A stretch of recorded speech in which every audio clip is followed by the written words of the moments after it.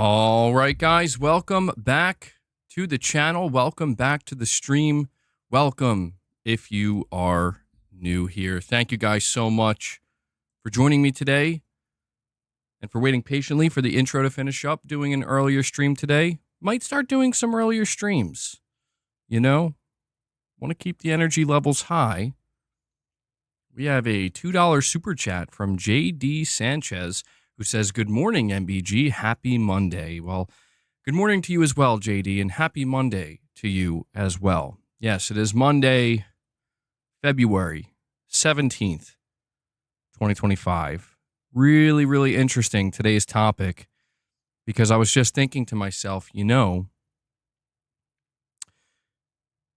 about a year ago, almost exactly a year ago, there were mass reports and rumors and leaks, mass hysteria, you know, regarding Xbox and what's going on with them. Are they done? They going full multi-platform, and it was a big thing. And here we are just a year later, which, you know, a year's a long time, but in the grand scheme of things, not that long. And man, we have a new Phil Spencer interview where he's just making it clear, man. He's making it clear. He's no longer the head of Xbox. He's the head of Microsoft Gaming. That's what he is. And so there's a lot of really interesting stuff to take out of this. Yeah, I saw that. By the way, Ghetto God, I saw you're saying you're not a member.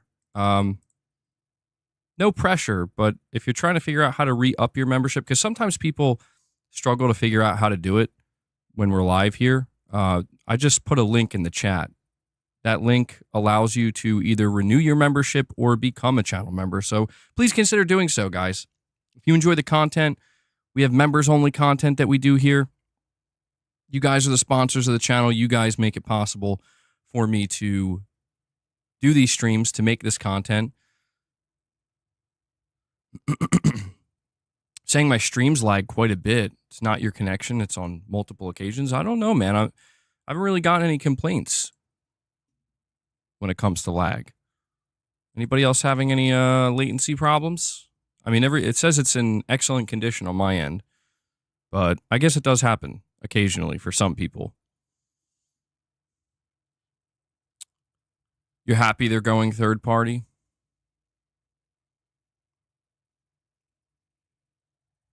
Well, I mean, the reality is, man, Xbox has completely transformed in a very, very short period of time, man. And the things we're about to go over that Phil Spencer saying, and DJ comes in. DJ kicking off the morning strong with 5 memberships gifted. DJ, thank you so much for that, my friend. Guys, I want to see some W's. Let me see some W's flowing in the chat for DJ. Dropping a 5 bomb on us. I'll give you 5 W's, DJ, for 5 memberships gifted. Guys, we will be doing a members lounge after today's stream. Okay, once we're done the conversation and everything wraps up, we're going to head over to the members lounge. Interestingly enough, the members lounge will probably be a little bit earlier today than it normally is, since we're streaming a little bit earlier. So if you just got gifted a membership, be sure to check that out. This was always how the Xbox story was going to end. Well, you know what else is really interesting? I don't know if you guys saw this or not. We might react to this later on in the stream as well. There was a video that was put out. Let me add your 5 memberships to the goal, DJ. There was a video that was put out by Colin Moriarty, I guess a kind of video essay. And it was like 25 minutes long. And it was his take on the situation regarding Xbox. And yeah, man, I'm thinking we might react to that a little bit later.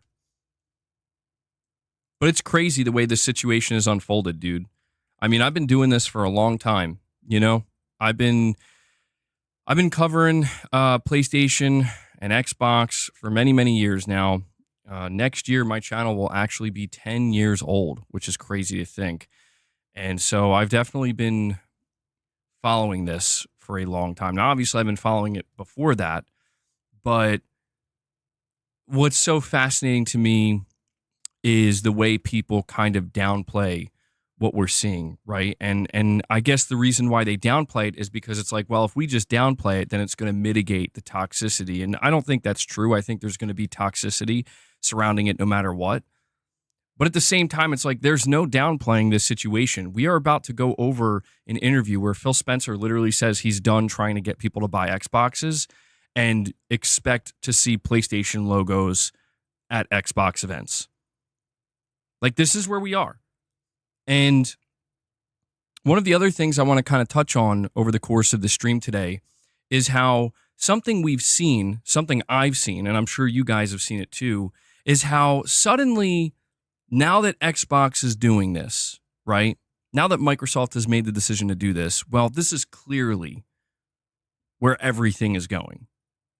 And so anything that's not this, anything that's not what Microsoft is doing, is clearly just stuck in the past and not really the right way to go about it.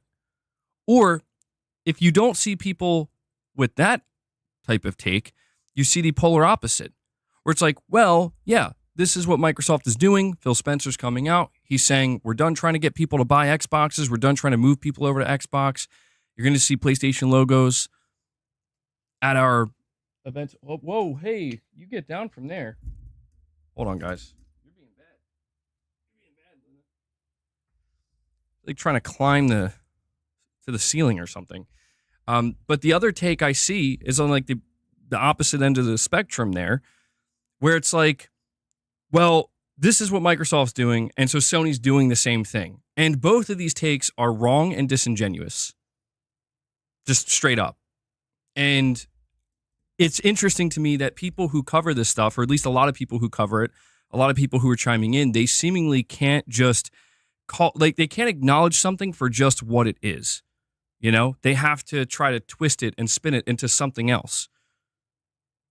That to me is maybe not that surprising, but at some point, I think it's going to be made clear. If it's not, I mean, what we're going to cover today, I think makes it pretty clear. You know, I don't think it gets any clearer than this.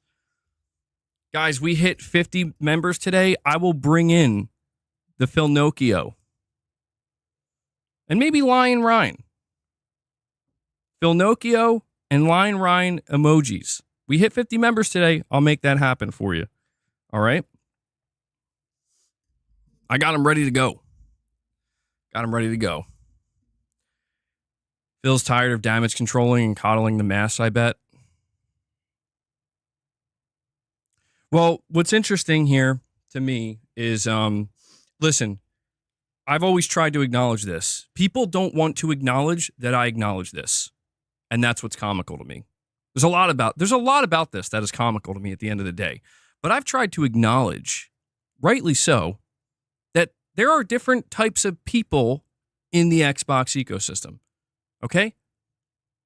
You get these clowns out here where they just want to see things in black and white. It's one way or the other. There's no nuance. There's no in between. There's no nothing. They're wrong. They're just flat out wrong. And it's funny to me sometimes to see people try to do if not the mental gymnastics, just completely ignoring what's in front of their face. They try so hard to make it sound like, no, it's just this way or that way. No, the reality is there are different people engaging with Xbox games and the ecosystem. And what I'm going to be talking about today does not cover the entirety, but I'm talking about the specific group that is diehard, passionate, toxic. You know who I'm talking about. The people that have been relentless for years and years and years, and they have championed something a specific way, and they continue to be unrelenting, right? Like we are watching Phil Spencer change his profile on Twitter from the head of Xbox to the head of Microsoft Gaming. I want to highlight that this time last year, okay, See, this is where it's like, I got to stop letting these people gaslight me, because the truth is, I'm right. And I don't say that in an attempt to take some kind of victory lap or in an attempt to be arrogant about it. It's just looking back, literally, probably almost exactly a year ago. I remember on Twitter when all these rumors were coming out, there was this big rumor that, everything that's happening now is what's going to happen. And people were going nuts about it. And I put out a tweet where I said something along these lines, where I was like, you're going to see Xbox transform into Microsoft gaming. They're going to try to move away from the Xbox branding and get closer to the Microsoft branding, because they're going third party. They're going full multi-platform. The console is irrelevant to them at this point.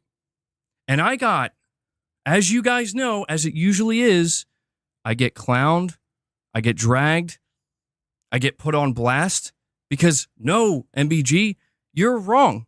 You're completely wrong. That's a fanboy take. Actually, it turns out that was a completely correct take. You know what another completely correct take was? Oh, wait, that's right. That's right. About 5 months prior, me telling everybody, hey, just so you know, the CFO of Xbox just told investors at an investor summit, he just told them they're planning on going more multi-platform. So don't be surprised if the next Doom is on PlayStation 5. And here we are. Literally just months away from the next Doom, as well as many other Xbox games releasing on PlayStation 5. But these people that still come for me, right? That's still not even just me, but just anybody who's acknowledging the reality right now. They keep going. They're just never willing to take the L. I've been wrong about things. I've taken the L many times.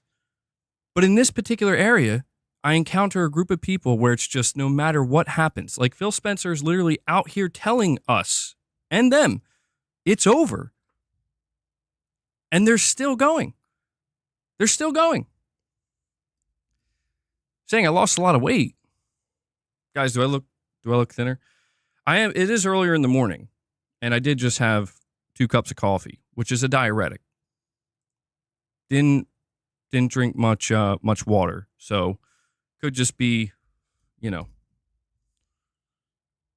like, I'm pretty sure if I was streaming at like 8 at night right now, I would look bigger. Because, yeah, maybe I'm wrong though. I don't know.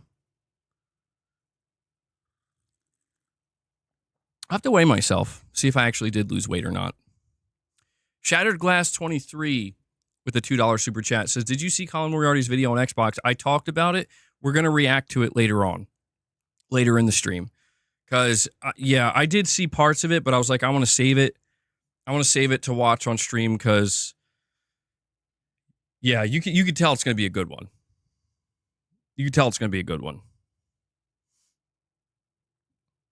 Sing until you're face to face, then they're like, damn, you're huge, MBG. I don't think I'm huge. No. But I don't know. But sorry. Just had to go on a little mini rant there. But we're gonna go over the details here. Okay? So let's start first with a long quote, okay, from Phil Spencer. He recently did an interview on Xbox Era, and he was doing an interview with the crew of Xbox Era. And I came across this long quote from the PS5 subreddit, and the title of it says, Xbox will show the PlayStation logo in their showcases from now on, says Phil Spencer. Quote, I think it's just being honest and transparent about where the games are showing. And we actually even had this discussion last year for the June showcase. And by the time we kind of made our decision, we couldn't get all of the assets done, and it felt weird to have some of them in and some of them out. But I just want to be transparent with people. If we're shipping on Nintendo Switch, we're going to put that. For shipping on PlayStation, on Steam, people should know the storefronts where they can get our games.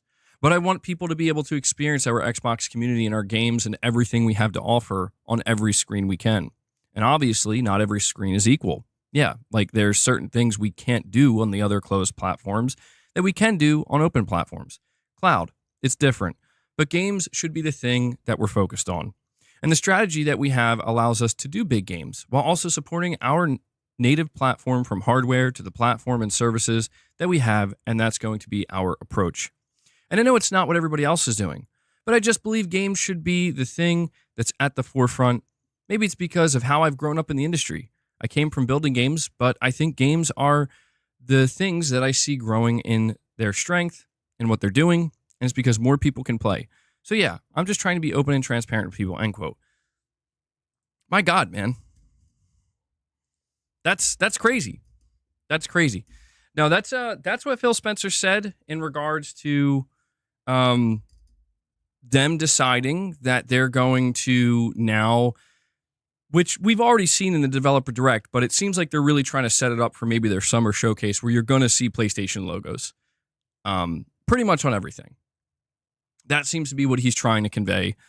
And I think some of the, again, Phil Spencer, he's media trained. He knows what to say, how to say it. He knows how to be effective. He's putting emphasis on the games. The games. It's about the games. Guys, the games. That's what it's all about. Kind of funny, isn't it? It's like, well, that's interesting. Why wasn't it that way the whole time? Why wasn't it that way the whole time? Oh, that's right. Wait, hold on. If you're just trying to be open and transparent, right? And it's about the games, why didn't you just do this 5 years ago? Why didn't you do this 10 years ago? Why didn't you just do this from the beginning? See, it's clever the way Microsoft tries to position their PR and their marketing. And let me see, he says, and I know it's not what everybody else is doing, but I just believe games should be the thing that's at the forefront. Like, I'm sorry, Phil. What are you implying? Are you implying that neither Sony nor Nintendo are putting games at the forefront? Is this maybe yet another attempt to try to make it seem like the thing that Microsoft is doing, becoming a third-party multi-platform publisher like EA, Ubisoft, Capcom, Sega, etc., that this is actually the right thing to do, and this is what others should be doing as well. They should not be prioritizing hardware. They should not be prioritizing platforms. They should just be prioritizing the games. It's interesting to me because it's like, actually, it seems like they're doing just that. It seems to me like Sony and Nintendo have absolutely been prioritizing games while simultaneously prioritizing their own platform, their own hardware, and their own fan base. And so once again, Phil Spencer, now the head of Microsoft Gaming, PR trained, coming out trying to subtly, or maybe not so subtly, depending on how good you are at reading between the lines, demonize what the other platforms are doing once again. And this is not surprising. It's not surprising. There's nothing wrong with saying we want to prioritize the games. We want the games to be at the forefront. But there is definitely a chip on your shoulder when you start that sentence by saying, well, we know not everybody else is doing this, but we just believe this is the best way to go about it. Like, really, it took you over 20 years to come to that conclusion and to get absolutely stomped by the competition. Now, look, I'm not necessarily saying I expect Phil Spencer to come out here and be like, yeah, we lost. We suck, and there's nothing we can do, and we have no choice. This isn't the way we want it, but it's the way it's got to be. I don't expect him to do that. But the thing is, this PR approach that Microsoft has been taking with this situation, it's definitely more of a Microsoft thing, less of an Xbox thing, as we have seen. And I just think, it's just another one of these things that people are going to run with again. It's just another one of these things. You're saying I'm a little bit quieter. I turned the volume up a little bit. Hopefully that's better. That's true. He said multiple times that they have lost. He did say that, actually. That's ironic. I look different today. Am I tired or stressed? I'm probably, I'm telling you, if I look tired, it's It's because I'm trying to get on this new routine where I'm waking up at like 5:30. I mean, most days I do wake up between like 5:30 and 6, but I like waking up early. I love the way I feel when I wake up super early. I'm having trouble going to bed at a reasonable time. That's the problem. I'm having trouble going to bed at a reasonable time. So it's like I have my alarm set for 5:30, 5:45. I see it's like 10 o'clock rolling around. And I'm like, I really need to get to, if I'm going to wake up that early, I got to get to bed. But I'm just not tired. I'm not tired. And so I end up staying up to like 11:30, 12. And then I end up basically getting about 5.5 hours of sleep. And I don't think that's enough for me. I don't think that's enough.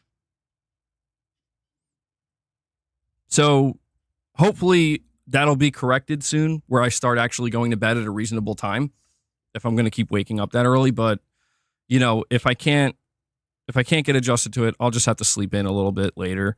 But I love the feeling of waking up early. I love waking up at 5:30, sometimes 6. No, I know you're not roasting me or anything, dude. I do like I could see myself. Maybe it's the lighting as well. I got like the bags under my eyes. I look exhausted, bro. It's strange though because I don't really feel. I don't feel how I look, so that's good, I guess. But welcome to aging. Yeah. The air's been dry, super dry as well, so I don't know if that maybe has something to do with it. Dehydration. It's probably a combination of factors. But if you're like worried or anything, I feel fine. Like I actually feel good. So you don't have to worry about that. If I wasn't feeling good, I probably wouldn't be streaming right now. Scuba Tank Filled with Farts, a member for 10 months, says, it's funny you're on this topic as I'm playing Avowed on my other screen. Yeah, bro. Xbox taking over. Xbox is taking over. Xbox better, bro. I'm the same as you, MVG. My sweet spot is between 6 and 7 hours, and I'm a night owl that likes to get up early. Yeah, dude, I feel like garbage when I sleep in, dude. Like, if I sleep past 7, it's over. It's over. If I sleep past 7, it's over. So I got to figure out how I'm going to like settle down sooner and get tired quicker at night. But guys, by the way, we have over 340 people here hanging out with us, watching the stream. Thank you guys so much for being here. Do me a favor and hit that like button if you haven't. We're about to hit 100 likes. There are likely going to be a lot of you-know-who's, Xbots, I guess we could call them, people who are just not, they don't want to hear MBG talking about Xbox. They're gonna hit the dislike button. We're going to need to counter that. So I'm going to need you guys to hit that like button.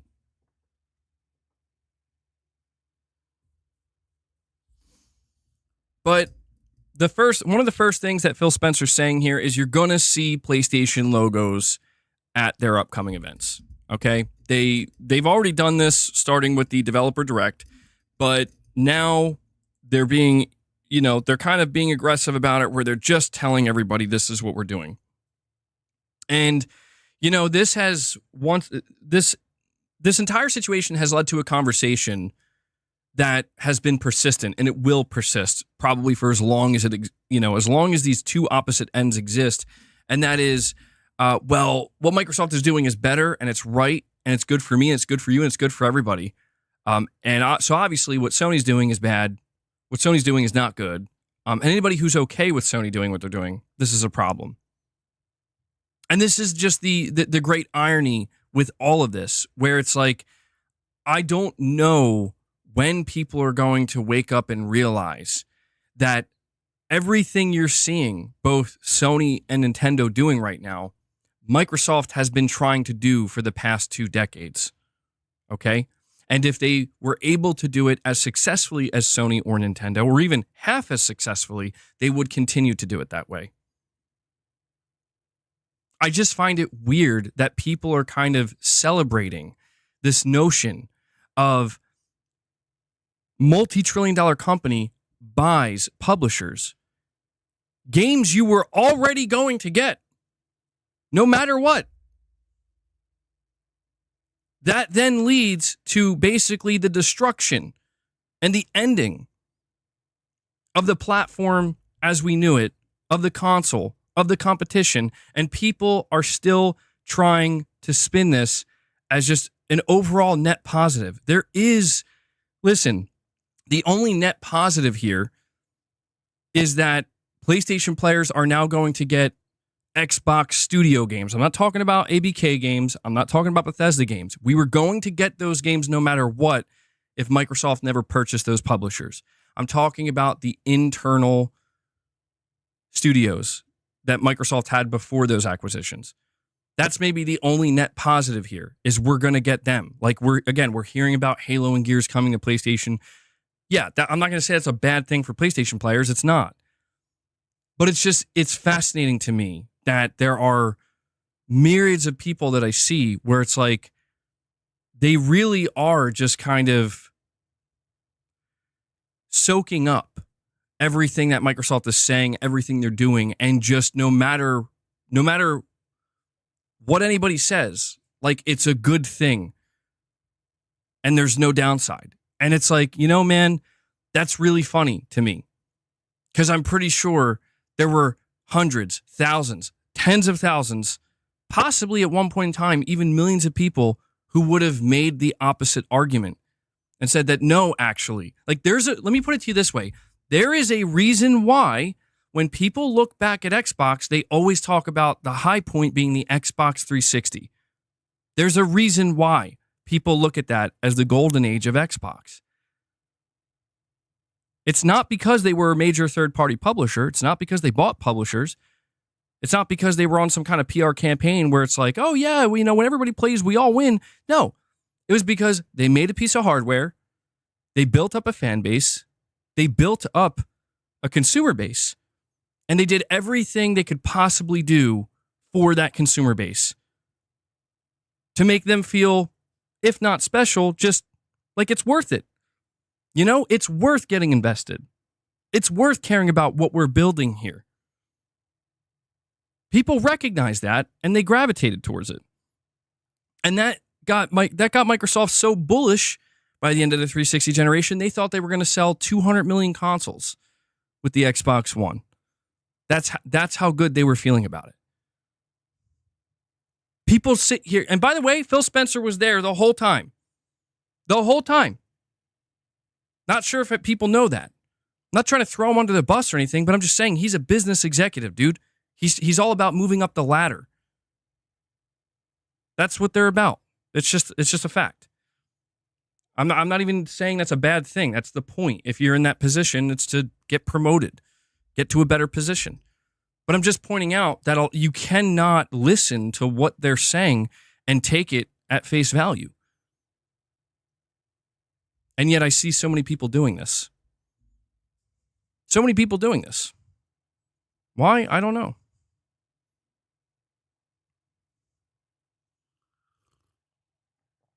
However, I do want to add to this that what I just referenced, Microsoft wanting to sell 200 million Xbox Ones, that was their goal.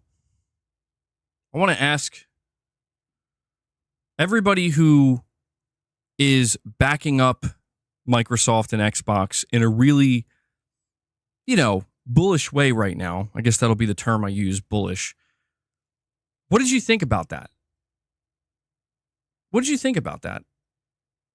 Why do you think that is? Why do you think there was a sudden change from 2014 to 2024, 10-year gap, where they go in saying, we want to sell 200 million Xboxes and be the number one best-selling console of all time?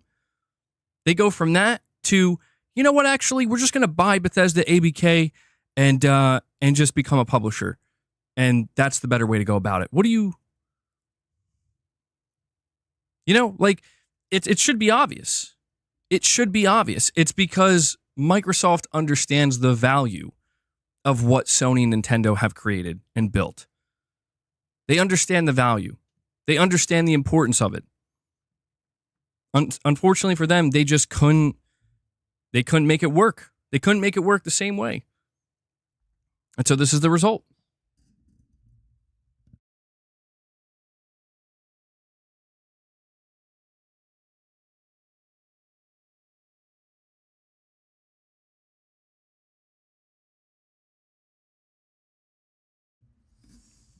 But let's continue on here, okay?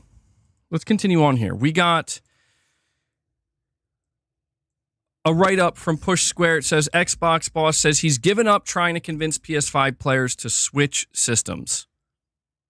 Talkative Xbox executive Phil Spencer says he's given up trying to convince PS5 owners to switch to Microsoft's machine as his company increasingly becomes multi-format. Quote, I'm not trying to move PS5 players over to Xbox anymore, end quote. This is what he told the Xbox Hour podcast. Quote, we're also invested in where our games are. Let's just allow more people to play, end quote. During its attempt to acquire Activision Blizzard, Spencer told courts that every time Microsoft sold a game on PS5, Sony would pocket 30% of the income and use it to cut deals with third-party publishers, blocking the release of those games on Xbox. The 30% fee applies to all third-party publishers releasing their games on PlayStation and is generally considered an industry standard for any platform holder. As his company brings more and more games to PlayStation, Phil Spencer was asked if he still feels the same way about effectively lining Sony's pockets with his own company's software. Quote, it's maybe not what I was going to say during the Activision trial at the time, but yeah, I would love to make all of the money for all the games that we ship right now. Obviously, we make more on our own platform. It's one of the reasons that investing in our own platform is important. But there are people, whether it's their libraries or on PlayStation or Nintendo, whether it's that they like the controller better, they just like the games that are there. And I don't want to then look at that and say, well, there's no way we should be able to build a business there, find fans of our franchises there. End quote. Spencer continued that the 70% it makes on other platforms ultimately will help his company to build a great portfolio of games. The reality is that Xbox spent close to $100 billion trying to buying two multi-format publishers, and with sales of its hardware torpedoing, it threatens to devalue those investments by restricting its releases to a flagging brand.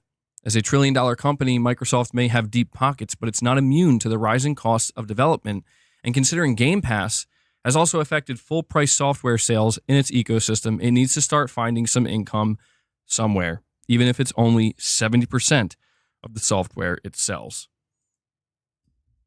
Buck with a $10 super chat. Let me bring us up here. Thank you, Buck. Buck, you're saying, why are you pissed? Phil admits that he lost two generations. Xbox is finally making a contribution by funding good games available everywhere to buy or subscribe. None of Sony's recent problems are the fault of Microsoft. Well, I'm not pissed. Do I seem pissed off? I mean, maybe I'm a little bit I'm just a little bit ranty or loaded right now, I guess, because I got, I'm on my third cup of coffee. But I'm not pissed, right? Well, let me separate two things here. I'm not pissed at Microsoft or what Phil Spencer's saying. I'm not angry with what he's saying. The only thing that I would say frustrates me and is annoying is seeing large swaths of people just eat up what Microsoft is doing right now, and that in and of itself is fine. Eat it up. I don't care. But then they got more to say. You know what I mean? Hey man, let me tell you why Sony sucks. It's like, what are you talking about, dude? That's the part. It's not even, and it doesn't even make me angry. It's just comical. Like, yeah, man, you're totally right. For some reason, I should be pissed at Sony because Microsoft is bringing their games over. I should be pissed at Sony for reason A, B, C, D, and just pretend that none of this, right? That none of what Sony is potentially doing has anything to do as a reaction to what Microsoft is now basically caving to,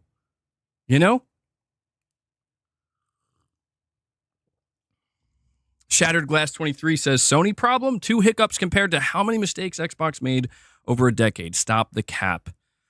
And that's the beauty of it, right? Like, I encounter so many of these types of people, and it's like, you don't watch my content. You don't listen to me. You don't listen to my content. You don't tune into you don't even watch my videos probably, but yet you think you know. The truth is, Sony has messed up multiple times. And you know what I've done when that happens? I've talked about it the same way that I talk about when Xbox messes up. But the truth is, PlayStation has done a better job than Microsoft did with Xbox. There's just no way around that fact. There's no way around it.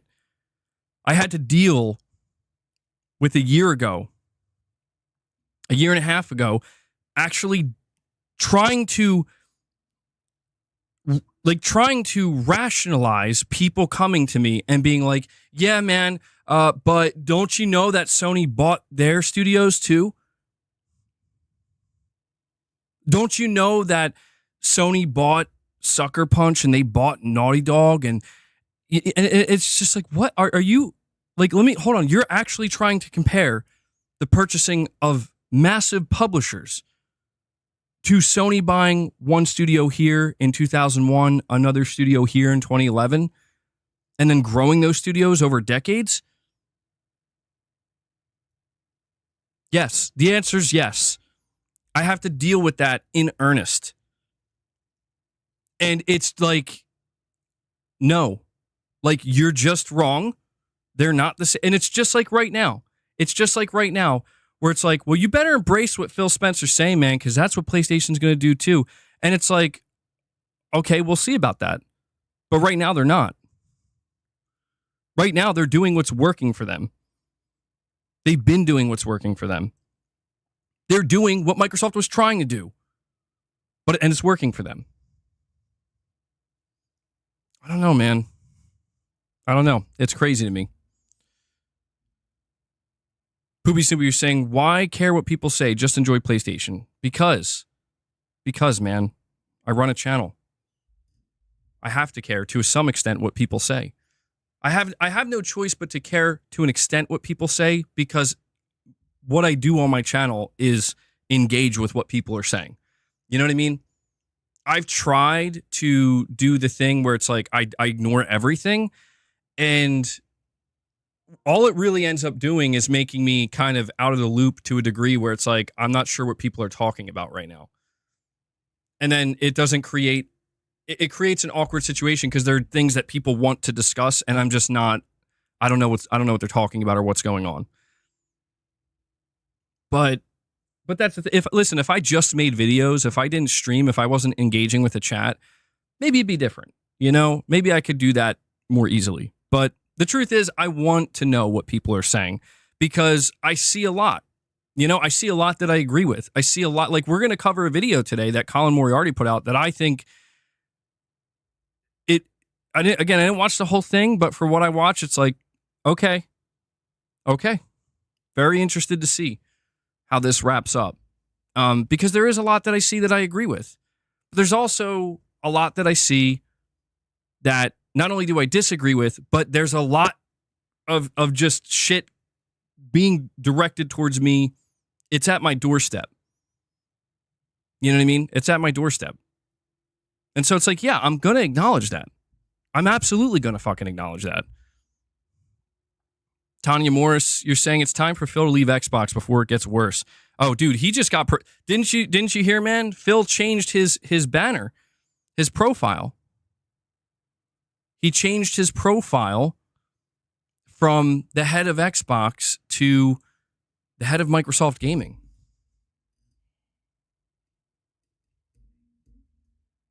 Oh, he ain't leaving, dude. He's doing the opposite of leaving. He's making sure he's taking it all the way, bro. He's taking it all the way. You're saying show it. Hold on,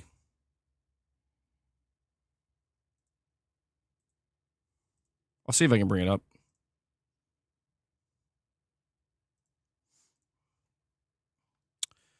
Just give me 1 sec.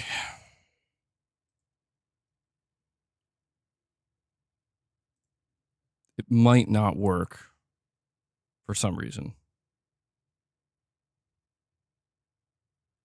Yeah, I mean, it's like, I remember last year, dude, people were freaking out. They were like, no, they're not gonna they're not going to rebrand to Microsoft Gaming. And I'm like, well, Phil Spencer is.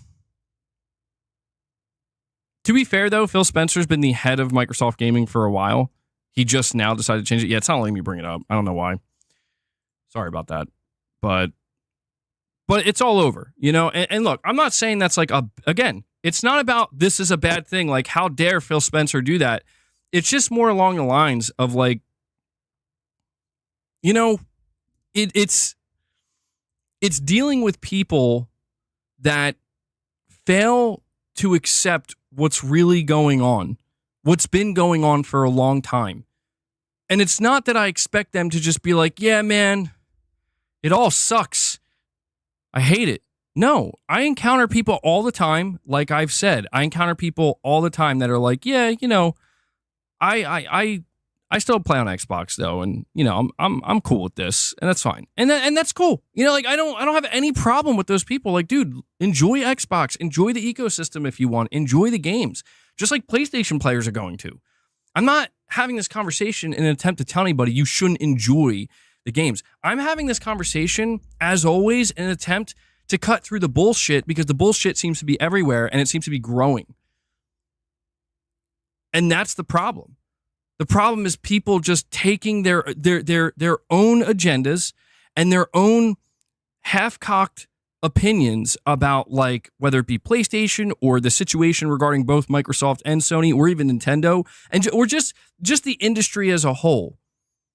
And just basically being like, nah, this is what's going on, man. This is how it is. And it's like, let me guess, you're the same person that was hyping up the Xbox Series X and S at the beginning of this gen, aren't you? You're the same person that was out here, you know, thinking that Bethesda games, once Microsoft acquired them, they were going to be exclusive, aren't you? Right? You're the same person that maybe even was so deluded that you actually allowed yourself to believe that ABK games were going to be exclusive. Now, to be fair, I'll go easy on that one, because even Sony thought that, because it's a scary prospect. But the reality comes barreling down. The reality is that, you know what the reality is? This is it. This is undeniable. This isn't my opinion. This isn't your opinion. This isn't some random person. This isn't even an opinion of an analyst or a professional. This is just the reality. The reality is Xbox gaming network and services up 2% year over year. That's the reality. That's the reality of launching Black Ops 6 into Game Pass. That's the reality of we've had Activision Blizzard for almost a year now. That's the reality. That's a cold, hard statistic. Plus 2%. That's how much it moved the needle.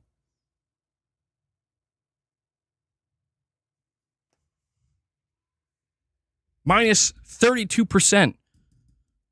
Holiday season. No, here's another statistic.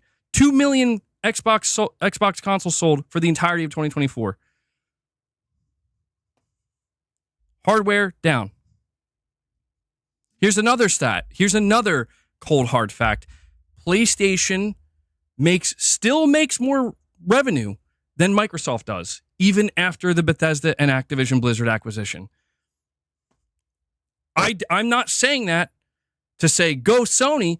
I'm saying that to look at all these dumbasses and say, hey, man, not sure what you think is going on here, but it's not whatever you're posting about or talking about on your channel. That's not reality. That's not the reality that you need to have exist in your head, the delusion that you need to project onto everybody else. It's not real, dude. I'm sorry. It never was. I don't know what to tell you. And I'm not trying to say revenue equals profit. They are two separate things. But the point that I'm trying to get at here, man, is that at some point, you know what it comes down to? You know what I'm trying to get at? Ultimately, it's this. People who have such an axe to grind with PlayStation or Sony and the way they're doing things, or even Nintendo, they need to just stop. Like, they really do. Because there's nothing There is nothing wrong with the way they're doing things. There's nothing wrong with it. I'm not even saying there's anything wrong with the way Microsoft is doing things. They're just opting in to be a third-party publisher because that's what makes the most sense for them now. Delwyn Jones, Poopy Snoopy says, I'm confused why you're so angry. I don't know. I told you I need to get that heavy bag, bro. I need to get the heavy bag right here. So in the middle of my rants, I can just get up and, got to get the vibe. Maybe, I don't know. Maybe Rich Rod was on to something with the violence. I'm just kidding. Violence towards punching bags, not anything else. Delwyn Jones, thank you so much for the super chat, buddy. You're saying, remember Xbox's GM? Yeah, they screwed it. The Game Pass simply buried the Xbox console. It will be interesting to see if Game Pass lasts longer than the Xbox consoles. I have a feeling that they will both not last much longer. Well, see, the whole thing here, dude, is like, the whole thing with Game Pass and the Xbox consoles, like, yes, the Xbox One failed. It failed to a point where Microsoft was considering getting out of gaming. Phil Spencer comes up with the savior for Xbox, which is Game Pass. And then Game Pass, after many, many years of being out there, it just turns out that the market doesn't really want it in the way that Microsoft needed them to want it. And that's why I'm not trying to argue with people who like Game Pass. If you like Game Pass, more power to you. If Game Pass is a great value for you and you love, I see comments all the time. I see comments all the time where they're like, oh, I love being subscribed to Game Pass. Here are all the games I'm playing on. That's great. It's not good for gaming, but that's great for you. But the truth is, there's a reason why you don't see any other video game publisher being nearly as bullish about their subscription service as Microsoft is, because even Microsoft knows it's a fucking money sink. Always has been. It's deleterious to the bottom line. The only way it's not is if you reach a threshold so high. I don't even know what that number looks like. 100 million? 150 million? 200 million? This is why it took Netflix forever to become profitable. Forever. And there were times where it looked like Netflix was going to go under. It took them until they had what? 250, 300 million subs at any given time consistently. Now they're finally starting to make money. And I get why Microsoft is going to push for that. But the truth is, the market right now doesn't want that. The market doesn't want that because games are not movies. Games are not shows. Games are things that you invest tens of hours, hundreds of hours potentially into. And for most people, they don't mind dropping 40, 50, 60, 70 bucks on something that they feel they're going to put that much time into. The truth is, most people, when they subscribe to Game Pass, they're doing so because they like to play a myriad of games at any one time. And that's fine. That's exactly what you should be doing. Same thing if you're subscribed to PS Plus. But a lot of people, and I mean a lot of people, you could easily take the stats and make the argument that the majority of people don't play their games that way.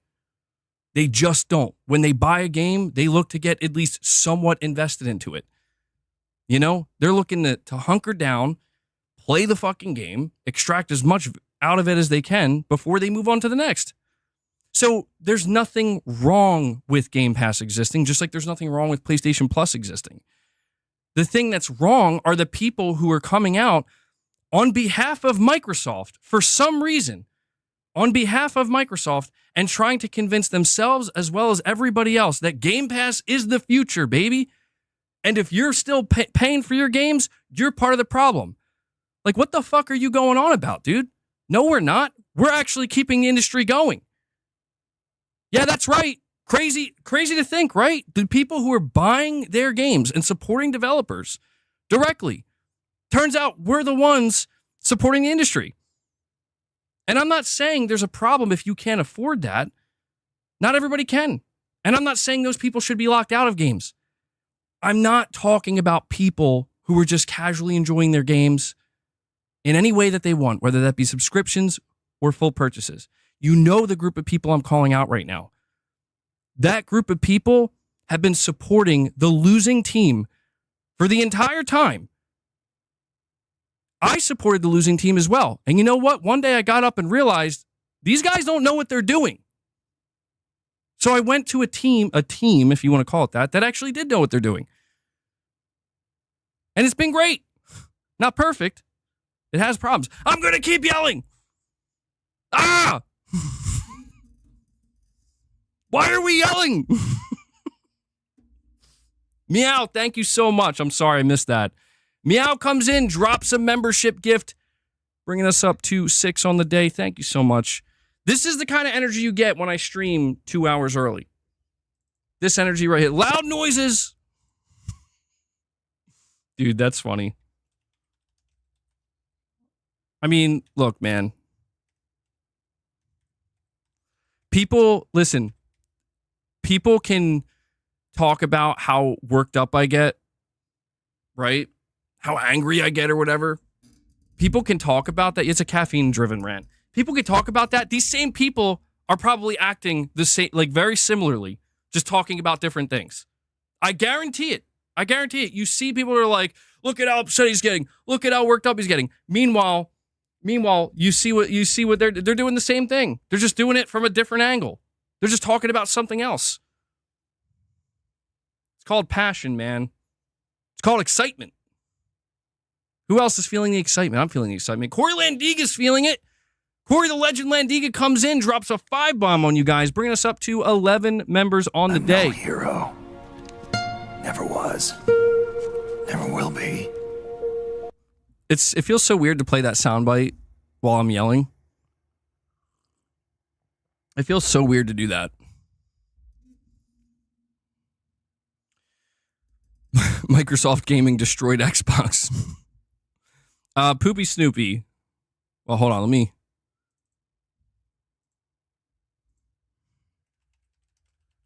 me one moment, guys. Poopy Snoopy, I'm going to read your super chat in just a moment. I just got to get this up so I can have it reflecting accurately. There we go. All right. Poopy Snoopy, you're saying here only a few companies can afford the Microsoft gaming division. If they tap out, then Google, Amazon, or Apple may enter the ring. Amazon has the biggest storefront. And that's what's interesting about this, dude.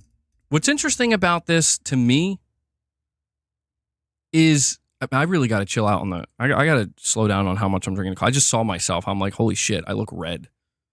I look red, bro. Why do I look so red? I think my blood pressure might be getting up. I might be getting my blood pressure up. See what Xbox does to me? Xbox is giving me high blood pressure. No, I'm actually... it's getting pretty hot in here. I might have to go take my hoodie off. Ms. Zebby's like, put your feet up. Yeah, I'm gonna be out here on like blood pressure meds, having to elevate my feet. Hair transplant? No. I am feeling really hot though. I'm gonna go take this hoodie off in a moment. But it's like a workout. But Poopy Snoopy, what you're saying here, I mean, look, that's what people have been kind of asking, right? They're asking, hey, are we gonna see like somebody else enter and take Microsoft's spot? We've talked about Valve. Whoa, hey, boss is on a mission. We've talked about Valve or, the Steam console coming in. That would be fine, and that would be cool. I would actually like to see that. I think a lot of people would like to see that, but I don't think that's just gonna. I don't think a Steam console is just gonna come in, right? And so you talk about like Amazon, Google, Apple, maybe. Are any of these companies gonna see what Microsoft is doing and maybe make the decision that we're gonna get involved now too? We're gonna create a console in our own ecosystem. I think it might be too late for that. I mean, you're correct that Amazon has the biggest storefront, but the truth is Sony, PlayStation, and Nintendo, they're kind of cemented at this point, where it's like they've been doing it for so many decades and they've had to learn the ropes. They've had to learn the ins and the outs. They've had to have, big mistakes that they've had to recover from, make comebacks, so on and so forth. they've been through it all. That's not something that any company can just walk into and understand. You know what I mean? It's not a matter of money. And that's, I think, kind of in a way, it kind of is a really cool thing where it's like, one of the reasons why I didn't want to see Microsoft give up in this way, some people see it as giving up, others don't. One of the reasons I didn't want to see it go down this way was because I knew that when Microsoft, if they eventually decide to go third party or multi-platform or whatever, I knew that this would mean that they're giving up on their own console ecosystem and they're giving up on this market. And that the only reason they would do that is not because the market's dying. It's not because the market's just going to go away. It's because they're just struggling to not get to the level that they want to be at. And they can't find enough growth. And that's not necessarily the fault of the market itself, but maybe a reflection on them. And I just always kind of had this idea in my mind of like, no, dude, if they can just, if they can learn in the same way that Nintendo had to, in the same way that Sony had to, where it's like, you're going to have these moments where your brand almost dies. And that's going to be the biggest learning moment, ever for you guys. And it's going to take a long time to recover from, but it'll be worth it because once you do it, you're going to cement yourself as, a player of the game, so to speak. And I understand from Microsoft's perspective, being a multi-trillion-dollar company where, growth is, I'm not saying growth isn't expected at Nintendo or Sony. It absolutely is. But it's just, for Microsoft in particular, really, I think it was the Bethesda situation, where it's like the moment they were like, we're just going to have to buy publishers. I think that's when it's like, okay, now it's getting serious because everybody always talked about Xbox, how it was this kind of a side project for Microsoft. Microsoft's bread and butter were other things. Xbox is just like, yeah, okay, you guys are doing your thing and whatever. But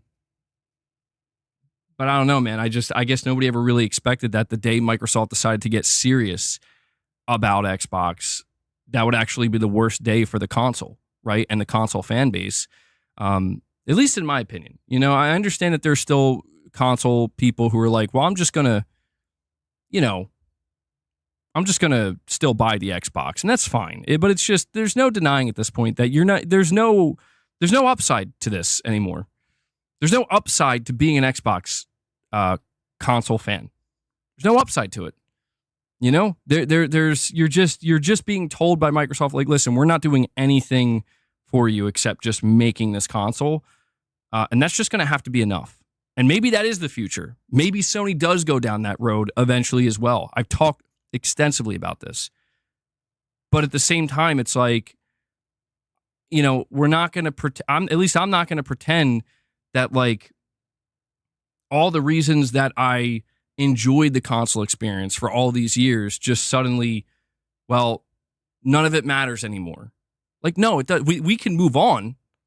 Just like, like I said, Xbox players right now who want to buy the next Xbox, like it's fine to move on, but it's important, I think, to acknowledge, like, dude, like there's a reason why you guys cared as much as you did and invested as much as you did.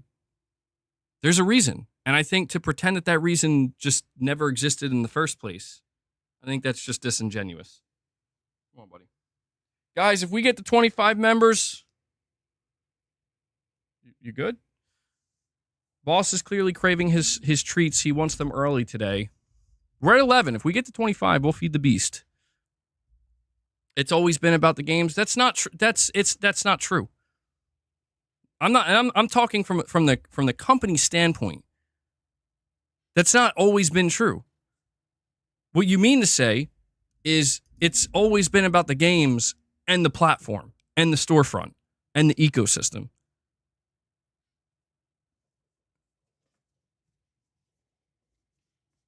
Bro, what?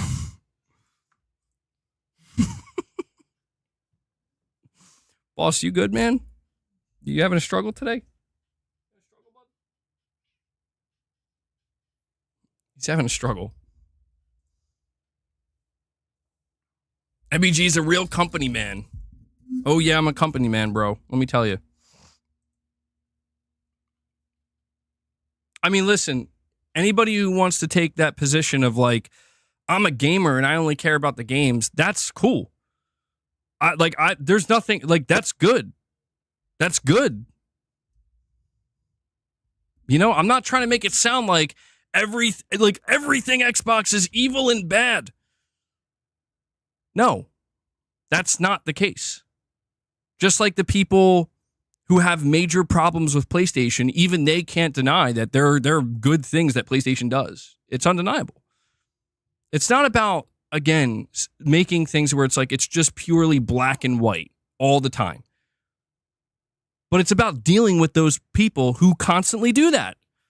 And Corey the Legend comes in dropping another 10 bomb on you guys. Corey, you guys got to help Corey out today, man. He's trying to get Boss his treats. Corey, thank you so much. Let's see what I can play for a Screaming Gopher. That's me today. That's me today. I'm freaking out, bro. Corey brings us up to 21. 21 members, guys. So 4 more does it. And Boss can feast. Thank you so much, Corey. Appreciate all your support, bro. You've been doing heavy lifting for the channel and the community and myself. So thank you so much. There are many reasons to get an Xbox. Poopy Snoopy, you're saying Valve are like Nintendo. They do their own thing. The console will be a niche product for the few that want it. Private company, not as much pressure. When you say this, Poopy Snoopy, hold on, let me see. When you say Valve are like Nintendo, they're going to do, or sorry, when you say the console will be a niche product, are you talking about specifically, Boss, please don't bite me. Are you talking specifically about Steam? Like if they made a Steam console? Or do you mean...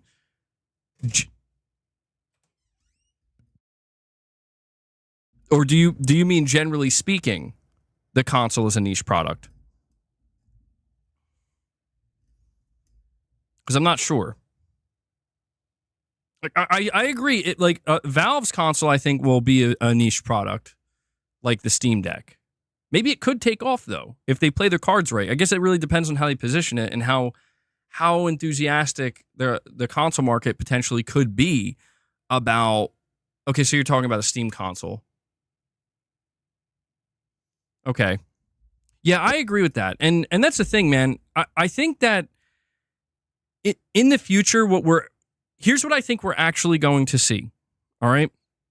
I think in the future, we're going to see PlayStation and Nintendo just continue to heavily support the console and push the console. And I think the console is actually going to, I'm not necessarily confident that it's going to grow. I think maybe I'm a crazy person. Maybe I'm deluded in this sense, but I think there is untapped growth potential in the console space. We just don't know it yet. I think it's got to hit, because I think more and more people are getting involved in gaming, right? And I think that the potential console growth that I'm talking about, it may not be the kind that these companies have in mind, where it's like, well, we want to reach the masses. We want 1 billion people playing our console. Like, no, I'm not talking about that. But I just mean like, it's always going to be a viable option for a person who wants a native gaming experience. It's always going to be a viable option, especially over time when eventually, I'm not talking the next 3 or 4 years. I'm talking like 10 plus years from now.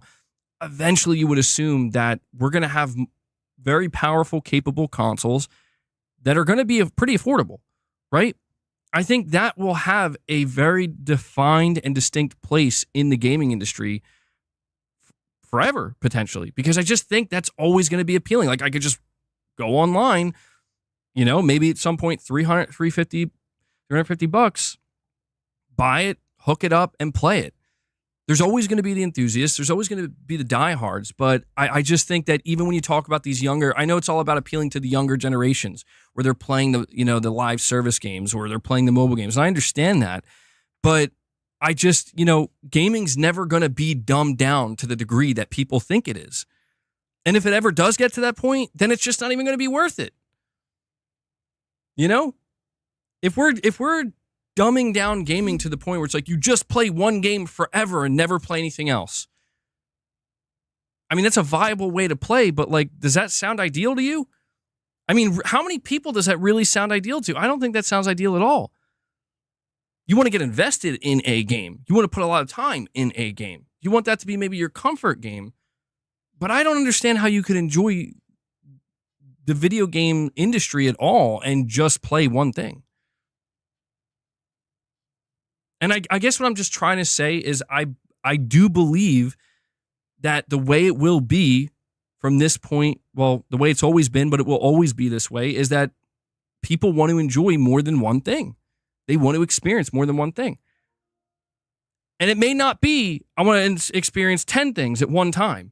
I want to have 20 different things on demand at any given moment. I'm not saying it's that either. I'm saying I think that basically what we've seen and what we are continuing to see is the balance. That is the balance. Where games are big products, man, that demand usually a lot of your time. They demand not only a lot of your time, but they're not passive. You have to engage with video games. So the truth is, video games, by their nature, are demanding. And I think that the balance we see right now, I think it's perfect. Truthfully, I think it's like people want to buy their games. They want to own their games. They want to support the industry in that way. And they don't mind buying it because it's something that they feel like they're going to spend a good amount of time on. And I think for most people, assuming, you didn't get ripped off or something, you buy a good game, you like it. I don't think many people feel buyer's remorse. Occasionally it happens, but that's just a general thing. It happens everywhere, with anything. But I don't know, man. I think this idea of like the future just being publishing. I understand, like, for Microsoft, that's true. For Microsoft, the future is publishing. For companies like Sony and Nintendo, I don't think so, dude. They will be publishers. They are publishers, but that's not all they're going to be. That's never all they're going to be. And I'm not saying that's all Microsoft ultimately is going to be. They're still going to have their own ecosystem and xCloud and all that stuff. But as we see what Microsoft is doing right now, it's like, there's not going to be much separation between, well, what's the difference between Microsoft Gaming and EA? I don't think there's going to be much separation at all. Whereas I think if you ask what's the difference between Sony, PlayStation, and Nintendo and EA, I think it'll be like, oh, there's huge separations, huge differences. Massive gaps. Mr. Benidorm UK comes in and drops a single membership gift, bringing us up to 22 on the day. Mr. Benidorm, thank you so much for that, buddy. Three more, and we hit the goal.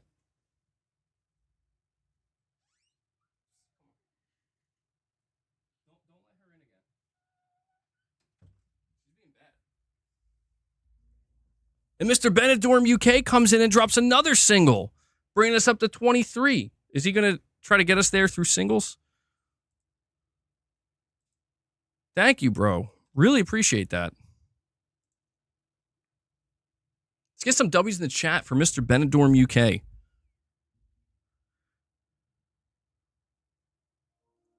Poopy Snoopy, you're saying, can get refunds on the Xbox store. That's something. I agree. No, that I can agree. Dude, if there's one area that Sony absolutely sucks with, and another reason why I can't stand the idea of like digital only or whatever, Sony's refund, dude, their refund policy is trash, bro. Oh my God. There've been a few times in the past, not many, but a few times where I tried to get like a refund or something or cancel even just to cancel a pre-order. Oh my God. It's nuts. It's nuts what they make you jump through so many hoops. That's Sony needs to they need to get a grip with that shit. And Mr. Benidorm UK dropping another single, bringing us up to 24. So one more does it. One more and we hit the goal. Thank you, Mr. Benidorm. Who's going to do it? Hellbound, where you at, bro? Hellbound's usually the one. What's the threshold for PlayStation fans to accept PlayStation is third party? Is it one game on the Switch 2, 2 games, 3 games, or will they never accept it and not learn the lessons from Xbox fan reactions? I think it varies.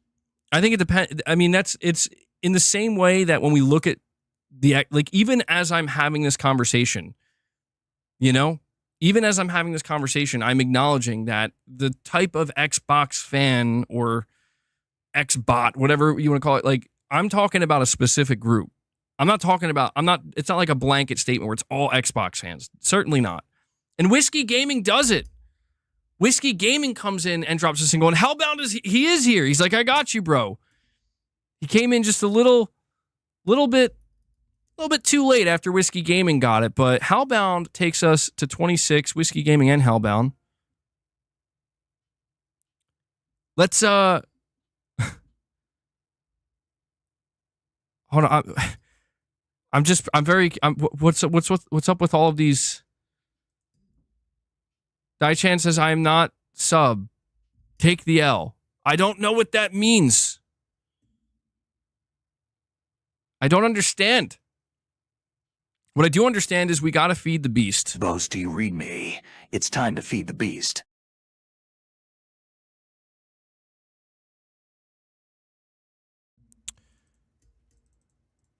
Thank you guys for dropping those member gifts. We are doing a members lounge. Excuse me, members lounge after this. So if you got gifted a membership or if you are a channel member, please look forward to that. We're going to hang out there afterwards once we finish up today's conversation. And we're at 26. All right. There we go.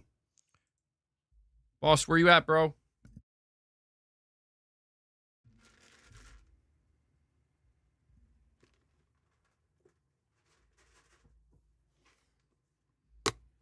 There we are.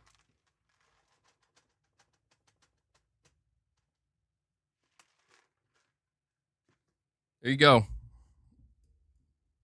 They're there when you're ready, dude. Sony might go third party if the Xbox console no longer exists. Well, we've had many conversations like this, and I don't believe you're ever going to see Sony do what Phil Spencer's doing right now. I do not see it. I think you might see a game every now and again, oh, here's a game that's going to be on Switch 2, just randomly. Or maybe, and we'll see what they're going to continue to do with PC, but I don't think you're going to see Sony ever come out and try to convey the message, we're kind of done, Phil Spencer straight up said he's done, dude. He's done trying to move players over. You're not going to see Sony do that because it would be asinine for them to do that. Even I want to point something out because I understand when we have these conversations, you're going to see people. They're like, well, what Sony's doing is the same thing as what Microsoft's doing. Sony's also third party. They're a third party.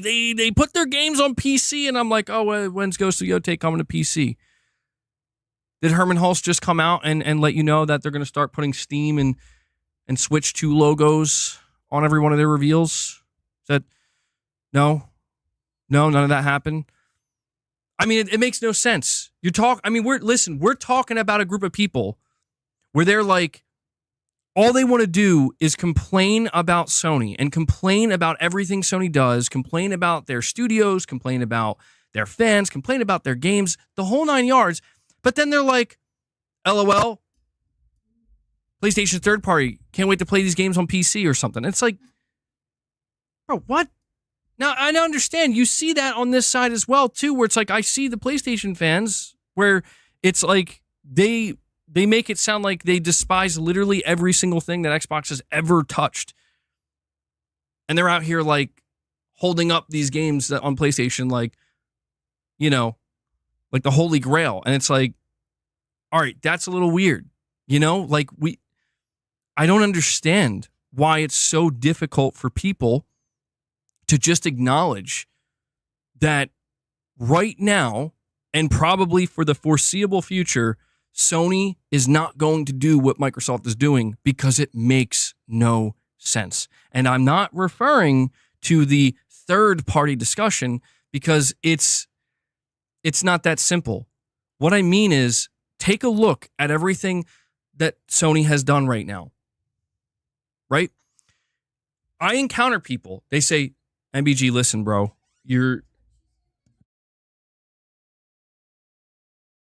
come on, Luna, my God. All right. Luna can't decide if she wants in or out. She wants her treats. Boss, when you're done up there, bro, you let me know so I can give Luna some of her treats.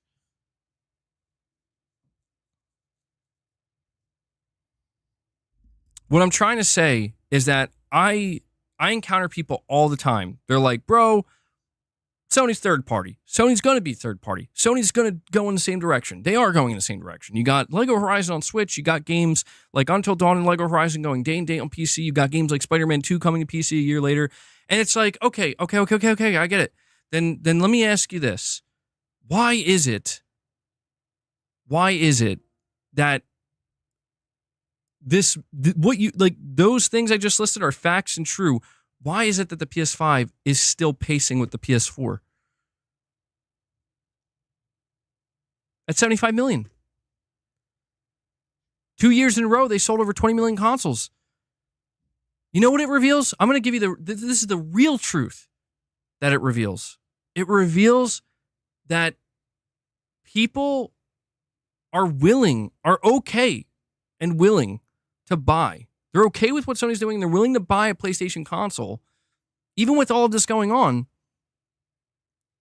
And they're not willing to do the same thing on the Xbox side. Now, let me ask you this question. Why do you think this is? People are going to tell you it's purely digital libraries.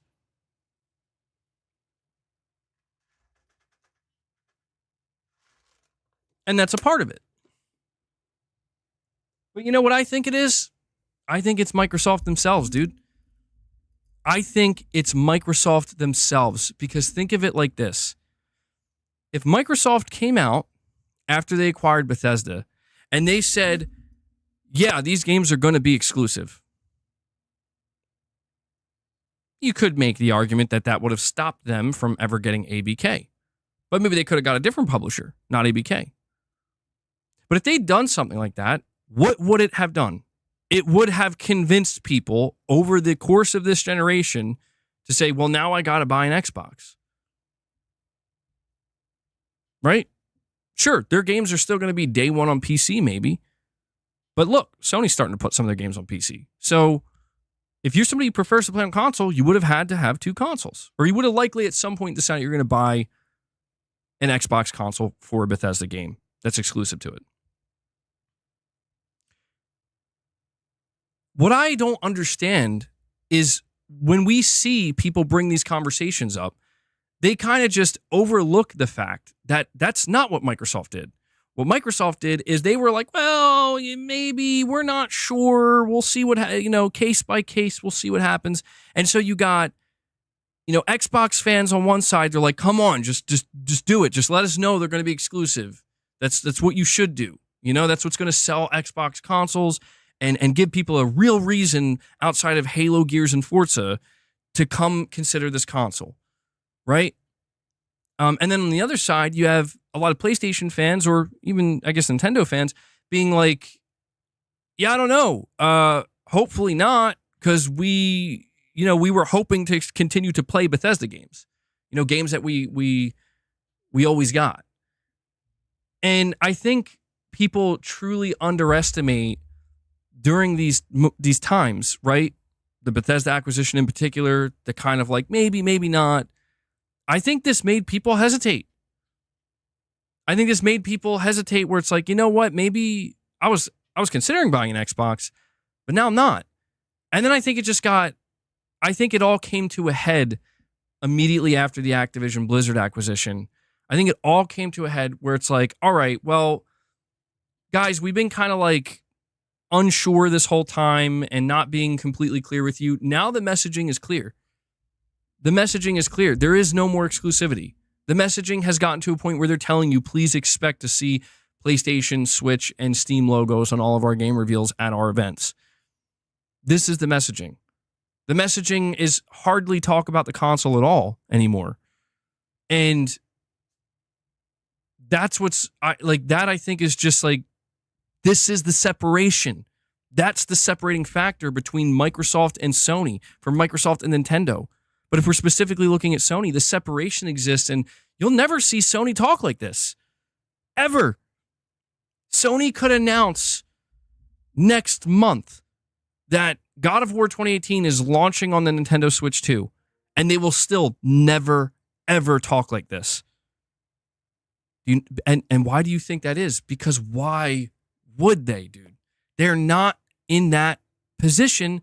They're not desperate enough. They're not desperate enough to come out and say, please buy this game on this other console. We really need you to. They're not doing that. They didn't even market Spider-Man 2. And it's because, dude, it's because the PS5 is doing just as good as the PS4, and there is no sign of it stopping. So from Sony's perspective, they're just like, well, we're getting extra money from PC.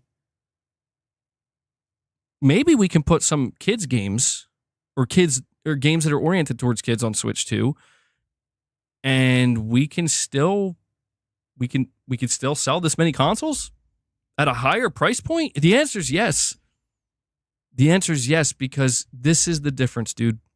The difference is the messaging. It's the marketing. And the difference runs deeper than that. I'm not trying to downplay that. I mentioned earlier that people try to make it sound like Sony's doing the same thing as Microsoft. They are not. They are not. You're not going to see, Sony just come out and be like, all right, Xbox, here's Horizon. You're not going to see that. It's just not happening. They're not doing the exact same thing. And I just think that maybe the reality we may actually be looking at, depending on how everything plays out, but just based on what I see in front of me right now, the reality that may end up coming to be is that Sony will be able, potentially, to have their cake and eat it too. And that's going to be quite the shocker if that occurs. Because what that will mean is that, holy shit, Xbox could have done that too. And they didn't. Maybe ABK makes that, a bit messy. Maybe, we could we retrace the steps. Maybe the Xbox One generation makes that messy. But this is where you see Sony kind of slowly inching their way to seeing like, can we make more money while still selling this many console units? I mean, dude, it's just, when I saw the PS5 Pro reveal, I would have thought that, man, this thing is going to fucking flop. Just purely basing it off of the internet's reaction, or overreaction, I should say. And it turns out, no. It turns out it did pretty well. It did pretty well. It turns out that the PS5 had its best holiday season ever. And it's like, this is literally, I mean, literally, guys, it's literally the opposite, the polar fucking opposite of what, again, you're seeing from certain groups of people. And this is why I find it comical that they come to me and they think I'm the one that's delusional. I may be a clown, right? With my antics and how worked up I get. But I'm not the one that's deluded here, people.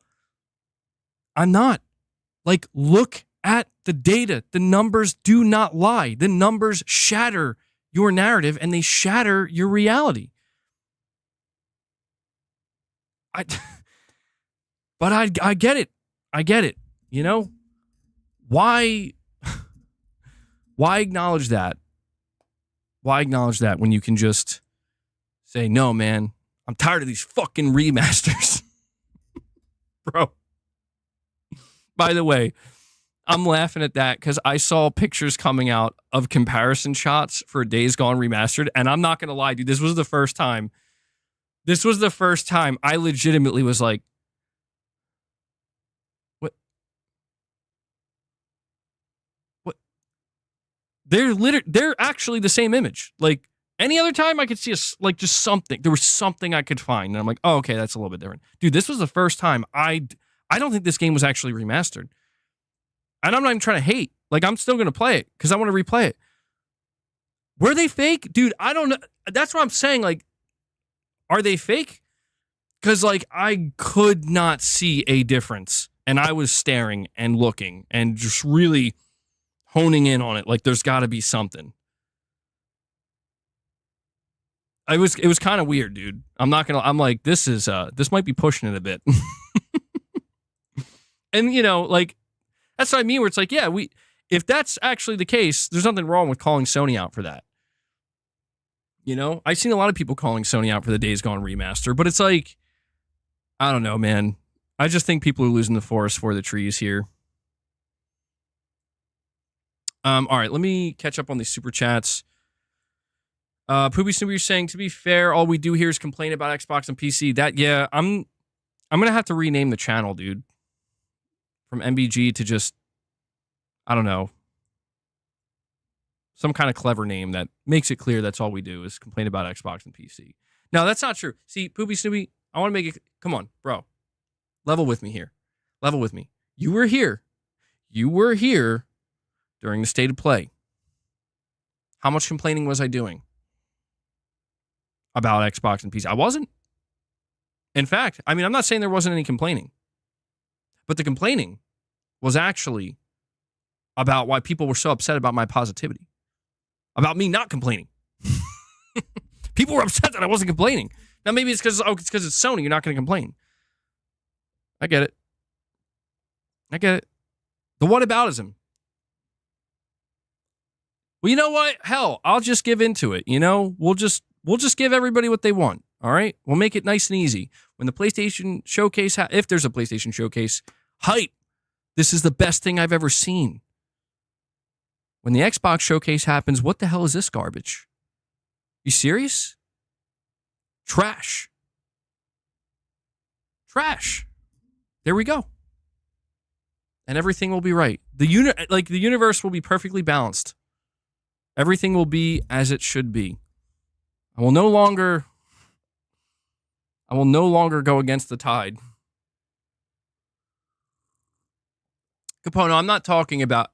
No, I know that there are people who agree with me.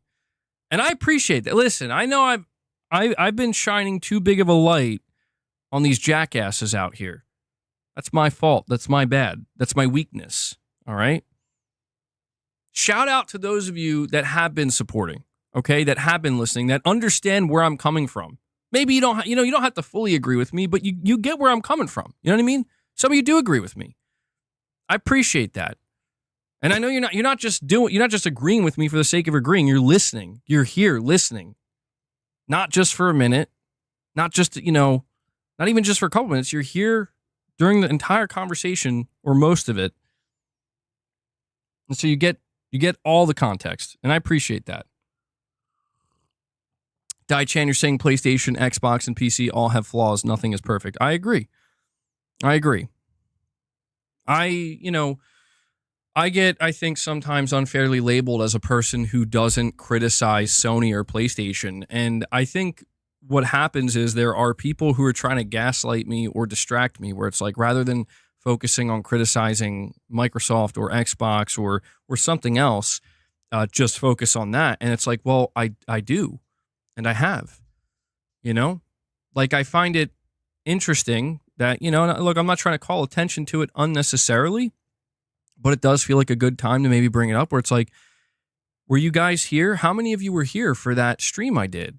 I think it was like 2.5, almost 3 hours long. The day that the news broke for Blue Point Games and Sony Bend, their titles getting canceled. How many of you guys tuned into that stream? And let me ask you, what was the entirety of that stream about? The entirety of that stream was me being annoyed, upset, pissed off and ranty and just frustrated about what happened. Don't you find it kind of interesting that none of these channels or none of these people who waste their lives just sitting there clipping people, don't you find it pretty telling that, well, maybe we missed that stream, MBG. Maybe we missed that one. Yeah, sorry about that. Yeah, of course you did. Of course you did. That's the one you miss. This one, though, oh, you're here. You're here. You're taking notes. You're ready to go. But I think that's, this is where I have to start defending myself a little bit and getting a little bit more aggressive with it. Where it's like, where are the fucking clips from that stream? Where are the over-the-top reactions where you're going to scream and freak out about what I'm saying? Where is it? It doesn't exist because you're fucking clowns and you're not real. You're not real. But this is in the name of making it known that I am not okay and on board with everything Sony does. Far from it, dude. Anybody who's actually been here long enough, or even just for a little while, that's the case. Even just yesterday, I could not help but once again talk about fair games and Concord. But I guess what people expect is, well, your criticism should only extend that far. Your criticism should only extend as far as PlayStation. Anything else is not fair game. And to that I say, well, if that's the, artificial fence that you're going to try to put around me, well, I say screw that. I'm tearing that shit down because that's bullshit. It's like, well, that's all you should do. Is that what everybody else does? No. Everybody else talks about whatever the fuck they want. Why can't I? I will. Anyway. Poopy Snoopy, you're saying if Microsoft does stick with it and they play the long game, buy more publishers and wait for Gabe to die.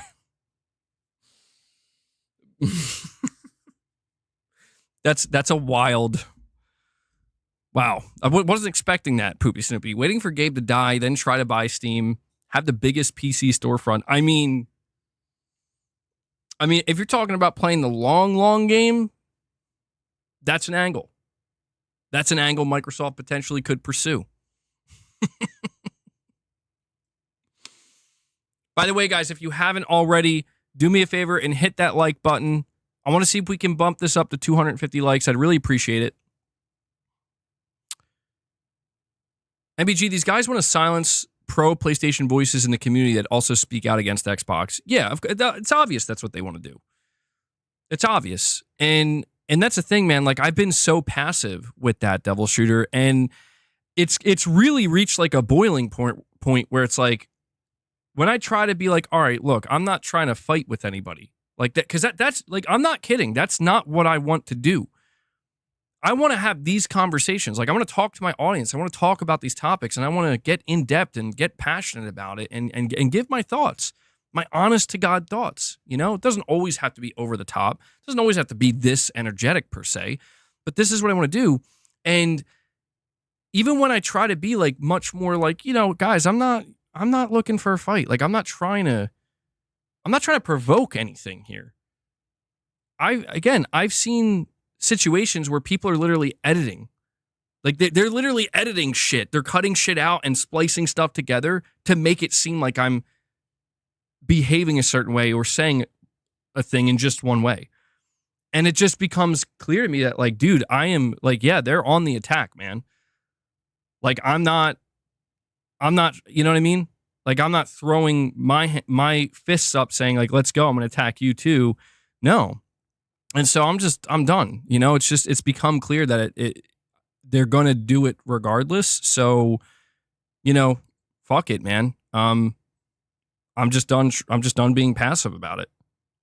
I'm not saying I'm necessarily going to try to like call people out and start, I'm going to start clipping people too. Like, no, dude, I'm not that desperate. Jesus. Like, it's to me, that's not like, that's legitimately not interesting. I'm not trying to make the center of my content somebody else. Like literally other people out there who are trying to grow and make a name. I'm not trying to make them the center of my content. But there's no denying that there's a constant influx of people who it's like they clearly just have this major chip on their shoulder with me and anything I have to say, especially if it's about Microsoft. It's like, gee, I wonder where you're coming from. You know, I wonder why you're here. Something tells me it's not because you enjoy the content or because you're actually interested in anything I have to say. But yeah, it is what it is, man. Michael Lynch, you're saying I'm 1 hour and 18 minutes behind. Did you watch that Darwin trailer? I'll see what you say when I catch up. Day 6 of Michael Lynch asking me if I watched the Darwin trailer. Not yet, man. Not yet. I'm sorry, Michael. I'm sorry to disappoint you and let you down, bro. Nicodemus says, I love you, MBG. I appreciate that. Thank you. Yeah, a lot of you guys show a lot of love. Can't downplay that, man. That matters way, way, way, way, way more. Way more than any of the nonsense I'm calling out right now. So thank you guys. But getting back on topic here.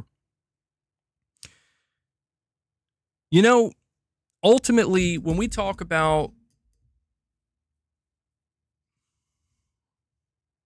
well, hold on, you're saying your passion and excitement isn't this high for PlayStation is the key. Oh, see, Money, I'm glad you said that.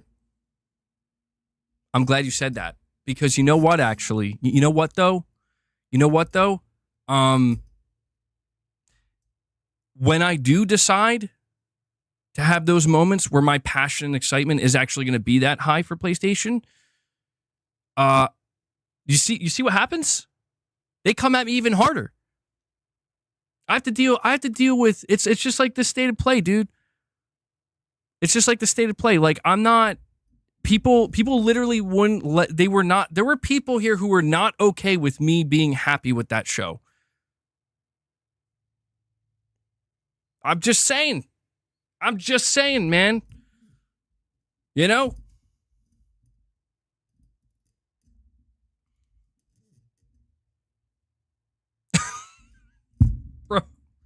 Bro, okay, that's savage, man. Okay, that's absolutely savage. Okay, is Phil Spencer confirmed, bro?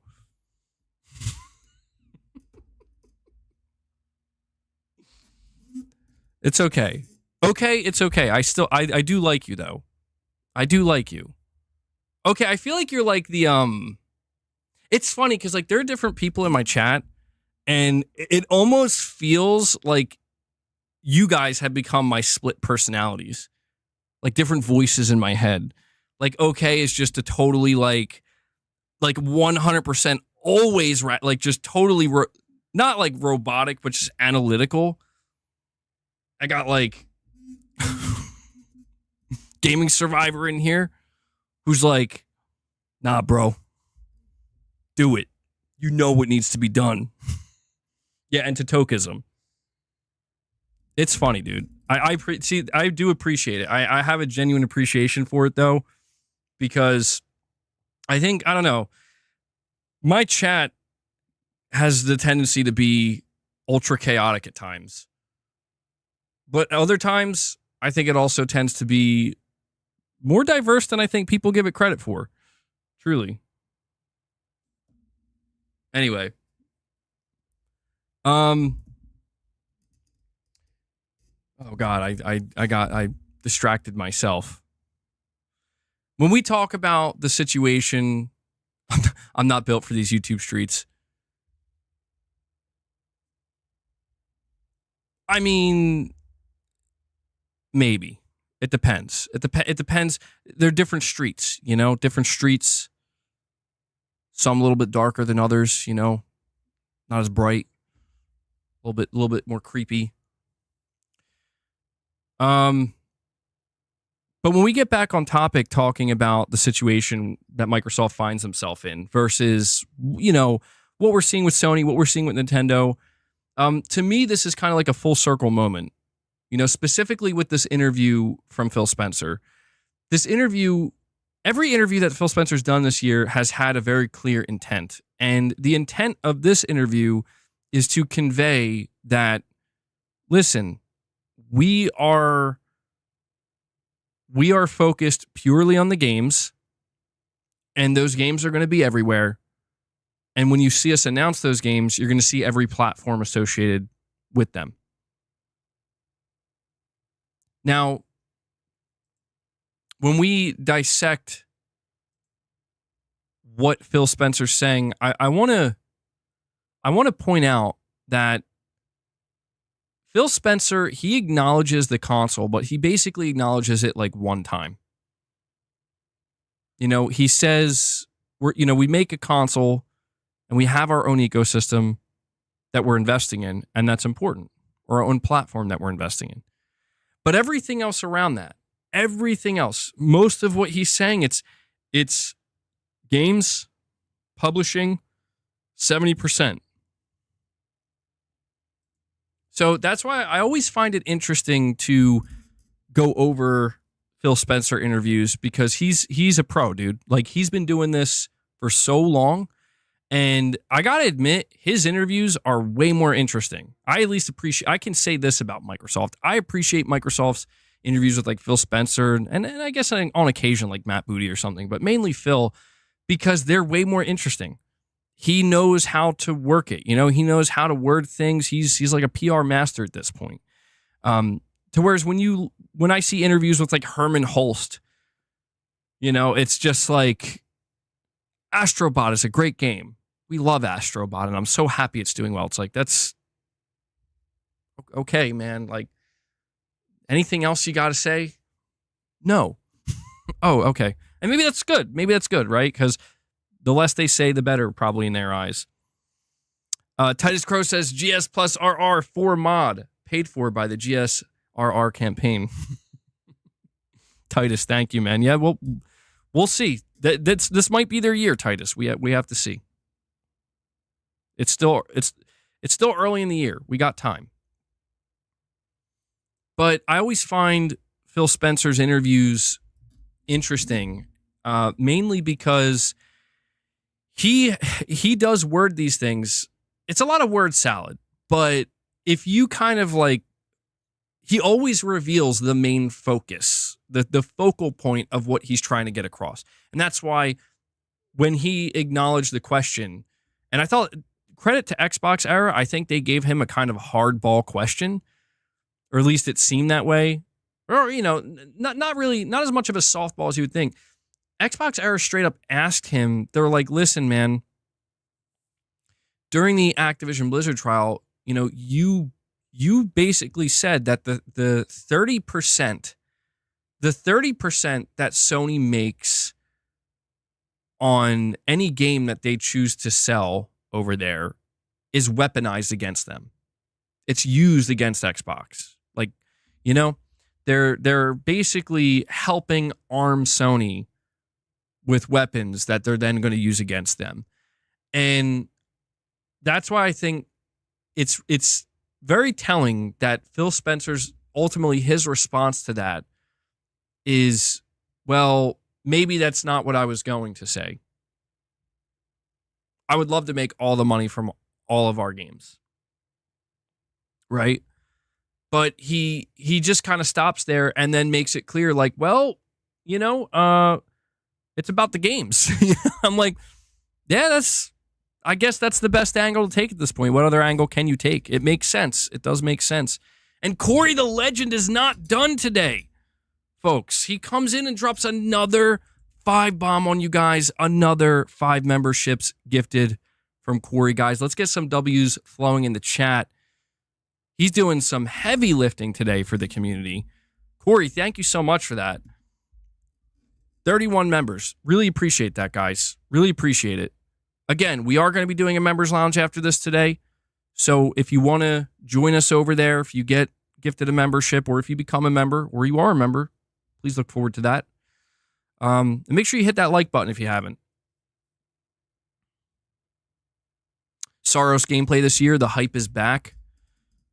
Yeah, I talked about that yesterday, dude. I'm stoked for Saros. I can't wait. I can't wait. This is why I hope Sony does do a showcase at some point, because I don't know, man. I think there's a lot of gameplay they could show. GS means Gaming Survivor. I'm assuming if you're referencing Titus's super chat.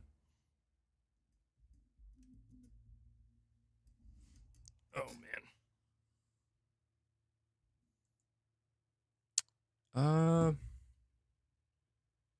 Hold on now. No, Returnal didn't suck. All right, here we go, guys. Here we go. I'm gonna bring up a video. I'm gonna react. I don't do this that often on like regular streams, but I want to react to this video because it's something new, something a little bit different. It is a video from Colin Moriarty. Just give me a moment to set it up.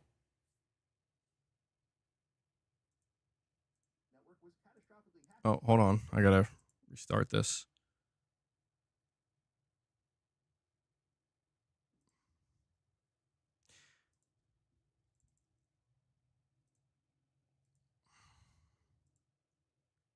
Let me just move my camera over here.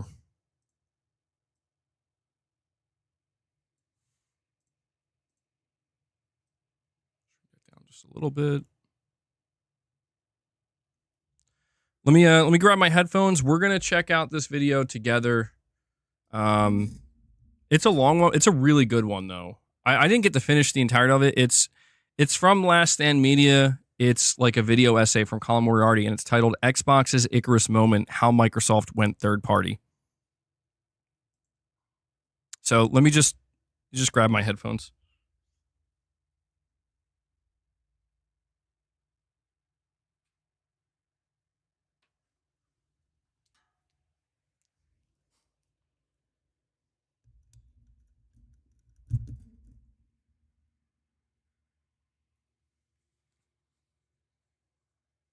All right.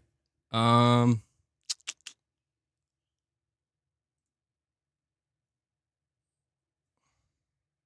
me just bring my chat up and we'll get this started.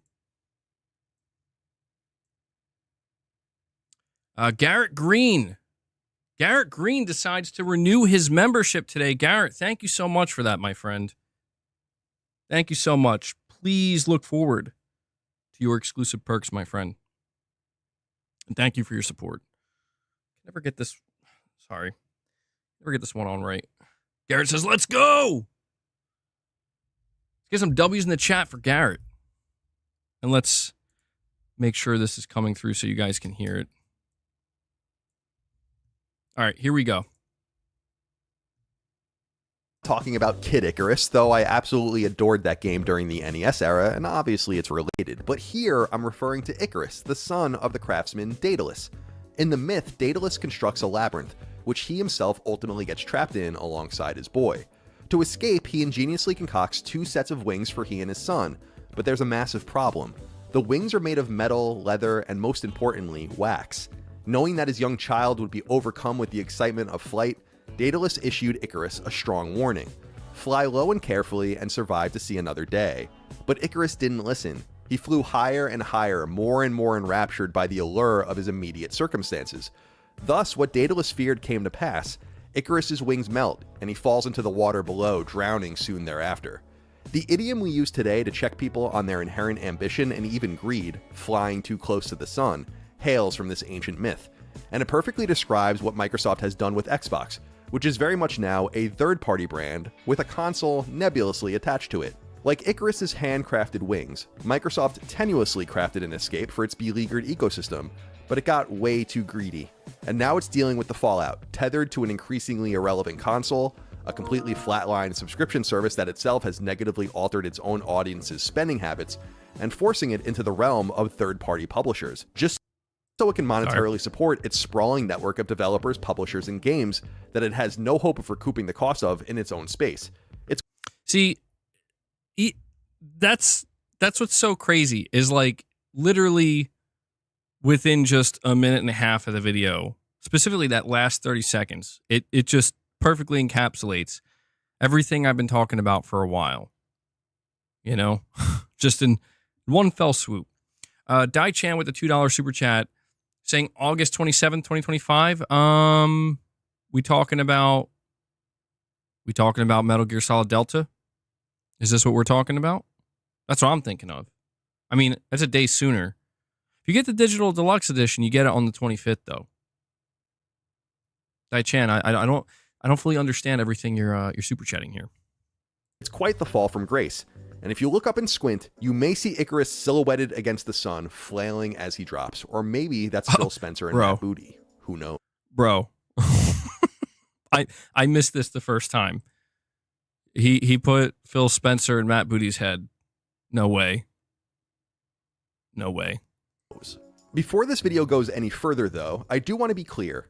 Until this generation of consoles, I think Xbox's presence on the market wasn't only competitive, but fueled by a lot of really great decisions that helped bend the arc of gaming history towards some really laudable end goals. Some of you might be too young or too new to gaming to remember, but when the original Xbox launched in the fall of 2001 and it only came with an Ethernet port for online play, a lot of people thought that was insane. And for the moment it released into, it kind of was. Fresh on the back of a phone line connected Dreamcast and a PlayStation 2 with an external modem that, at least initially, supported low bandwidth play. But Microsoft knew better than anyone, and certainly better than its competitors, the direction high-speed internet was inevitably going. Something you can read about for yourself in Bill Gates' prescient 1995 book, A Road Ahead, which I read way back in high school for some reason. Xbox Live, launched in 2002, was in and of itself a self-contained revolution that set the predicate for online play. And by the time Xbox 360 came to market in 2005, Xbox was again ahead of the curve with digital purchases, achievements, and lots of other things we take for granted today. When it comes to services and ingenuity, Microsoft hasn't only provided a net positive to the wider gaming space, but shepherded forward a new way of looking at console gaming. Yo, I've never seen that Xbox in 2003 for KOTOR, of course, trapped in my Star Wars nerddom as I was in those days. It felt new, advanced, and different. We take it for granted today, but unless you were erasing shit from your memory card or playing an audio CD or later a DVD, you simply didn't turn on your console without a game in it. We have Xbox to thank for making gaming consoles into true multimedia machines, and I don't mean that facetiously. They led the charge there, innovating and differentiating themselves from their competition. They played a major role in further mainstreaming consoles. But the reality is that Xbox never really found its way out of the wilderness. See, I just want to highlight here for a moment, like this to me, I think was an important section of this video because, you know, you assume when you click on something like this, like it's not going to have anything necessarily positive to say, but I think this perfectly highlights why ultimately, at least in my opinion, it is sad to see Microsoft kind of go belly up in the console space and succumb to going full multi-platform. Because what he just said, you know, everything that Xbox did right, everything that they kind of tried to bring to the table, you know, even as far back as the original Xbox, but certainly with the 360, you know, that's the competition. You know what I mean? Like that's the hunger and the drive of like, we really want to make this a thing, you know, like we really want to succeed here. And the only way we're going to be able to do it, is by innovating in any way we can, or just doing things that the competition isn't. We're doing things better, right? Just thought it was worth kind of stopping this and highlighting this, and I think it's good. It is worth talking about, like, as we are watching this transformation and this transition happen. It is worth acknowledging that Xbox did do, you know, they did do some really good things, you know, over the course of their 20 plus years of trying to, you know, win people over in the console space. So, saying it's, what are you talking? See, Xbox is king. This is what I'm talking about, bro. What do you mean? What do you mean, bro? We're watching Colin's video on Xbox. He calls it Xbox's Icarus moment, how Microsoft went third party.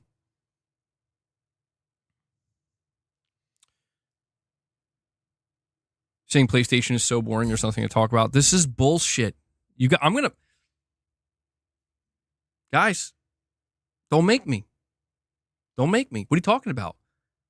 Bro, we just talked about, we've been, for the past, like, how many streams we've just been talking about PlayStation? Ooh, they're getting to me. They're trolling me. All right, let's keep it going. Garrett's like, oh, here we go. All console manufacturing inherently begins in, and even in its lone strong generation from a sales and market penetration perspective, the Xbox 360 era, it still came in last place when compared to its contemporaries in the form of PlayStation 3 and Nintendo's Wii, which both outsold it, each doing so with a year less time on the market. A lot of this, unsurprisingly, has to do with games, which will get us to where we sit with Xbox today, and for a while, Xbox had its own run of really high-quality exclusive offerings from both first and second party, not to mention the copious third-party timed and permanent exclusives it courted, something Xbox and many of its fans are mighty critical of today, but which it pursued arguably more zealously than any hardware manufacturer ever at one point in its history. Think Mass Effect, BioShock, and Dead Rising as key examples. The original Xbox was known for Halo and later on the first Forza racer. Xbox 360 threw Gears of War into the mix, still with more Halo and Forza. Then Just want to say real quick, you know, it is interesting. It is interesting that you know, Colin, he's highlighting here something that it's not necessarily as relevant today, maybe per se, but he's highlighting the fact that there was a time when Microsoft was incredibly aggressive with securing like timed exclusives and third-party exclusives. Like they were incredibly aggressive. And I don't know, man. Like the whole time this was going on, I'm not saying there weren't some people that had a problem with it. There were some people, but generally speaking, broadly speaking, people didn't throw nearly as big of a fit. You know? People didn't act like, oh my God, that, you know, they secured an exclusive game for their own console and their own audience. How dare they? Again, maybe there were some people, but generally people were just like, all right, well, shit, that's exclusive, so that might be a reason I gotta go. It's just, it's interesting. It's interesting to point out, I think. Xbox One with, well, Halo, Gears of War, and Forza, and today we have Halo, Gears of War, and Forza, and a hell of a lot more too, thanks to studio and publisher purchases over the last 5 years. But now it doesn't really matter, because PlayStation and Nintendo will also have Halo, Gears of War, and Forza, and all of the other stuff too, thus relegating the Xbox brand to Sega status, which is undeniably great for the bottom line, but frankly ominous at best, if you're ingratiated in that ecosystem. Now, I'm a 40-year-old man, and mentally I'm more like 75, so I really shouldn't be using terminology like this, but this entire meltdown has created an enormous amount of what the kids today call cope within facets of the Xbox fanbase. And we're going to get into all of that too, but for now, let's stay focused on just what went wrong, and how Xbox flew too close to that darn stubborn star our planet is hurtling around. As I assume you already know well enough, Xbox's fortunes started changing markedly in 2013, just as soon as Microsoft revealed their Xbox One console that spring, and it's fair to say that they never really regained a foothold from that point on. The Xbox 360 generation, it turned out, was a complete mirage, and they've been chasing that high ever since. Much has been made in the years that have elapsed about just what went wrong, but it's fair to say that the situation presented a sort of death by a thousand cuts. Especially surprising since PlayStation 3 itself had Sony's gaming vertical on the ropes in its first couple of years on the market. Microsoft could have vanquished Sony from this space, but they failed to do so, and a major reason was games. But it was also a presentational issue and ironically a services issue, something Xbox hadn't whiffed on very much in previous generations. For I want to ask you guys, because I'm curious to just see what some of you have to say about this. You know, he's highlighting the fact that we talk about this sometimes. The Xbox One came out, and it really stumbled, and it was coming off of the 360, and they never really recovered. And everybody looks back at the 360. Everybody looks back at the 360 as like that was the golden age for Xbox, right? For the console, the ecosystem, the games, so on and so forth. And I want to ask you guys, how much I think this is an important question to ask. How much of that success from the Xbox 360 was actually driven by Sony's failure, like by Sony's screw up? I guess what I'm trying to really ask, a different way to phrase this question, is if Sony didn't screw up with the PS3, or maybe they didn't screw up nearly as bad, just a couple things maybe not ideal, but generally speaking, wasn't like, a year late, $600, and just everything going wrong, not really having a good lineup of games. Do you think that the 360 would have still found the same type of success, or do you think that ultimately, if the PS3 did come out strong and it didn't stumble and it didn't put Sony on the ropes, do you think that the Xbox 360 generation ultimately would have went basically the same way that every other Xbox generation has went? I think that's a question that's maybe worth asking. Like, maybe that's the question Microsoft has asked themselves, and that's why they came to this conclusion where it's like, yeah, I guess maybe, it just, as it's put in the video, like it was kind of a mirage. It wasn't real per se. I don't really view it that way necessarily, because I don't know. When I think back to the 360, I think that they had some good stuff going for it, man. Like I do think that it wasn't just driven by Sony's missteps. I think there's an argument to be made that if Sony didn't screw up with the PS3 launch, the 360 maybe would have struggled a bit more, or would have had a harder time gaining as much traction. But I don't know. I look back at the 360 era and I'm like, that was the only time I feel like I really saw Microsoft hit some kind of stride where it's like they were going for the jugular, dude, and they were not stopping. And, they were making it happen. And maybe it slowed down towards the second half of that gen and towards the end, but I don't know. Just it's always interesting to kind of look back at the PS3 and 360 gen, because I feel like there were so many crazy things that occurred and how long that generation was. Could make the same argument about the Xbox One gen. Yeah, that would have been, yeah. I think that might be even more interesting, actually. Now that you mention it, it would be more interesting to think about, or to see, I should say, in an alternate universe, the Xbox One reveal goes just as well as the PS4 reveal. What does that look like? What does that look like? Right? Interesting. We'll keep this going, though.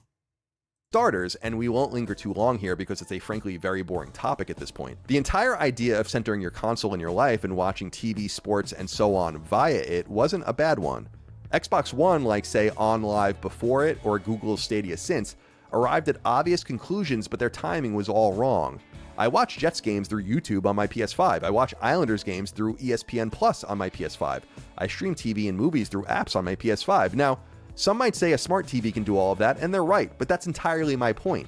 The TV Call of Duty sports shit that everyone made fun of doesn't actually seem so insane in hindsight. It's just that timing is everything. Hell, Sega was giving people digital access to games literally 30 years ago on the Sega Channel.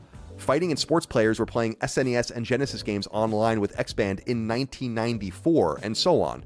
Let's not forget that if Xerox had any foresight, they would have dominated the home computer industry with the technologies that they didn't care about or understand, but very much invented. The mouse, the GUI, Ethernet, the laser printer, those little chestnuts. What I'm saying is that timing and foresight is the whole equation.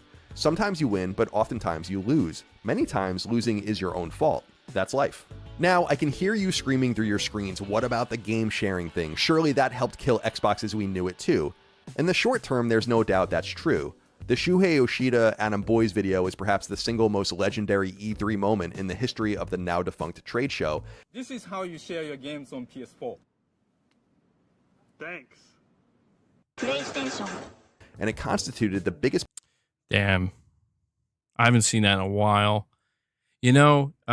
Looking back at it, man, hindsight 2020 and all, I think, like, when I'm looking at this image of this video of the Xbox One right now, and I think the two things that basically destroyed the Xbox One before it even started, I know people talk about the whole, like, TV thing, and sports and Call of Duty, and I get that. I actually don't think that was nearly as problematic as it seemed at the time, because I think it was actually the Kinect, like the mandatory Kinect. You know, if you want to buy the Xbox One, you got it. It comes with the Kinect. You don't have a choice, and the DRM. I think the DRM. It was. I think it was just too much at once. You know, like Microsoft made it clear, like they did see like the digital future, but they didn't really understand that. Like, listen, man, people are, you know, the people are not ready for that. Just one step at a time. They were like, rather than taking the steps to get there, let's just leap and get there. And I understand, like, logically speaking, that seems like the better choice. But to quote Arnold, they moved too soon. Because, yeah, man, looking back at it, I mean, if I recall correctly, Xbox's E3 2013, I think it was, actually wasn't that bad. Like, they actually did have a decent amount of games, and people were like, okay, this is pretty good, I guess, you know? But it's just, I think it wasn't, I'm trying to imagine like the Xbox One reveal without the focus on TV and Call of Duty. Or sorry, that still exists. I'm trying to think of the Xbox One reveal without the Kinect. It's a $400 box, no Kinect. The Kinect is optional. And the DRM thing never happened. I actually think the Xbox One could have done so much better, but yeah, I don't know, man. I don't know what the boardroom of Microsoft thought they were cooking up, bro. I don't know what the boardroom of Microsoft thought they were cooking up when they when they were coming up with this stuff with the Xbox One. You're saying Xbox One launch games destroyed PS4 launch games? I don't know if they destroyed, but I think the Xbox One launch lineup was actually stronger than I think people give it credit for, just because there was that entire thick layer of like, it doesn't matter because look at all these garbage decisions they made that they had to reverse. And yeah, I don't know. Really, really interesting. I mean, I talk about how interesting the PS3 and 360 era was, but specifically 2013 and 2014, some crazy shit went down between Sony and Microsoft that, even looking back on it, I wasn't paying as much attention to gaming as I am now. But looking back on it, man, like that was some wild stuff. Like I didn't quite understand the implications at the time for what we were, witnessing. You know, I think at the time it's all kind of just like, LOL, man, PlayStation just destroyed Xbox, or Xbox just destroyed themselves, like that sucks, get good. And then you fast forward like 10 years later, it's like, oh man, okay. I didn't know it was that serious. Like I didn't know it would be all this. But hey, don't you dare, Chris, don't you dare talk down to Knack. How dare you? How dare you? Punch in the face one console manufacturer had delivered to another, since PlayStation undid Sega's console business once and for all at the turn of the century. $2.99.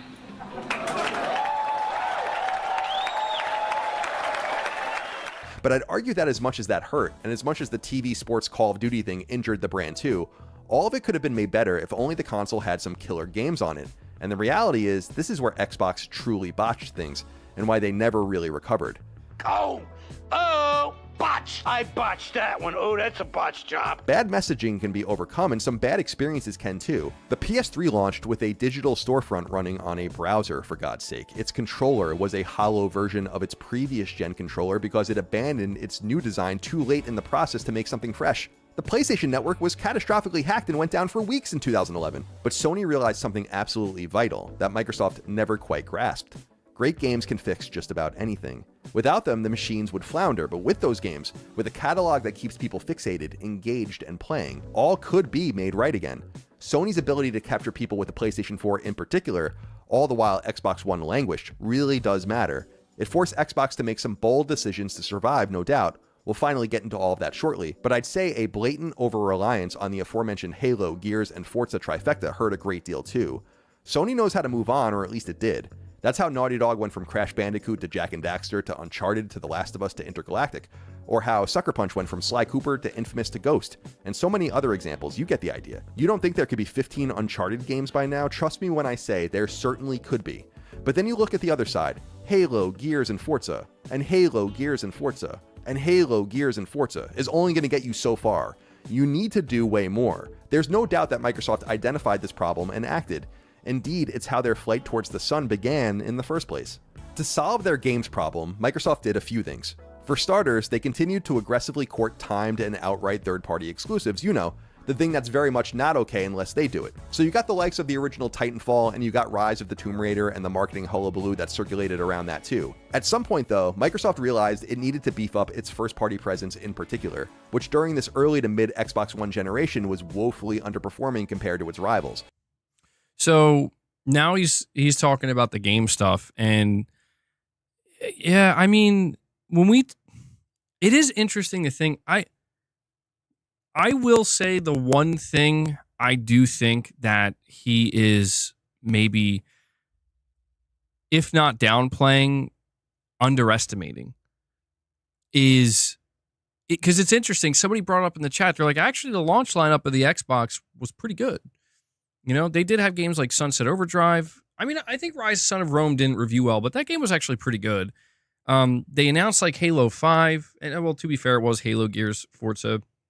But they did have like quite a few, you know, they had like Titanfall. There were games, and maybe not a ton from their first party, but a lot of like, you know, games they secured through like second and third party. I think the one thing that's being underestimated here, though, because it's interesting, like reflecting on this and seeing it, you know, the videos and whatnot.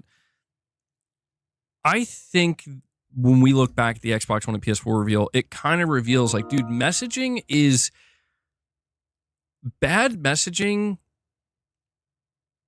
Like when it's like bad enough, I think it can actually like straight up kill your brand. Like I think the only thing that killed the Xbox brand ultimately, it wasn't even the over-reliance on Halo, Gears, and Forza. Because what Colin just said was true. I think for the Xbox 360 era, we're like, yeah, they had Halo, Gears, and Forza, and then they had a bunch of second and third party exclusives. So it worked. But it's like, dude, the messaging, I don't know. I just like the decision of connect, DRM, here's the message, and then your competitor looking at that and being like, we're going to do the opposite. Like he showed that video of, you know, the famous Sony E3 video of Shuhei Yoshida sharing a game with Adam Boyce, and he's like, thanks. I think it's actually, like, you could make an argument like that's the moment Xbox died. Like, Xbox was, like, hanging by, like, one hand on the cliff, you know? And it's like, if you can just muster up enough strength, you bring the other hand up and pull yourself up. And I think, like, that video from Sony was basically just them looking at them and being like, you know, just like kicking their hand. You're stepping on it, you know? So that like, and then that's it. I really think, you know, because here's the thing, dude. The one Phil Spencer quote, and it's ironic because Phil Spencer, the master of PR, I'll never forget that one time. I don't even know what he was supposed to say this. I think this is like one time Phil let it slip where he was like, it's not as simple if we just make great games. People are going to come over. Or he said it something like that, you know? And that's kind of like, if you think about it, that's a wild.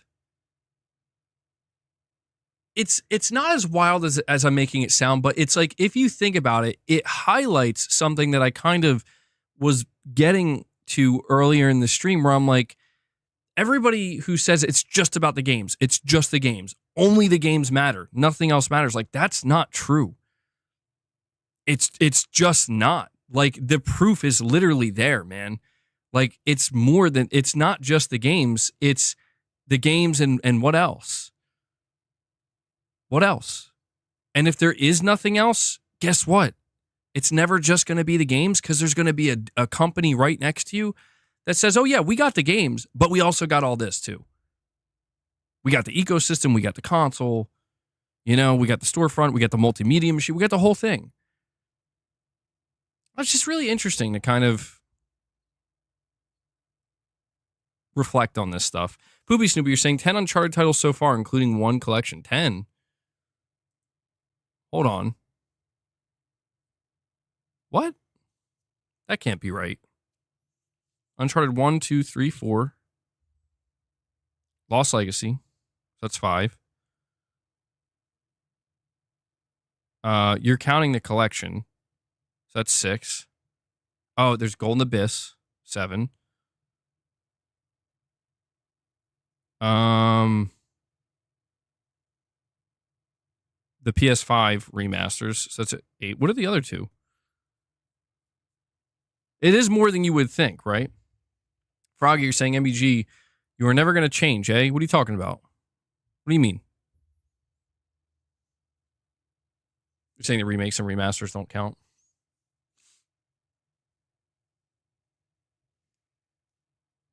All right, let's keep this going. You had the Coalition, founded in 2010 to shepherd the Gears of War franchise that Microsoft ultimately purchased from Epic, its original developer. You had Rare, which at this point was a shadow of a shadow of a shadow of its former Nintendo-owned self, though they've since emerged as a vital piece of Xbox's publishing equation. You had Lionhead, a vanity purchase for Microsoft that cratered for years before finally going away in 2016, 6 years after it released Fable 3, its final AAA release. Ensemble Studios delivered Halo Wars before being unceremoniously shuttered in 2009, and way back in 2007, Microsoft let Bungie walk away for some reason. I mean, it was truly dire. Other than Mojang, the studio behind Minecraft. Sorry, Froggy did answer. He says, MBG, times are changing. You pretend like PlayStation is not doing the same thing, just slower. Well, listen, if there's one thing that I've learned in covering this stuff for so long, Froggy, is kind of similar to what, like, I have a really good example here, pertinent to what we're watching. You know how in this video, not that long ago, Colin was pointing out that, the things that Microsoft were highlighting, like, making the Xbox a multimedia machine that's not just for games, but for everything, and DRM. He was kind of highlighting that it was the timing of it, right? It was the timing of it, and how if something like this were to be introduced today, people wouldn't be nearly as upset about it because it's kind of become the norm. And so over the next decade, it did become, people accepted it, to whereas, now let me ask you, does that change the way people reacted to what was happening at the time? Like, here's a better way to phrase this question. When Xbox did that with the Xbox One, there were people saying this. There were people saying that, guys, this is the future. Like, don't be so mad at Xbox, because this is where things are headed for everybody, not just them. They're just the first to do it. There were people saying that. I don't know how many there were, maybe not that many, but there were people saying it. And I think that's really fascinating to think back on, because I think there is a chance, and I have talked about this extensively, there is a chance that Sony may go in a very similar direction over the next 5 to 8 years. There's a chance. I'm not going to sit here and make definitive statements and plant a flag that way about the future. I don't know, dude. Here's what I do know, though. What's most important about analyzing these situations as they're occurring in the moment, it's important to accept things for what they are in the moment. Because that's what people are going to go based off of. It's easy to look back at the Xbox One reveal and be like, damn, dude, Microsoft was kind of ahead of the curve with a lot of this stuff. People were too hard on them. Does that change anything? No, it doesn't. It doesn't. People are not now going to be like, people aren't turning to Microsoft and be like, sorry about that, bro. You know? Sorry, we were a little too harsh on you. No, in that moment, that's how people really felt. That's what was really happening, you know? And I just feel like in this moment, it's kind of the same thing where it's like, sure, we can talk about what Microsoft is doing and how some people are like, well, this is the future. This is where everything's headed. But it's like, yeah, but that's not how most people feel right now, because that's not what most companies are doing right now. That's not what most, well, platform holders, most companies are publishers, but you get what I'm saying? Like, I'm not going to sit here for the next 5 years and tell people, just wait for it, guys. Just wait for it, you know? So Sony's going to do the same thing. You know, Sony's going to go full multi-plat. Just wait for it. Like that, like nobody's going to want to tune in to me at that point, because it's like, yeah, dude, we'll maybe we'll be here when that happens. But even then it's not going to matter. Like people, it's all about what's happening in the moment. You got to be in the moment and you got to flow with it. I was right about so many things regarding Microsoft and even some things with PlayStation. I was wrong about a shit ton as well. I got things right. I got things wrong. Believe me when I tell you, people are really not worried about the shit I got right. You know what I mean? They're not worried about the shit I got right. They're focused on the things I got wrong. So I've learned not to plant your flag and make definitive, like, this is it. I'm predicting the future. Lock it in.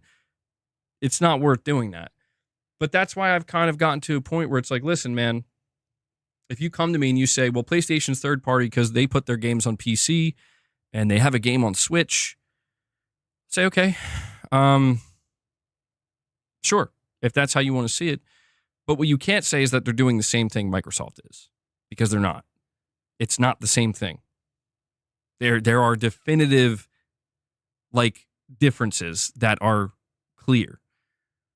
And so, you know, I saw people, they were kind of talking about, well, you know, you don't need a PlayStation to play PS5 games now. You can play a lot of these games on PC, or you can even buy a PlayStation Portal. And I'm like, yeah, that's a true statement. But I try to view it in terms of, if somebody walked up to you right now, right, like a family member or something, and they were saying, I'm thinking about buying a PS5 because there's games I want to play on there. I don't think your answer to that would be, no, you should get a Portal instead. And if you were to say, I think you should go to PC instead, you have to explain to them. And I'm using it as a family member as an example, because you wouldn't want to screw them over. You would have to let them know, like, well, if you're going to go to PC, you're not going to get their games, all of their games day one. Some of them you might be waiting years for, you know? And especially upcoming games, if you're looking forward to like Wolverine or something, that's probably, like, as of right now, that's not going to be day one. That's going to be a PS5 exclusive for a certain period of time. These are the important differences that I do think too many people try to leap over and pretend are not real right now, but absolutely make a difference when we're having these conversations. You know, you can say somebody's wrong if they say, well, I think this is just how Sony's going to do it forever. You know, this is the way they're doing it now is how they're going to do it forever. You can say somebody's wrong and that, you know, that's not where things are headed, but you can't say they're wrong in the moment. You can't say, if they say, well, Wolverine's going to be a PS5 exclusive, so there's still a reason to buy a PS5. You can't say they're wrong for that. You know what I mean? Like no matter how hard you try, no matter how much you want that to be true, it's just not true. So people can people were saying similar things to me when we heard that Microsoft was going third party, right? Where it's like, oh, it's just a matter of time until Halo and Gears are probably going to come. You know, it's going to be the full slate. And people would get upset because like, no, it's not the full slate yet. And I get it. Like, I get it. It's like, would it have been wiser for some of those people to just be like, you know what? We can see what's coming. It's clear as day. Let's just accept it now. It's clear they're going all in as a third party. I mean, sure. Yeah, sure. But that's because it happened right away. You know what I mean? It almost was like one moment. It was in less than a year, dude. Like, it happened rapidly. It'd be like if tomorrow Sony announced tomorrow Death Stranding, no, not tomorrow, March 9th. March 9th, there's going to be a Death Stranding 2 on the beach presentation. If Kojima announces the game's going to launch day one on PC and PS5, I will be the first to come out and tell you, well, there it is. This is going to be the new norm. This is the first game. Now the dominoes fall. Next, it's going to be Ghost of Yotei. Then it's going to be Wolverine. Then it's going to be Intergalactic. And then that's how it's going to be going forward. If I see that, I'm not going to sit there. I'll acknowledge in the moment, well, right now it's just Death Stranding. But that's because to me, something like that, it's a signal. It's a flare. You know what I mean? It's a signal that this is going to happen quickly. I don't know. I know I'm going like on a tangent here, but it's just because I think that with every announcement that's made, with every change that's announced, with every rumor and leak that proliferates, I think they all have a different vibe, essentially. Like, they all have to be handled and treated differently because they're, in a way, they're all unique situations. You know, you can't really compare what happened to the Xbox One to the PlayStation 3, because when you really get into the details of it, and the details absolutely matter, you realize that even though the one similar thing between the two is two console manufacturers that fucked up their launch, and it kind of like really helped ruin that gen for them or hurt that generation for them, that's basically the only thing they have in common. Outside of that, once you get into the details, you realize they're completely unique in the ways that they screwed up. So I don't know. I'm just saying all this because I think a lot of what we see these days is, if I say this, you say that. And if you say that, I say this. And I get it. It's kind of what keeps the moments alive. You know? It's what it allows the moment to not stagnate and keep things interesting. And it's passing the ball back and forth until somebody drops it. And you know, maybe I'm just hyper aware of that. Anyway, let's continue on with this video. And a truly ingenious purchase by Microsoft, which happened in 2014. Xbox's first-party offerings barely existed during this period. By 2018, though, You're all welcome, of that Froggy. changed. Microsoft began Appreciate to you take listening flight, in. doing what it had to do without nearly flying too close to the sun. Indeed, the moves they were to make seemed like exactly what the doctor ordered, and you certainly can't argue with at least some of them. You could easily make a case for all of them. The powers that be realize that Microsoft is far from an inherently creative company, and it's unlikely they'd be able to overcome the gap in quality games comparable to Nintendo or Sony without lots of outside help, which they aggressively sought. But these moves also made the sun that much hotter. At E3 in 2018, Microsoft made a huge splash when it announced the purchase of a variety of seemingly random third-party developers, the keywords being seemingly random, we'll get back to that would help build Xbox's badly languishing first-party family into something more respectable. Some of these purchases were totally sensible. For instance, Xbox brought in-house two second parties that fit their approach perfectly, in the form of Forza Horizon dev Playground Games and State of Decay dev Undead Labs. These guys already delivered for Xbox, so putting a ring on it is great. More mysteriously, perhaps, they purchased Compulsion Games, which, as I write and record this, is on the precipice of releasing its first Xbox game all of these years later in the form of South of Midnight. They also snagged maybe the biggest head-scratcher of them all in the form of Ninja Theory, which makes beautiful games, no doubt, but as we saw with Hellblade 2 last year, no one really cares. By the next... Oh my God. I mean, dude, he's I feel like Colin's like low-key being savage in this video. I mean, yeah, you can't, I mean, it sounds like it's him being petty, but the truth is that's the truth. Like, it didn't do well, man. Even I played it, you know, but I can tell you, like, it did not. It's weird too, because I really did think that Hellblade 2 was going to be a big one for Xbox, but man, it was like a fart in the wind, dude. Like, I know that sounds like kind of brutal to say, but it really just came and went. And it's interesting because right now the rumors the rumors are claiming that Hellblade 2 is about to be announced for PS5. I'm really curious to see if that does anything, because I don't know, man. I was not expecting Hellblade 2 to just kind of go that under the radar, where it's just like, oh, Unico, bro, you're getting hurt. You're saying Astrobot's a fart in the wind? Bullshit. Come on. I mean, look, I'm not going to sit here and pretend Astrobot sold 3, 4, 5 million copies, but come on, dude. Probably sitting at like 2 million now in one game of the year. You can't say that. Sometimes farts linger. Yeah, hey, man. Hey, it could have been, we'll find out. Could have been one of those silent but deadly ones, you know? You may not know about it now, but soon the whole room's going to know about it. Soon the whole room's going to know about it. God damn. What is this analogy, man? What is this analogy? Anyway, let's continue on. State of farts. Oh, damn. What did we start? Do I think Astrobot will go to Switch 2? I don't think so. I would be stunned if Sony ported Astrobot to Switch 2. That's their mascot, dude. Astrobot is now Sony's mascot, so I don't think so. I don't think so. 1.5 million sold. How many did Hellblade sell? Tell me. You want to listen? You want to make it sound like 1.5 million is a bad number for an exclusive platformer? Then tell me how much Hellblade sold. Come on. Yeah, and 1.5 million, I don't think those are updated numbers. It's the only official number we have. Oh, that can't be real, dude. Come on. 15K? No way. $1 million? You think Hellblade sold $1 million?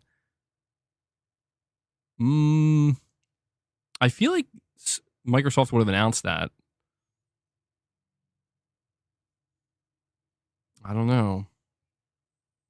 The monkey mode in MGS3 isn't going to be on Xbox? Really? I didn't know that. Yo, if that's true, that's crazy. Yo, Sony doesn't give a fuck, man. Oh my God. Sony's like, no, you ain't getting that Ape Escape bonus mode, bro. Dude,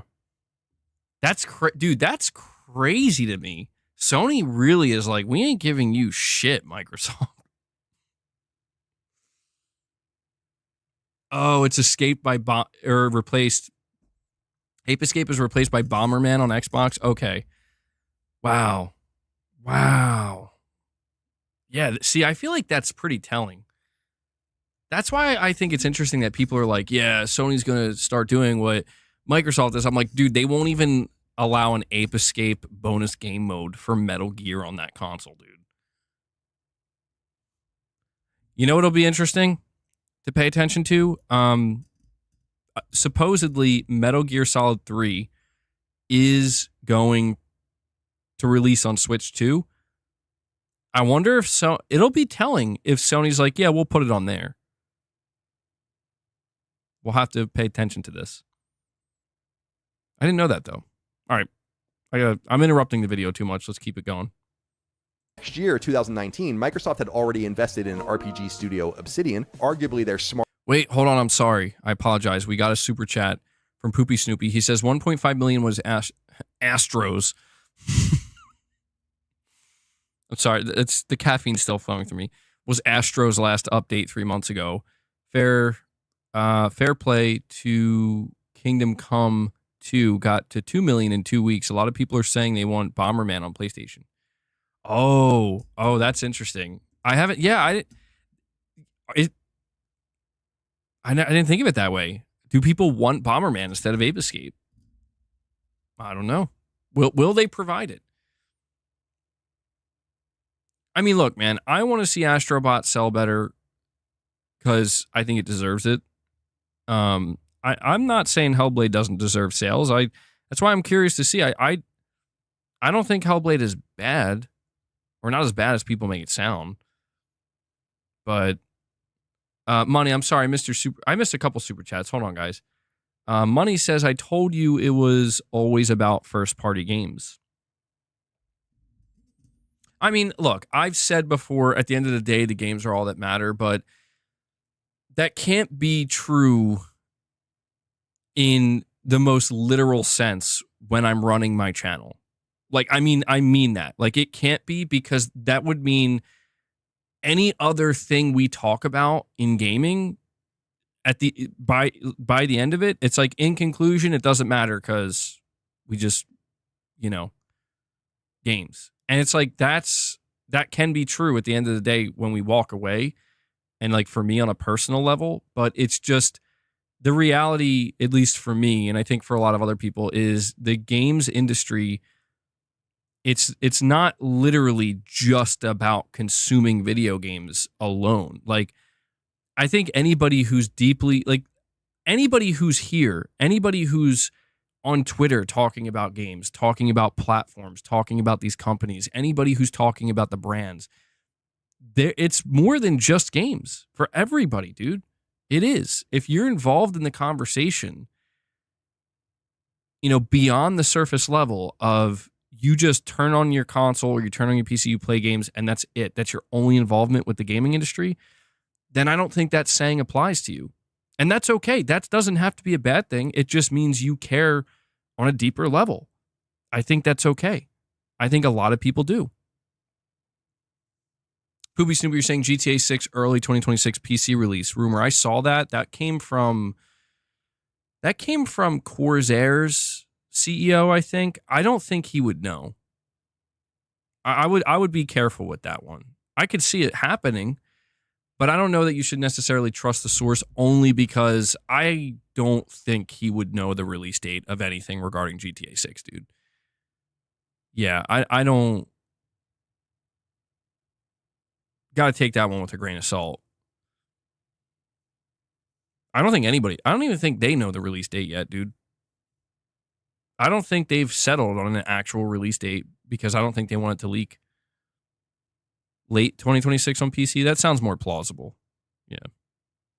All right.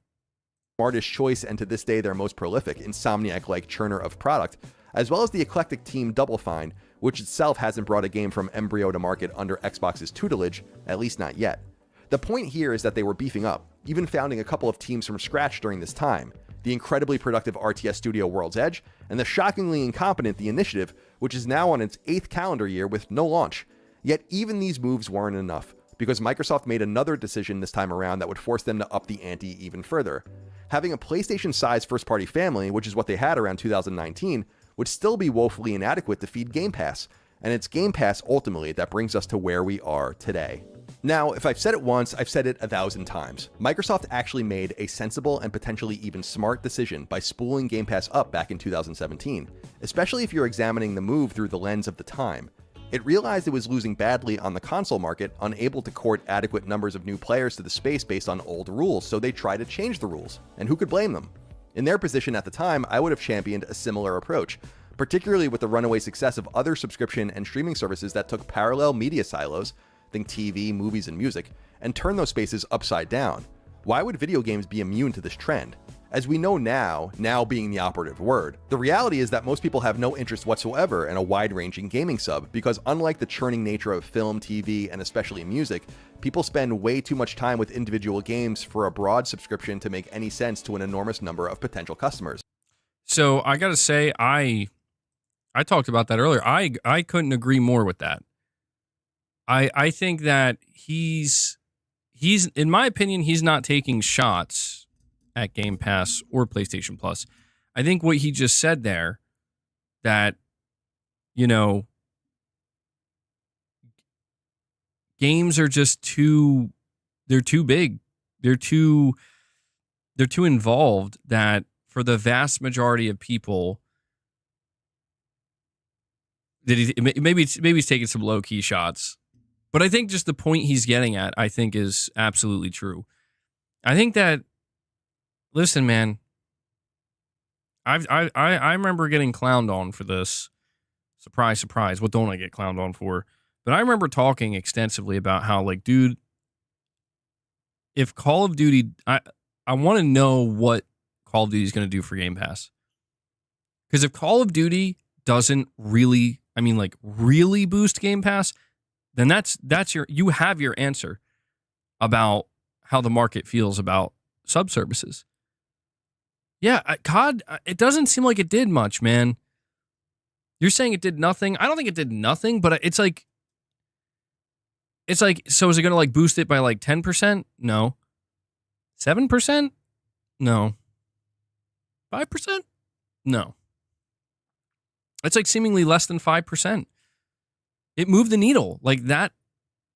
You know what I mean? And it's like,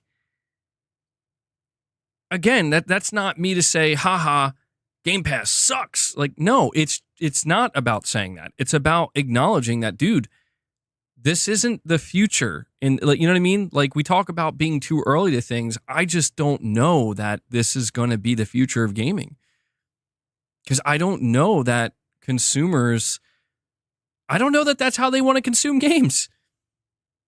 You know, I look around and it's like there are some people who want to consume games that way, but this is why it's always interesting when it's like people are like, well, I like to be in the sub service to test out games and then I buy them. Yeah, that's fine. You know, I think for a lot of people, they might question like, do I really want to pay for that each month?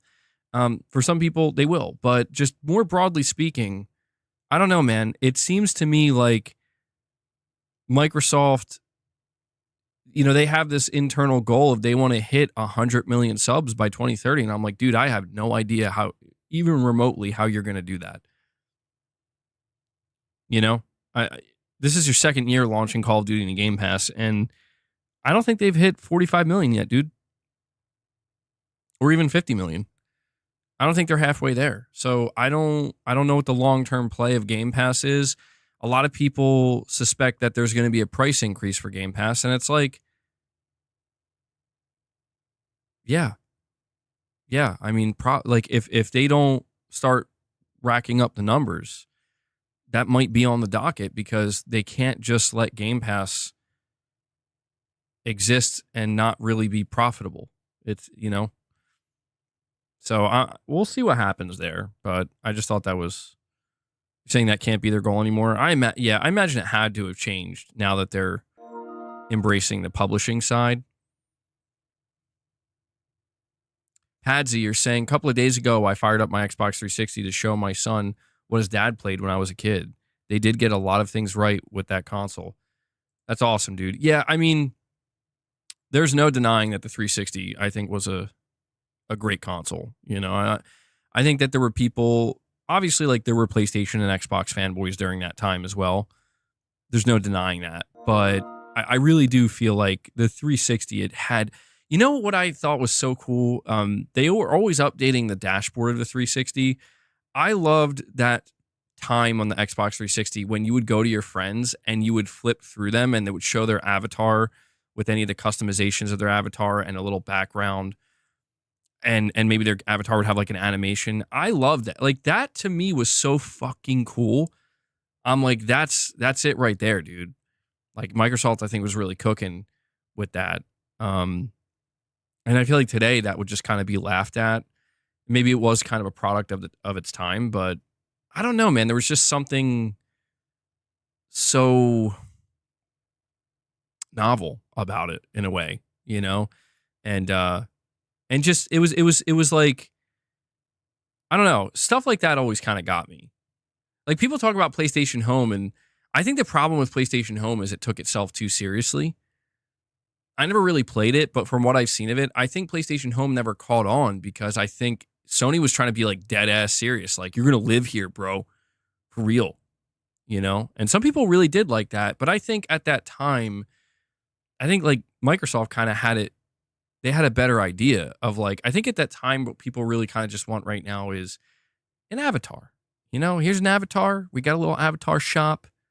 You can kind of have a background. And when you go check on your friends, oh, look, they show up. You see their avatar. I think that was more palatable at the time. Poopy Snoopy, you're saying the consumers it's for haven't grown up yet. TikTok brained, no attention span kids will not care when they play in 10 years, in my opinion. I hope that's not true, man. That's what frightens. It doesn't like frighten me, but it unsettles me. Because like I do look at the stuff that is, that young kids are consuming now. And I understand it to a degree. I mean, I see stuff. It's adults too, though. You know what I mean? Like that's the thing. It's not like it's just kids. It's adults too. But I guess the problem is like kids. That's all they're gonna know. But that's where I don't know. We have to. It's our job, man. Like we have to pass these things on to the next. It's like Metal Gear Solid 2. The ending of MGS2. We got to pass things on to the next generation. We got to teach them. And I don't know though, man. I have to imagine like if you're a kid growing up with that like brain rot shit, you got to get tired of it. You know what I mean? Like surely you got to get tired of it. And I think for most people, there's going to be this kind of awakening where they have a desire, like they want something with more substance. I do. Maybe I have too much faith in that, but I think that these kids, it might take a little bit longer. Like maybe it's not going to happen as soon as it would if they were exposed to some of this stuff. But I think like they're going to grow up and kind of realize like this shit's not it. Like this is kind of dumb. You know what I mean? And but I guess that kind of calls into question. Well, what will that generation consider something of substance versus what the older generations consider something of substance? How different will that look? I do think that there are just some universal things that no matter what form they take, people are going to gravitate towards it. I think good storytelling, meaningful, impactful storytelling, emotional storytelling, I think that's always going to have a place. No matter how rotted your brain is, I think people are always going to, if they discover that, they're going to gravitate towards it because, they're going to feel something. They're going to feel something. I think a lot of this shit, overstimulation is a feeling. Dopamine hits, it's a feeling, but it's not a very deep feeling. It's just something very surface level, it's like, if somebody grows up eating fast food their whole life, not only do they get used to the taste of it, but they get used to the flavor. Well, the taste is the flavor, but I guess what I mean to say, all the artificial crap that makes up that taste and that flavor. But there is like, I'm pretty sure that same person, if you give them a really high quality, meal from a nice restaurant, they're going to be able to pick up on like, man, there's something about this that's really fucking good. I'm not used to it and I don't expect it, but there's something about it. I feel like that kind of applies to what we're talking about here a little bit. Anyway, we'll find out. Let's see what the future brings. Are we doomed? Stay tuned. All right. Yeah, okay. For real this time, let's keep watching. But that was unknown and perhaps even unknowable back in 2017. We had no data, so they made the leap and it seemed logical enough. But the reality is that a subscription service like that needs lots and lots of content. And though you can go and license it, it would likely be more efficient to simply make as many of the games as you could on your own. This is something virtually all of the streaming services and other entertainment silos outside of music have since learned. By 2020, Xbox Game Studios was in a more powerful position than ever before, but again, they weren't trying to sell games a la carte. They needed a constant stream of content to keep people engaged in their subscription on a monthly basis, so they had to go even deeper. At this point, Icarus wasn't flying too close to the sun at all, but his altitude was increasing. Remember, signing up to Game Pass for a couple of months to play, say, Starfield is a bad financial proposition for Microsoft, full stop. They just made, say, $40 max on you, but they would have made $70 if you just bought it. They need you to stay put, or the entire notion of Game Pass unravels. They needed more. Thus, near the end of 2020, Microsoft revealed that they weren't going to purchase individual studios, but rather entire publishers. This brings ZeniMax into the fold, which we lovingly refer to as Bethesda, the publisher, not to be confused with its flagship developer, which we also call Bethesda. This was a seismic move that ultimately cost Microsoft more than $8 billion, making it by far the largest M&A deal in the history of the console games industry at the time, and outside of its purchase of Skype and LinkedIn, the biggest deal Microsoft itself had ever made also at that time. Keep that factoid in mind for use later, it's important. Buying Bethesda and its legion of well-respected studios, key amongst them Doom developer id Software, Wolfenstein team Machine Games, and Dishonored dev Arcane, not to mention Western RPG powerhouse Bethesda Game Studios itself, would further help lubricate the wheels of commerce on Game Pass and premise. And again, this wasn't a horrible idea on paper. It's just that there are two really important pieces of the puzzle that Microsoft and its C-suite didn't quite anticipate. That owning all of these resources is very expensive and thus very risky in a walled garden, and that spending all this money would undoubtedly bring company-wide attention to the Xbox vertical in ways the brand never had to grapple with before. Remember, for many years, Xbox was such an insignificant part of Microsoft's business that it basically amounted to a rounding error. Since money in was never amazing, and since money out was never that concerning either, no one really paid attention to what Xbox was doing internally. Investors couldn't care less either. But all of that would begin to change with the Bethesda purchase, and as we'll find out a little later in this video, the pressure would be heightened even further by orders of magnitude. Icarus's wings weren't quite melting at this point, but he sure was starting to warm up. At the point Microsoft purchased Bethesda, it was fairly clear that virtually any entity in gaming was on the table for acquisition, and indeed, mega embarrassing internal correspondence between Xbox executives makes it clear that they were looking to buy pretty much anything and anyone in the industry, which better puts into perspective the hodgepodge of teams they would buy beginning in 2018. There was absolutely no rhyme or reason to the moves outside of growth because indeed there was no rhyme or reason to the moves. They just wanted more. Game Pass was becoming an unwieldy beast and it needed to feed. Could Microsoft purchase Warner Brothers? It was certainly considered. Could they buy Sega? There was interest. Square Enix? They wanted that too. The reality is they were interested in everyone, audaciously enough even Nintendo itself. Remember, of course, that Microsoft tried to buy Nintendo outright in the years leading up to the original Xbox, a story told throughout time as Nintendo executives laughing the Microsoft suits out of the room. We have a super chat from Padsy who says, the Avatar was the best part. I always hoped someone would take it back. I would love if they did, but did skins behind trophies. Fun way to hunt trophies. Yeah. I agree, man. If I'm not mistaken, I think Xbox retired the avatars, didn't they? But yeah, man. Good times. They had a real good thing going there. It'd be interesting if Sony decided to do something like that, but I don't know that they will. But they were going to try again on that front too. Phil Spencer himself, the head of Xbox for many years, noted it would be a so-called career moment for him if he were to snag Nintendo. Honestly, if you read the correspondence, you'd be hard-pressed to find a gaming developer or publisher of any consequence not in Microsoft sights. It was at this point that I, personally, as an analyst, industry expert, and player of games, had alarms going off in my head. These dudes had absolutely no plan outside of growth. They had no strategy. They didn't know what they were doing. Xbox Studios head Matt Booty was sending emails noting that they could spend their competition out of business, like that was a viable tactic, and not instead an utterly embarrassing admission. God, see, that right there, I feel like not enough people bring up these like insane emails that came out.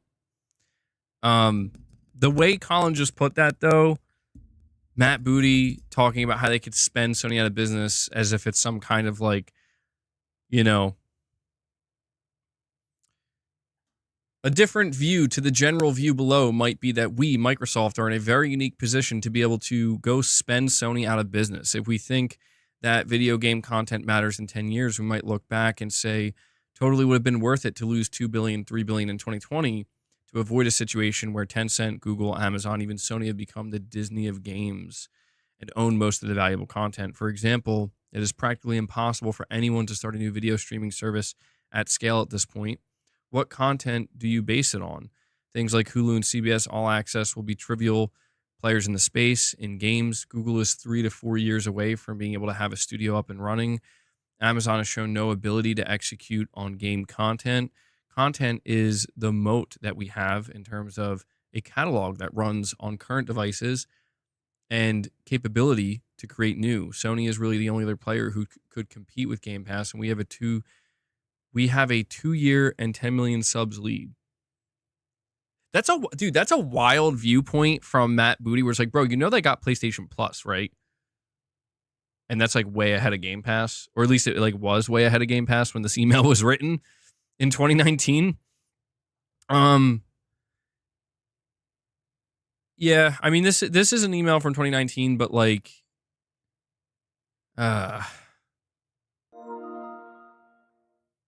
This to me is kind of like, it highlights, I think, just the lack of understanding from the business side from Microsoft, where it's like, guys,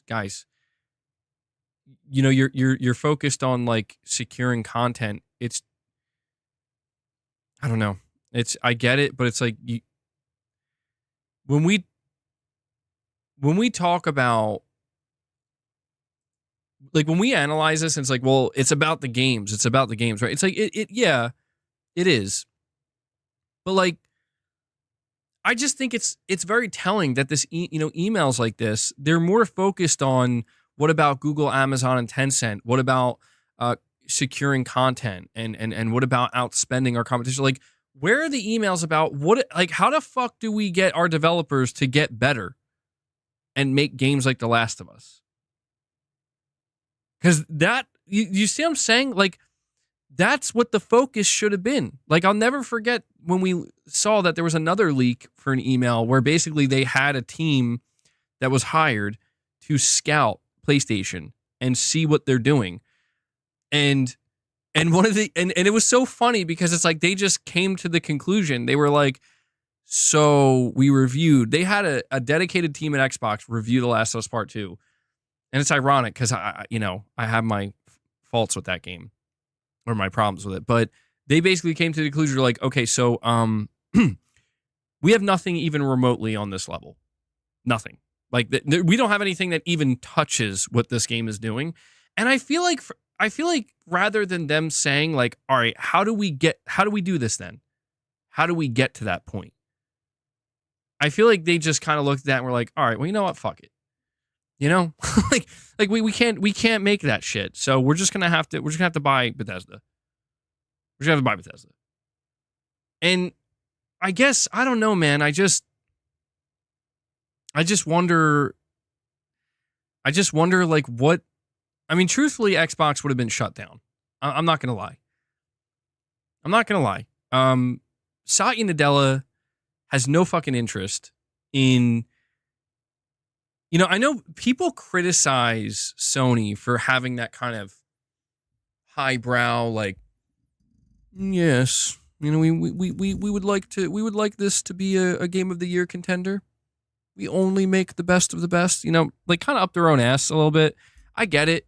It has its faults, but that's the beauty of it, is it means they fucking care.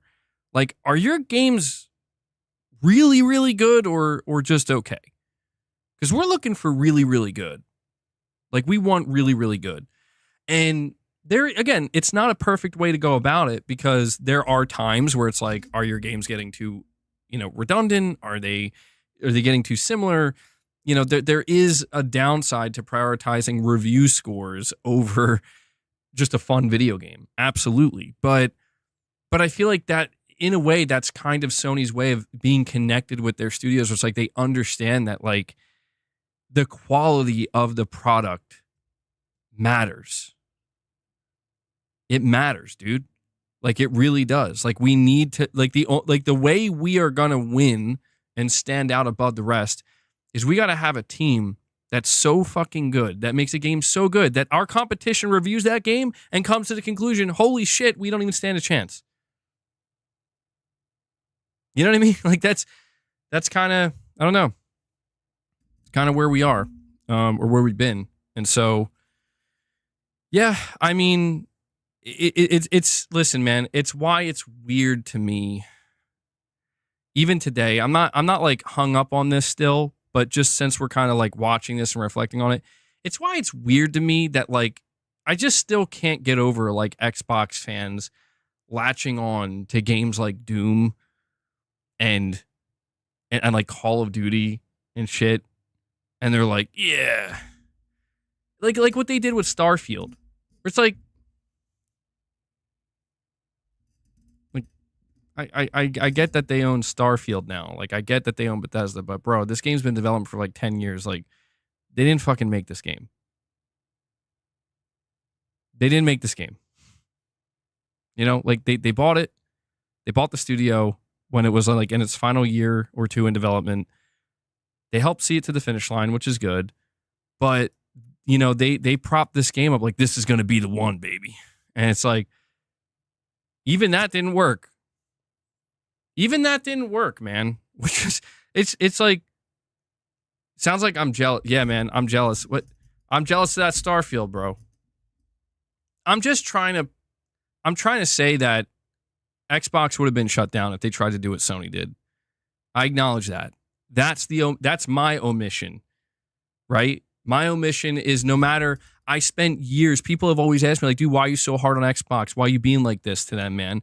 And it's because, like, I was literally somebody that was there during the Xbox One gen, got so sick of it, I went to the PS4, played the games that Sony dropped that gen, and was like, oh my God. So, like, Microsoft, listen to me, listen.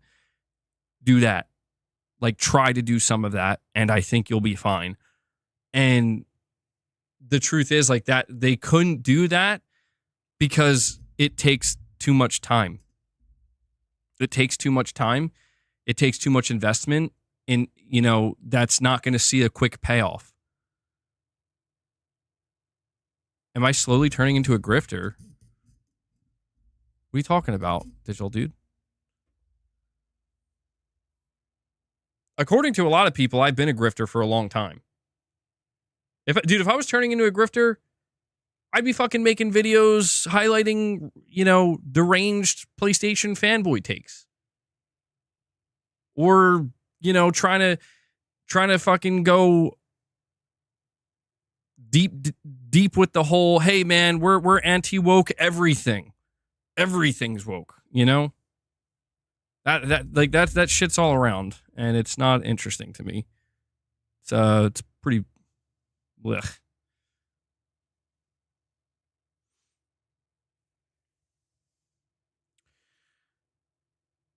All right, well let's keep this going. We're getting closer to the end here.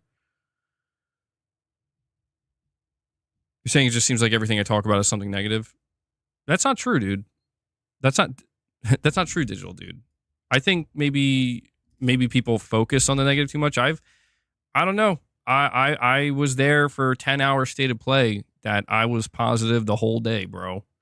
Except for, you know, maybe at the end I had to argue with a couple people, but I loved the state of play. I thought it was great. I think, listen, man, listen.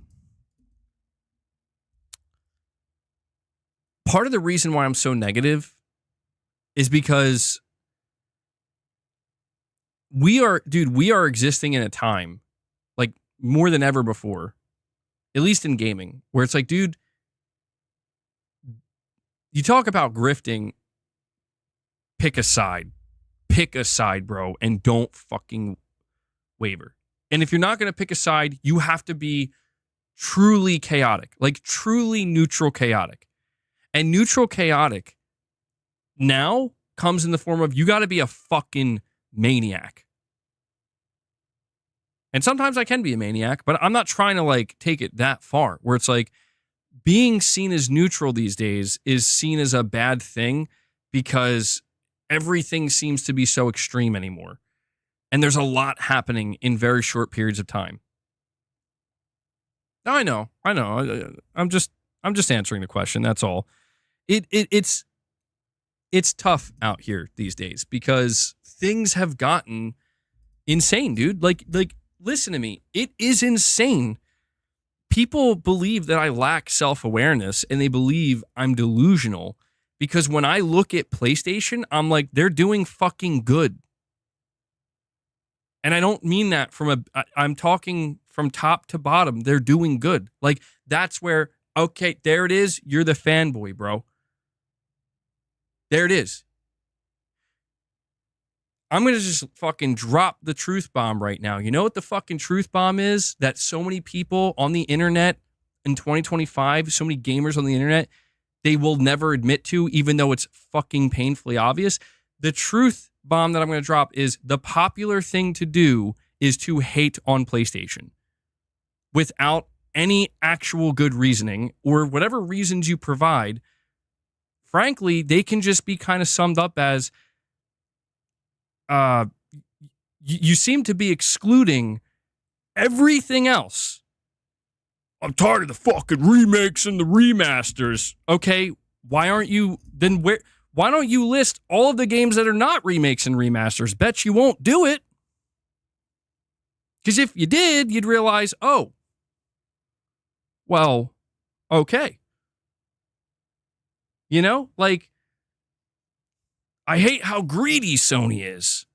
Okay, then go to Game Pass then, dude. It's there. It's literally there. Microsoft is like, please, come on. We'll take your $20. Look, we got a Valve for you. You know, like, here's Doom. We'll give you Doom. You get what I'm saying? Like, people are just bitching for the sake of bitchers. Like, why isn't Sony giving me their games for free, man? Like, I'm not sitting here telling you Sony isn't greedy. I'm here telling you they're a fucking billion-dollar corporation. What do you expect? You think Microsoft isn't greedy? Guess what? They're businesses. The name of the game is greed. The only thing that's different is how you're going to go about getting that money. Because believe me, they're going after it. This is why people are anticipating a price increase for Game Pass, dude. Because it's like, yeah, man, we're going to have to see. These Call of Duty games are like $400, $500 million a year, bro. They're going to need to make more money. They're going to need to make more money. But I see it all the time. I see it fucking everywhere. It's like just people fucking crying about everything regarding PlayStation. And it's like, give me a fucking break, dude. Give me a break. Like, I'm not, you know, and this is coming from somebody where I have dedicated streams criticizing Sony. 500 to 800? Oh my God, no way. I don't believe that. I have dedicated streams criticizing Sony, dude, and I'm just tired of seeing the half-cocked fucking behavior and takes from people where it's like, congratulations, you're fucking hyping up third-party games that were always going to be third-party. Your company did it, bro. They really fucking did it for you. Well, they put these games in Game Pass. Then what's the problem? The problem is they're fucking mad because when Sony puts out something like Death Stranding 2 or Ghost of Yotei, they say, you got to buy it. You got to buy the console and then you got to buy the game. The way it's always fucking been. And if you don't want to do that, then you got to wait. And people want to cry about it. I don't know what to tell people anymore, man. It's exactly why I fucking lost my shit after that state of play. Because it's like, people are using that. They're weaponizing that against me. And it's like, I literally told you that I understand why some people are going to be a little bit let down, that we only got one, you know, PlayStation game revealed. But let's count it. How many PlayStation games did we get revealed in the past 3 to 4 months? More than 3. But people don't want to talk about that, man. It's always something. That's what I'm learning in covering PlayStation, dude. It's always something. Ghost of Yotei, that's gay. That's gay and lame. Oh, I didn't know. My bad. Yeah, didn't you know? Didn't you know that the voice actress that they got, she's fucking woke? Well, okay, I guess that means the game's fucking garbage. May as well throw that one in the trash. All right, well, hey, at least we got Death Stranding 2. No, dude. Death Stranding 2, fucking Walking Simulator 2.0? Are you kidding me? That game's also trash. Oh, well, okay. Well, fuck, man. Toss that in the bin, too. Well, hey, we got Intergalactic. You know what? Let me just take that one for you. We won't even acknowledge Intergalactic. We'll just drop that in the bin. Well, let's see what we got here. Well, we got Soros. Doesn't matter, bro. Nobody cares about that game. Like, it's just... It's just...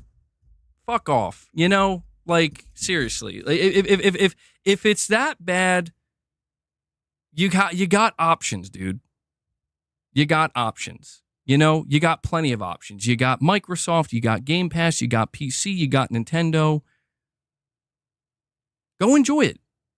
I'm tired of like these people who are not interested in PlayStation with their fucking concern trolling for PlayStation, or just absolutely shitting on anybody who is actually enjoying PlayStation. Like, I'm not imposing that on you.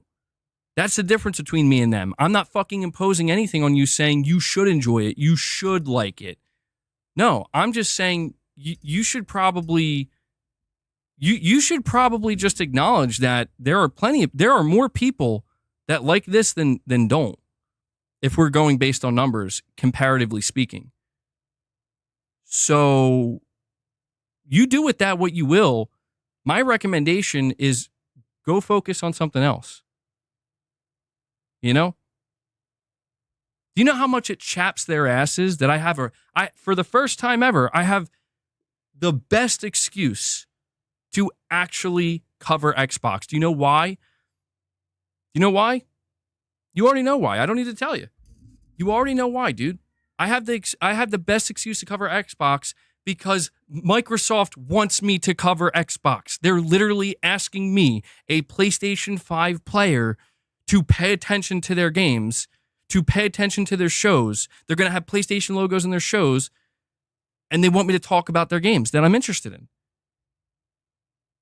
Xbox wants me, a PlayStation player, to talk about Xbox more than the fucking fans of Xbox want me to talk about Xbox.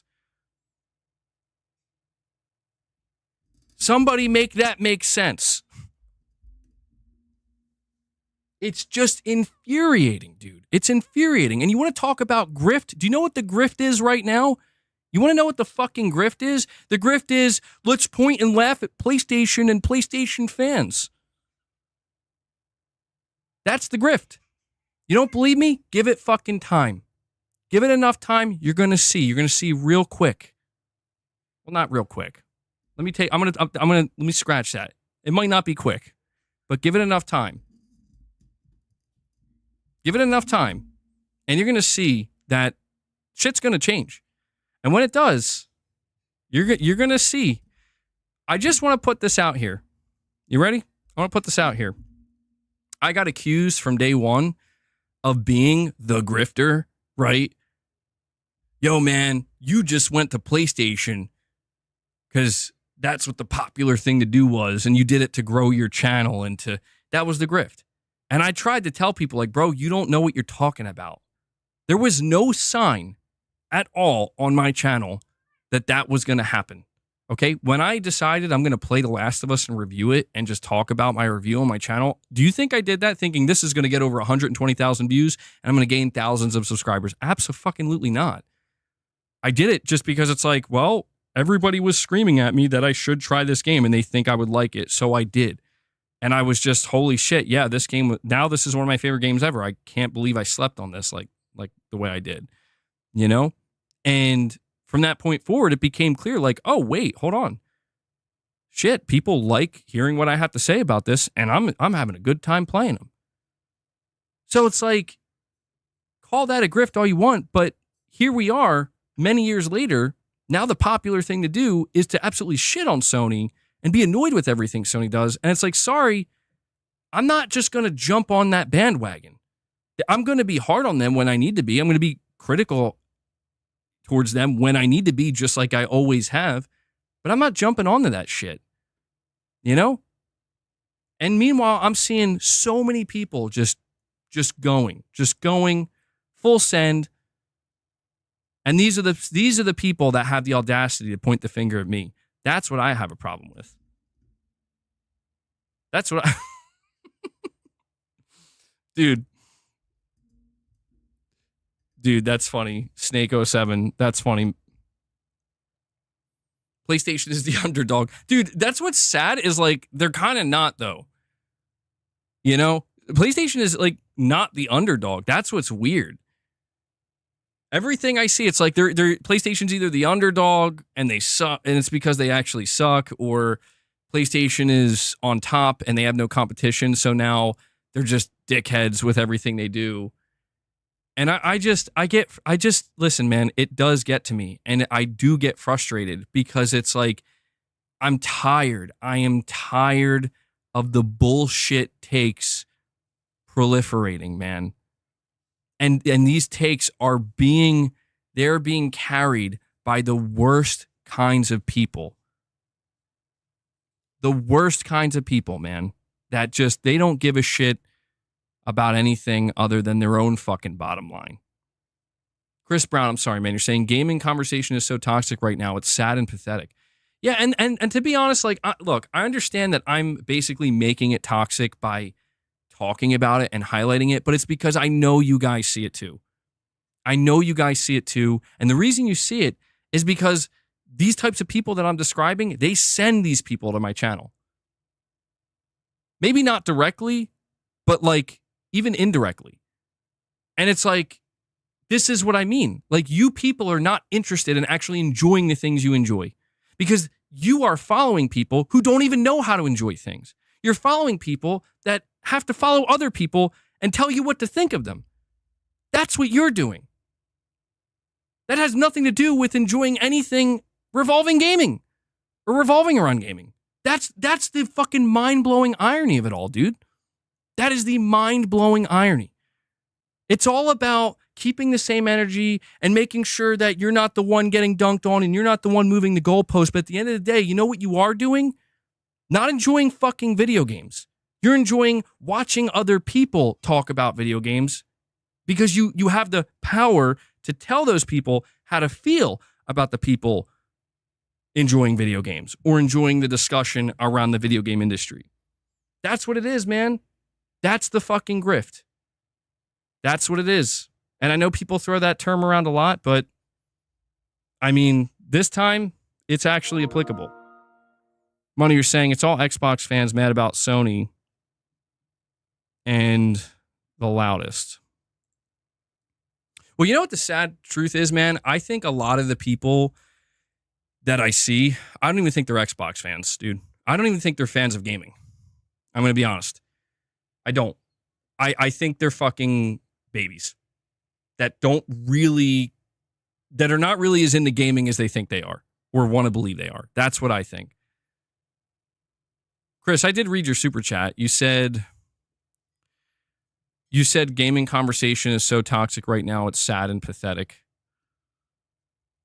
It is. But I see a lot of these people, and it's just, I read what they're saying, and I'm like, you're not making any sense at all. Like, you're not making any sense. And I'm seeing it more and more, and it's just like people are just kind of, they're just like looking at each other like, so I guess it's kind of okay to not make sense anymore, huh? Yup. You'll fit in just fine. Hoobie Snoopy, you're saying Sony should feed into the hate and go full evil emperor. Charge $1,000 for the PS6. Raise the game prices to $100. And people can do F all about it. Yes. Do it. I love the idea that Sony is like Anakin in turmoil right now, you know? Like, they just need that little push, you know? Just that little push, and they'll go all in. Become Darth Vader, bro. Do it. I know, Farron. I know. You're not wrong. But it allows the energy to come through more easily, and it allows the rants to flow more freely. And I think people do enjoy that. So I don't mind giving into it a little bit. Perfect Image says, MBG, but if Sony stopped making those style of games and zombies and make a down-to-earth games, people would buy and make a ton of money. I'm just saying. Perfect Image, tell me how you feel about the Days Gone remaster, bro. I know you love your zombie games.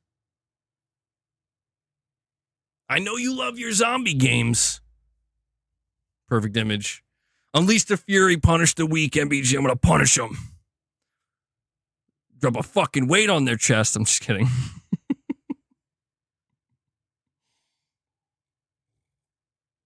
Wabu Dude, we did cover that in yesterday's stream. Come on, boss. If you're coming up, come up. Anyway, yeah, sorry for going off again. But I don't know, dude. People, everybody's in it. Everybody's out for their own. You know what I mean? Everybody's in it for themselves. And the truth is, when people find an angle that works for them, they take it and they just run and they just don't stop. They don't look back. They don't stop. They don't hesitate. And, you know, I'm a content creator as well, so I understand. I understand like why people do that, but I don't know, man.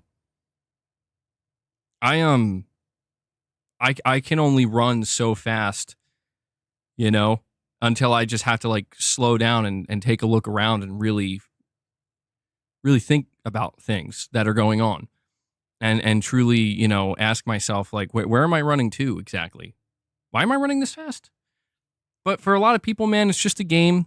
It's just a way to, you know, just a way to make some money. And I get it. I'm not sitting here saying that I don't want money too. We all, you know, I'm just saying the truth, man. Like, people want views, they want money, they want numbers, they want it, and they'll do what they got to do. And I guess all I'm trying to say is, like, I'm not sitting here saying anything I'm saying to necessarily pander.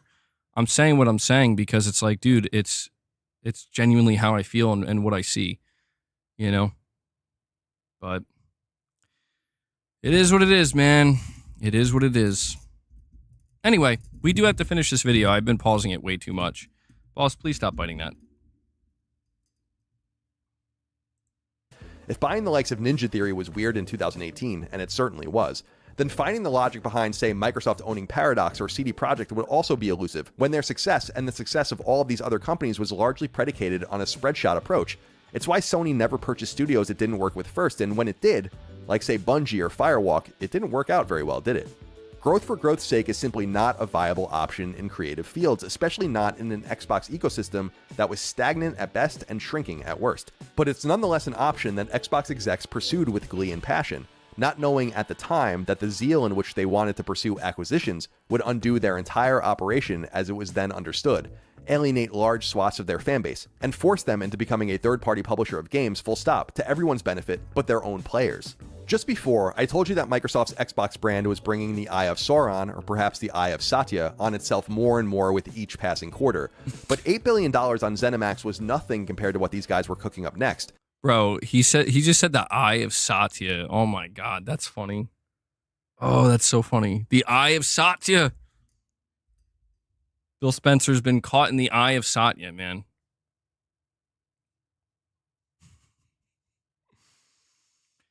That meme guy, you're saying MBG talking negative about PlayStation always rakes in the views and gets attention. New emoji right there. He's watching.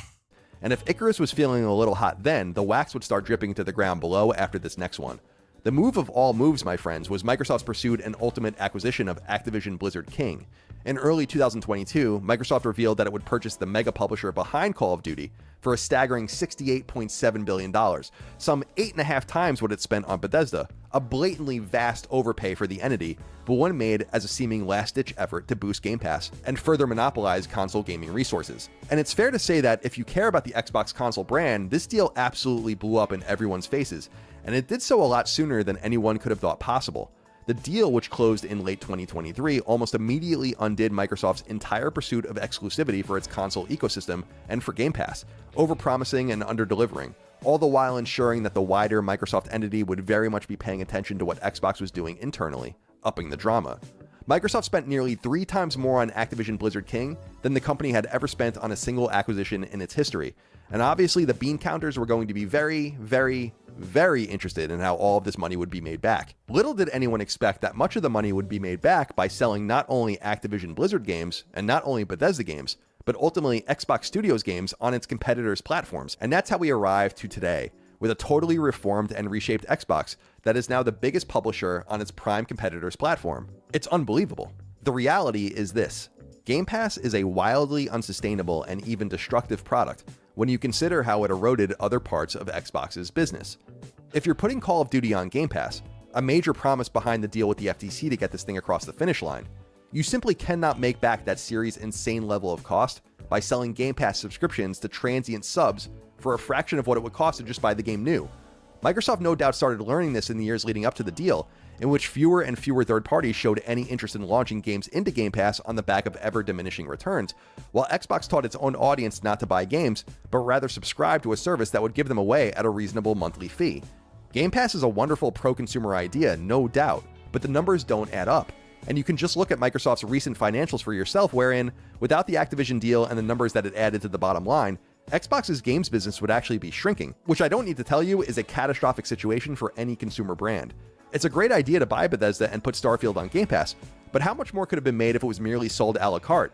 We'll find out when it comes to PlayStation 5 and Nintendo Switch 2, but the numbers speak for themselves. And this is something that internally, Microsoft executives really understood and even forewarned about, which is likely why other entities seem to be controlling Xbox now, with a series of executive figureheads carrying out directives they didn't and likely still don't believe in. It's clear that Phil Spencer and his team have tenuous at best control over the enterprise at this point, contradicting years of messaging and marketing to go in an entirely different direction. Yeah, dude, the timing of what he just said, this is why people are focused on the fact that Phil Spencer just changed his Twitter profile description to, he changed it from head of Xbox to head of Microsoft Gaming. And I think that's, he's been the head of Microsoft Gaming for a long time, and he's just now making that change. Very interesting. This was the moment that Microsoft flew too close to the sun. And in its own hubris, it ate more than it needed to. Oh, hold on, guys. I'm sorry. My YouTube studio crashed. I have to reload it before I can play the video again. Hang tight for just a moment. Okay. All right. We're good now. Eyes were bigger than its stomach. It will now forever rely upon its competitors on the market to support and sustain its own gaming operation. It's a true fall from grace, one the industry very rarely sees, and ironically, these were moves that were cheered on by the biggest Xbox evangelists, adding extra layers to the drama. None of this would have happened if the Activision deal in particular didn't occur. The situation Xbox is now in has everything to do with it, perhaps foreshadowed by the Bethesda deal, but really pushed over the edge by Activision Blizzard King. We all learn in life to be careful what we wish for, and it's safe to say that a grouping of the loudest Xbox fans got just that. It's here that I want to begin to wrap things up, returning to my conspicuous use of the word cope earlier in the video, a word that old men like me really shouldn't be saying, but sometimes the thesaurus just doesn't do the needed vocabulary sufficient justice. 2025 marks my 23rd year in the games industry as a so-called professional, so I have a lot of experience here. I've been around the block a few times at this point. The loud, boisterous section of the Xbox ecosystem that has for years poisoned the well of console gaming discourse is the very group that most loudly cheered on these acquisitions, thinking that it would make Xbox into an exclusive churning machine unlike any you've ever seen, injuring its competitors in the process. And in a perfect world with good management and truly talented studios across the board, maybe that would have become reality.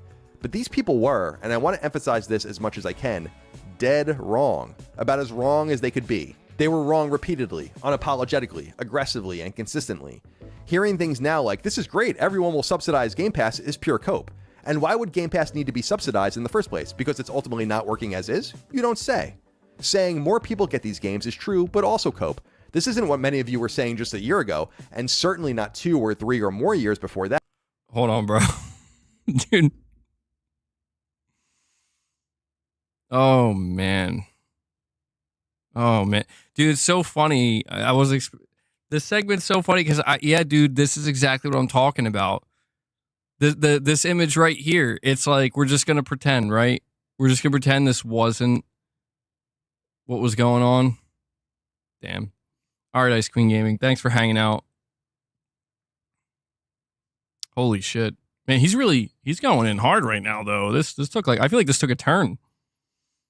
Yeah, he went from 0 to frying.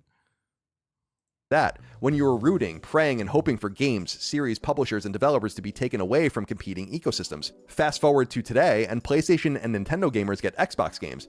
Xbox gamers get virtually nothing in return. How is that a win? Yes, Microsoft Gaming is now a massive third-party publisher, but that's not what you wanted, is it? They're making a lot of money, yes, but they're spreading the field elsewhere and not staying put. More cope? You decide. The point I'm making is this.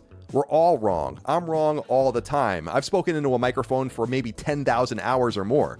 I've written millions of words quite literally. I made a really dumb Mass Effect 3 video once and I said Vita would outsell 3DS, but I own those mistakes and many others. We talk about all of it extensively on our shows. We literally start every episode of Sacred Symbols with corrections from the previous week. Will we see any similar adjustments from the Chronically Wrong here? I highly doubt it, but it's something that maybe I'll get into in a future video. It's just that it's not every day that Icarus flies too close to the sun hand in hand with someone leading him there, blissfully unaware of the outcome, when the outcome seemed at some point so blatantly obvious. How did I know for years that this would all go pear-shaped, but they didn't? Where does the buck stop with these people? Why does anyone continue to listen to them? I guess that's up to all of you. So yeah, that's how Microsoft undid the Xbox brand, paradoxically making it more financially powerful while undoing its entire exclusive ecosystem forevermore, and aggressively trying to undermine Nintendo and specifically PlayStation by attempting to remove as many resources from the board as possible to squeeze the competition. Microsoft instead made itself into PlayStation's biggest third-party publisher, from Call of Duty to Minecraft, from everything Bethesda does to everything Xbox Studios does. This perhaps constitutes one of the great ironies in all of gaming's long history. And it's all because some executives that thought they knew more than everyone else insisted on flying too close to the sun, bringing the entire operation careening into the plasma, hand in hand. Damn. What a good video. Poopy Snoopy, you're saying, damn, somebody heard him. I mean, I don't know, man. That was, I thought that was really well done. I liked it. Good video. He's cooking. I mean, he wasn't, you know what's interesting is he wasn't toxic about it. I mean, he took a couple shots, but nothing major. You know, nothing major. So, like comparatively speaking, like to see some of the other shit I see out there, it's like, dude, this was nothing. This was fucking nothing. But yeah, man, I feel like a lot of it was on point. A lot of it was on point. By the way, guys, I want to ask you, if you haven't already, please take a moment and hit that like button. Okay?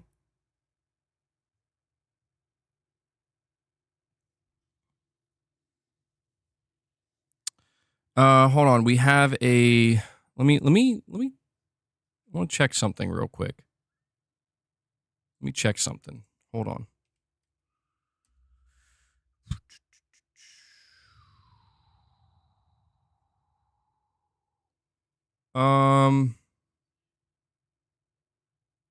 Yeah, make sure you hit that like button, because there's definitely going to be some people who are not happy about the topic today. Hang tight, guys. Hang tight. I'm trying to, let me read this.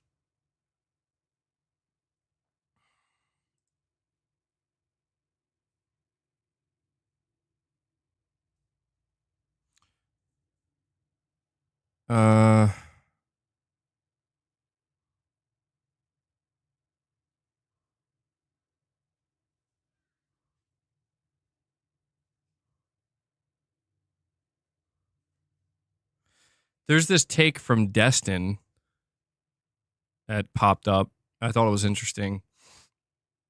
He says, this is Destin Legary. He says, I don't understand how PlayStation fans can see that the PS5 is at 75 million and the PS4 was at 76.5 million in the same time frame, and still jump in my replies to say that the console market is growing.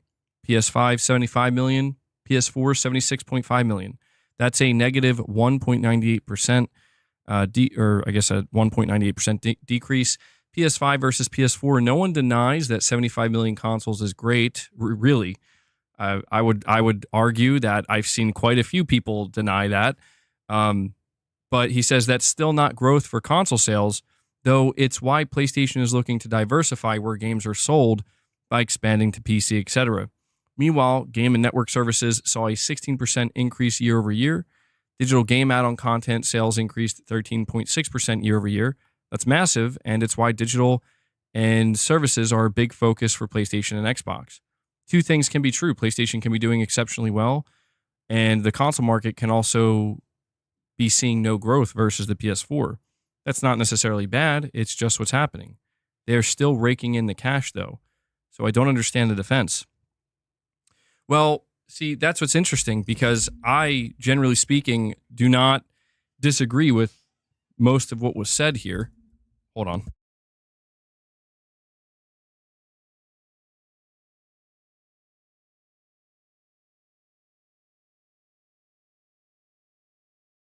I don't disagree with most of what was said here, but I think what's interesting, right?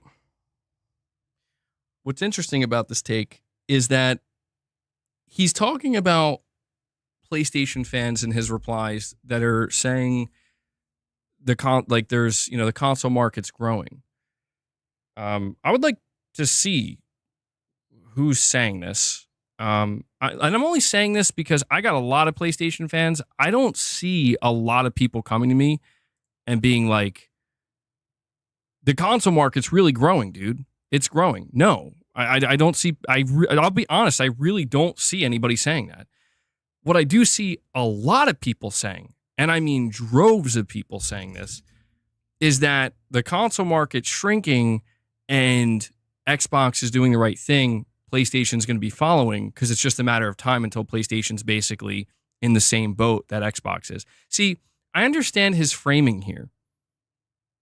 But I just feel like this is the kind of disingenuousness that I kind of see, where it's like, so we're just going to pretend that people are not out here actively trying to compare PlayStation to Xbox. Because you know what I don't see many people doing? Comparing PlayStation 5 to PlayStation 4. I do that. And you know why I do that? Because I try to highlight to people like, dude, the PS5 doing just as well as the PS4, or just like 2% less than the PS4, considering there's been no price decrease, no permanent price decrease, is kind of insane. If not insane, just respectable. It just goes to show that, dude, they're doing great. The PS4 generation, like, I guess what I'm trying to say is nobody was talking badly about the PS4 generation. Like, nobody by the end of the PS4 was like, yeah, it did good, but did it really do that good? No, I don't think people were like that, man. I don't know. I think that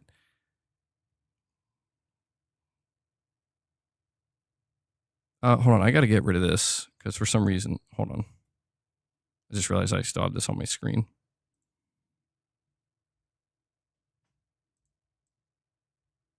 There we go. Like, I don't understand what the angle is. If the angle is, Sony is diversifying because they're not seeing enough growth in the console space, I agree with that. That's correct. Yeah. But I don't know, man. I guess I'm just a little confused because I have not really seen people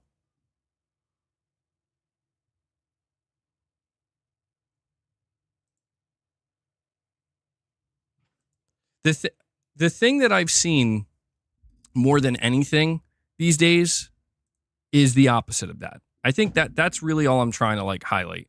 The thing that I see frequently and like pretty much, almost on a daily basis or like every other day are people spinning narratives that downplay the PS5 hitting 75 million. That like it really doesn't matter. It doesn't matter because, well, this is what Sony's doing. Like, they're going to go in the same direction. And there's no growth in the console market. It's over. Basically, what I'm trying to say is the narrative that I see more than anything is that it's over for Microsoft in the console. So, therefore, it's also eventually going to be over for PlayStation 2. And it's like, no. No. That's not true. They're actually making a profit with PS5 now.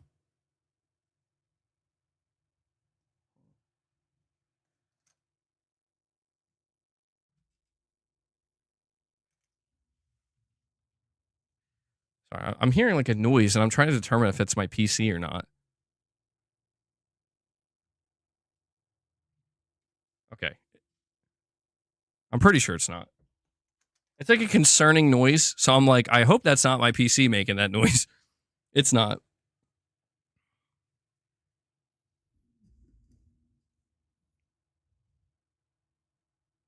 I'm just so sick of the narrative that like I'm sick of the narrative that is being pushed by a group of people that have no choice but to push it now. Where it's like, what happened to the Xbox console is a sign of things to come. You know? And it's why I called out that IGN article too. Because it's like, no, it's not actually. At least not for the PS5. I can't speak for the PS6, but not for the PS5. And I do think the future of consoles, I don't know, man. I do think the future of consoles are actually a bit brighter than people want to see it as. It doesn't mean that it should be the only thing. You know, it doesn't mean that people should lie to themselves and say, no, there's going to be massive growth for console in the future. I'm not saying that either, but it's just hard. It's hard not to, when you see people that are suddenly like, yeah, I don't know, man. I don't know about this whole console thing anymore. At the exact same time that Microsoft is like, yeah, we're going to move all of our games over. We're pretty much done with the console. You get what I'm saying? It's hard not to kind of look at those things and be like, well, that's interesting timing.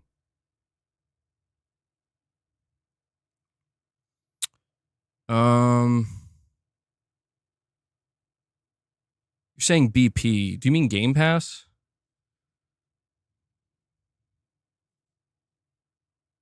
They said the 360 and the PS3 would be the last console back then. Yeah, that's what I find interesting, dude, is like people are completely overlooking the fact that for pretty much every generation of console since pretty much after the PS2, every generation was kind of like, yeah, there's just not, like, consoles aren't going to be relevant after this. Like, this is a conversation that has existed for literally decades and multiple generations, and it's just never true. And I'm not saying it couldn't become true at some point. It could, but that's just like saying anything else, man. You know? That's just like saying anything else. Oh, okay, the BP oil company. All right. But let's go see.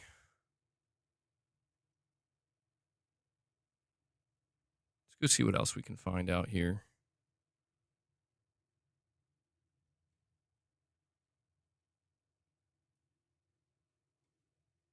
Oh.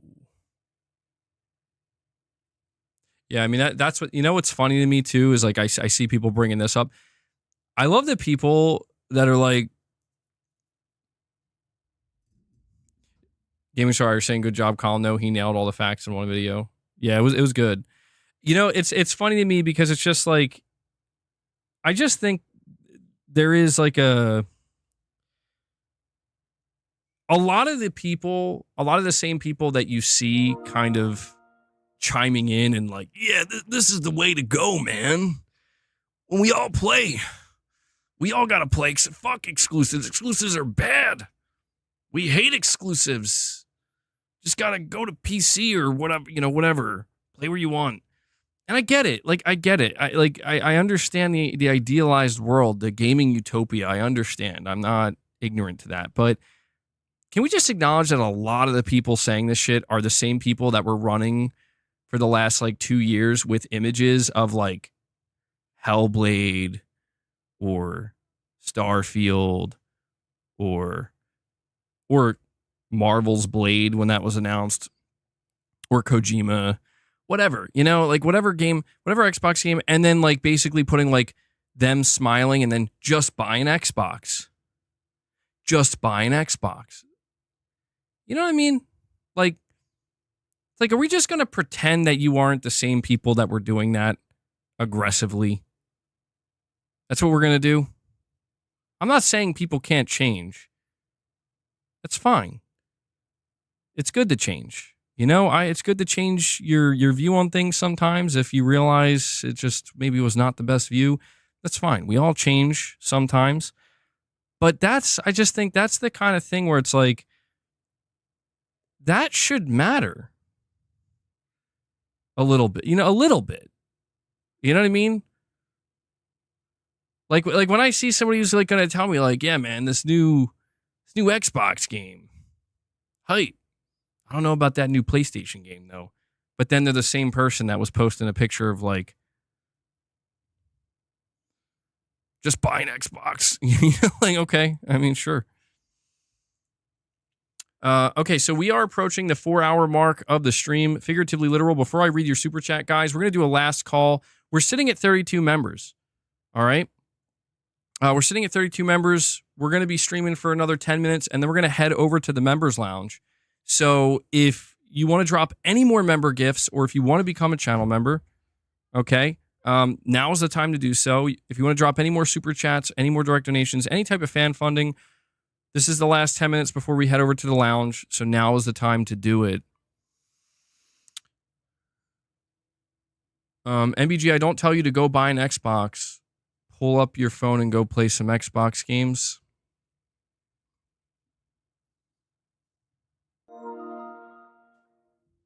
Figuratively literal, you're saying, I remember people saying consoles are dead around the time the PS4 came out. There have always been people ready to yell it from the roof. Yeah, it's kind of weird, dude.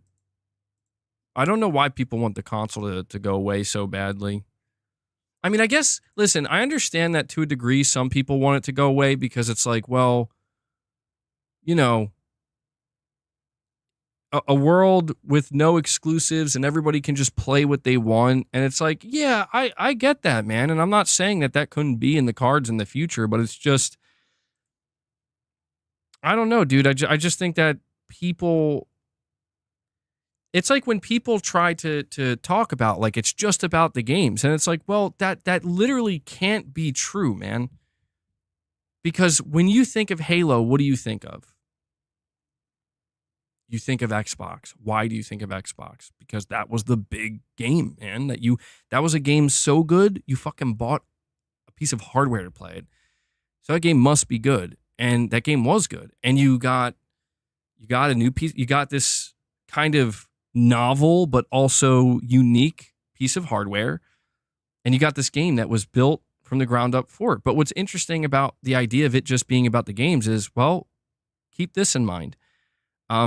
Halo was not actually an Xbox game. Originally, Microsoft bought it, I think, from Apple, or they got it. They got Bungie. Apple was about to get Bungie, and so Microsoft was like, we're getting you, because they wanted Halo to be an exclusive. And I just feel like, trying to rip these things from one another and then pretend it's not that it's that serious. Yeah, every screen is an Xbox. Yeah, it's not that it has to be that serious. It's just like, I don't know, man. Maybe I am just turning into an old head here, but I just don't see anything wrong with. I don't know why people feel like because company A is saying, you know what, we're not going to do this anymore, that means that company B and C shouldn't either, or that it's bad. You know, I do think that there are. Listen, I want to acknowledge this. Like, I have seen some PlayStation players where they are a little bit too head and buried in the sand. You know what I mean? Like, guys, Sony is doing things differently. Like, we have to acknowledge that. That's literally, like, that's been happening. It's literally happening right now. We've been seeing it. But, I think there's a difference between that and people just being like, yeah, I think it's pretty fun. I think it's pretty good. So when we had that conversation about exclusives, like, I've made it clear that if exclusives entirely just went away, I would still probably play on PlayStation, and I'd still probably play those games on PlayStation. And I wouldn't feel upset that other people can play these games. But at the same time, it's like, I'm not going to sit here and pretend that a massive part of what made literally PlayStation what it is and what drove a lot of people to it is now undone, dismantled, and gone.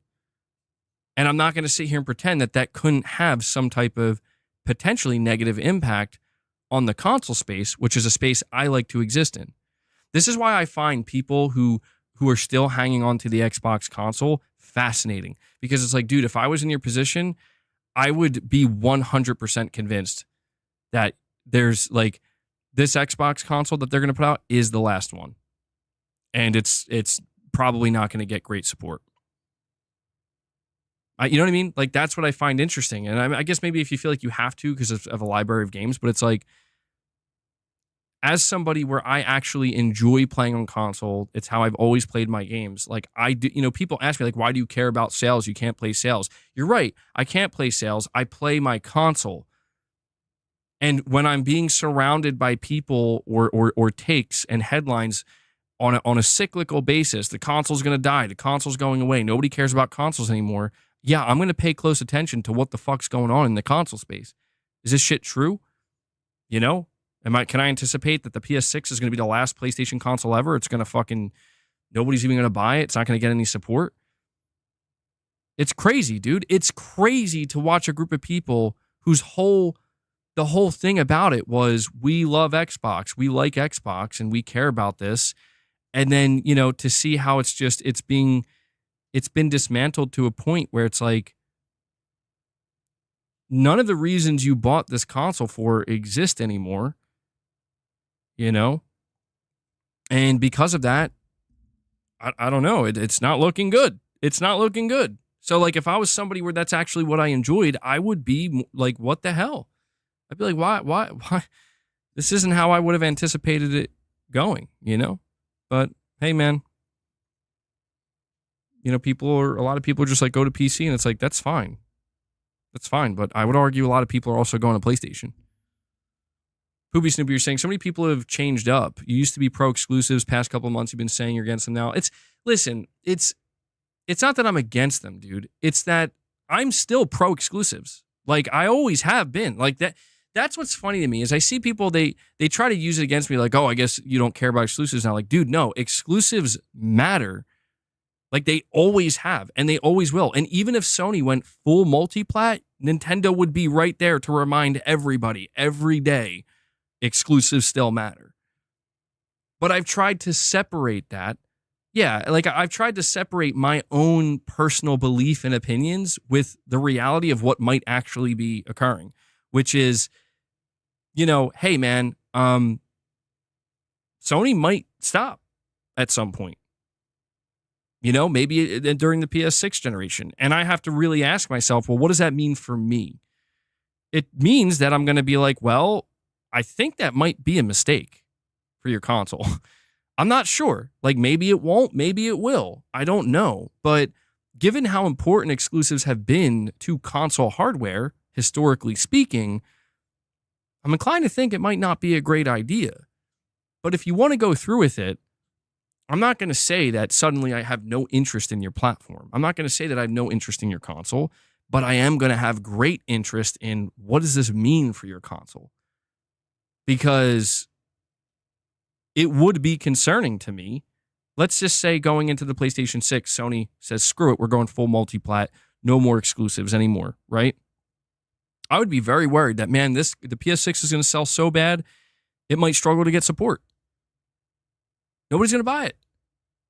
I don't know. Maybe the casuals will, but I don't know.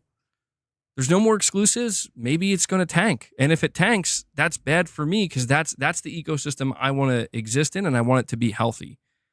That's why I think the problem with the Xbox situation right now with Xbox players is that they have to take Microsoft's word for it, man. There's no proof. And that sucks, where it's like, dude, Xbox is toast when it comes to the console. It's over. Like, they're not recovering from this. The next Xbox is probably going to be the worst selling so far. And they just have to take Phil Spencer's word when he says, yeah, we're going to continue to support it. Don't worry.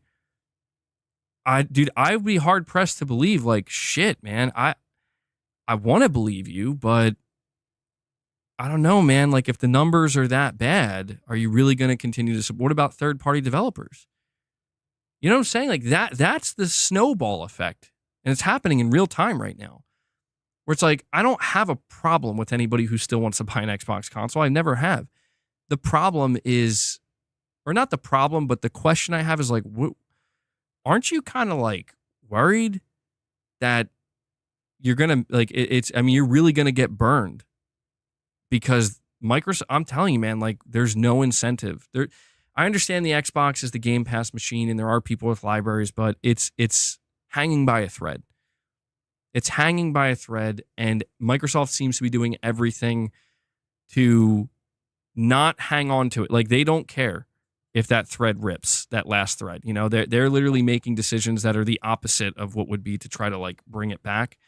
And if PlayStation if PlayStation was in the exact same position that Sony was in right now, I would be convinced that the PS6 that's it. Like, it's the last console, and it probably is going to struggle to get any like the type of support that it needs, that I would expect it to get. So I absolutely do care about the health of the console industry, man, because I don't want to play on PC. I just don't. Like, there, you know, if that's my only option, sure, that's my only option. But I don't fucking want to play on PC. I have no problem with PC per se. Like, nothing like against the, you know, what it is or people who play there, but it's just I like console gaming. And so, you know, to me, I also don't want to go play on Nintendo. That's another important thing to highlight. Like, this is why I care about the PlayStation ecosystem and the health of the console, and why I was so interested to see what happens with the PS5 Pro, because it's like I was pretty sure like there are people who are going to want to buy the PS5 Pro, and it's going to probably do pretty well. Like, I think most people don't, but I think that there are a lot of people, or at least enough people out there like me. There are at least enough people out there like me that are like, yeah, dude, I love playing on console. I love the PlayStation console, and you give me a better version after 4 years of getting thousands of hours on my base console. I look forward to upgrading to that. And the way people were reacting, they're like, what are you, out of your fucking mind? It's like, no, I don't think I mean, maybe sometimes, but generally speaking, no, I don't think so.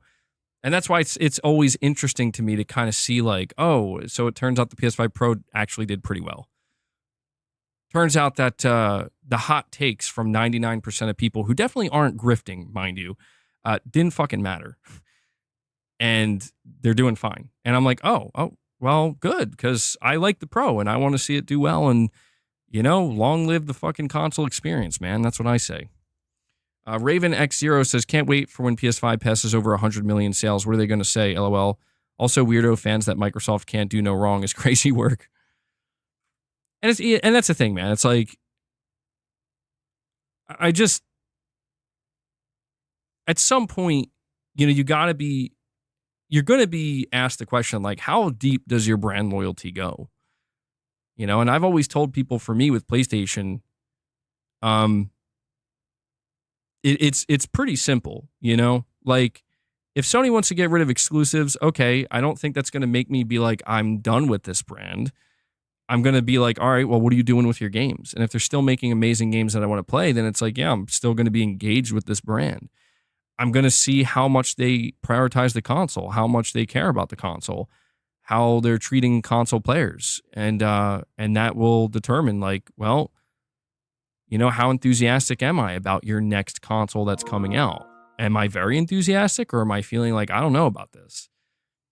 It's stuff like this where it's like people, again, I see the tantrums that, and I throw tantrums too, but I see the tantrums that people throw about, like, you know, I get like walls of comments of people where they're like, let me tell you why I fucking can't stand PlayStation this gen or whatever. And I'm like, okay, but me and like literally millions of other people don't feel that way. So I'm like, sorry you feel that way, but I like, it just get to a point where it's like, I don't think things are as bad as people make it sound, you know, like, truly. And I know it starts to get to a point where it seems like I'm coming off defensive, but honestly, it feels like I got to go a little bit on the defense here because, dude, I'm dealing with the attacks, bro. Like, I'm seeing, like, I'm just trying, like, that state of play reaction. I kind of was prepared a little for some toxicity, but I was not prepared to, like, you know what's ironic, dude? I saw so many people complaining about that state of play, and it's like, the statistic just came out that was the most viewed state of play ever. It hit over 2 million concurrent viewers. And I'm like, I'm not saying that that equates to a good state of play, but it's just funny to me that it's like, I genuinely wonder, out of those 2 million viewers, how many people walked away from that being like, that fucking sucked? Like, what is the like to dislike ratio on that? You know? I don't know, man. It just feels like it's that level of vitriol is slowly but surely taking over. Poopy Snoopy is saying, that's why I don't see a problem with day and date on PC. PS gamers are on console, but they prefer console, so it shouldn't affect sales. And that's why I've been talking about that. You know, like, I personally, I think Sony would be fine continuing to do it the way they do it. All right? Like, if it were up to me, I would keep it the way it is. Live service multiplayer games, day and date on PC to cast the widest net possible. And hell, if we're talking live service, maybe even Switch. Single player games, they got to have a time frame of exclusivity, because those are the games that are truly going to move consoles. And those are the games that are going to move hardware. That's what I would do if I was in charge. But I do understand that Sony might look at it as, we got to experiment. We got to go day and date with one or two of these games, single player, and see what happens. I understand that. And I'm not going to, I'm not going to act like shocked or like, oh my God, I can't believe they're doing this.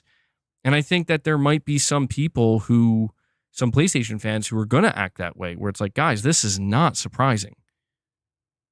And I think for some people, it's just going to be another reason to throw a potential fit where it's like, I'm not saying there isn't something maybe worth potentially criticizing here if you're concerned, but it's just, look at where we are. You know what I mean? Like, this is why you don't see Xbox fans really throwing a fit at Halo, at least not many, like going to PlayStation, because it's like, dude, for the last year and a half, we've been seeing the like they've been walking in that direction.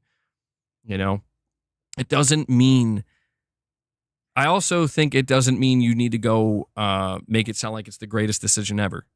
I don't think it would be the best decision ever for Sony to put their single player games day one on PC, because I think that might do nothing.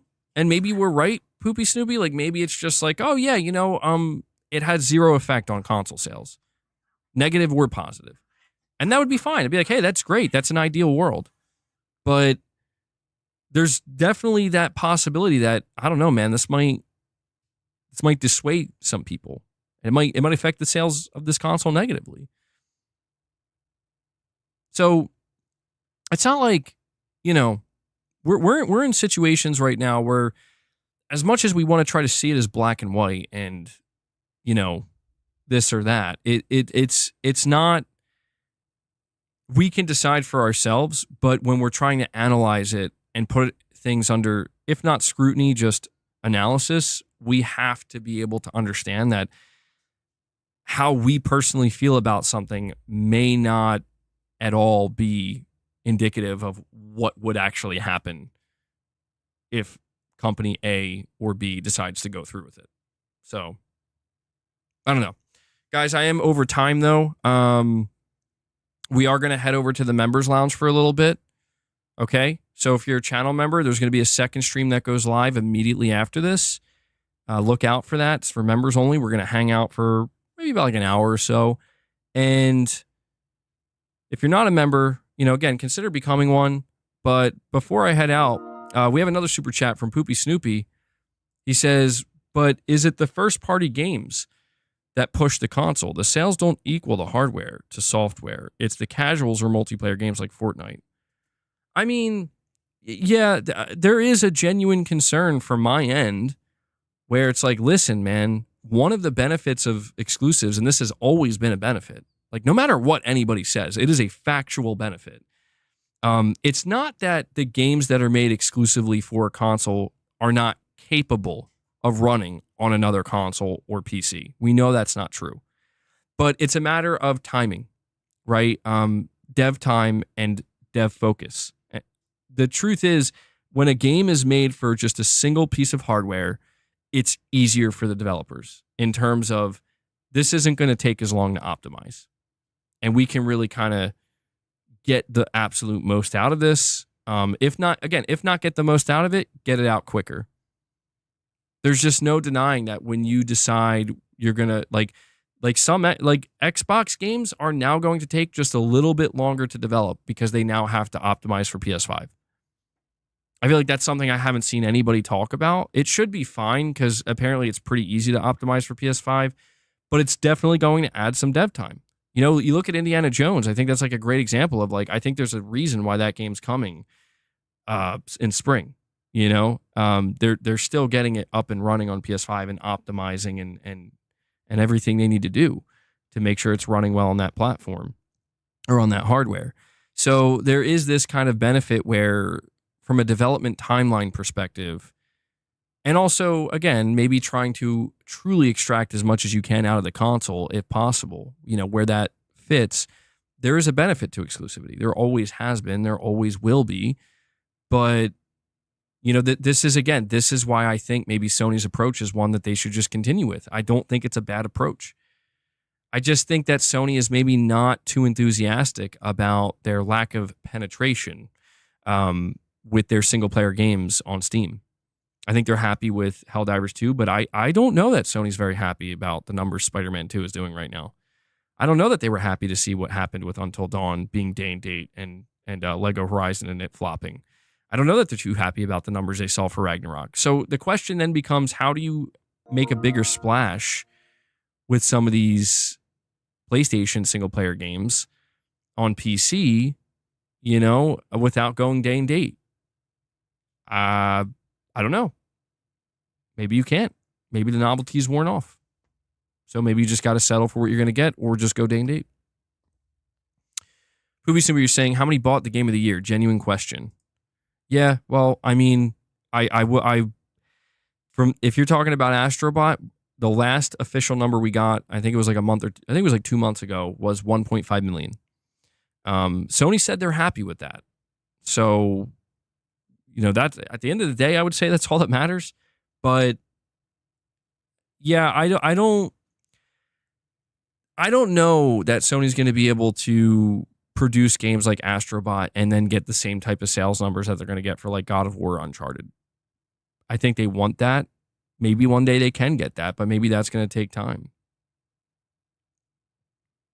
And I get it. Like, but I get where you're coming from, Poopy Snoopy, but that's where I think Sony maybe understands, like, dude, Astrobot doesn't need to be everywhere. It doesn't need to be a 10 million plus seller. It has a job to do. The job of Astrobot is to be the mascot of PlayStation and something that gives PlayStation some type of identity in a more overt way.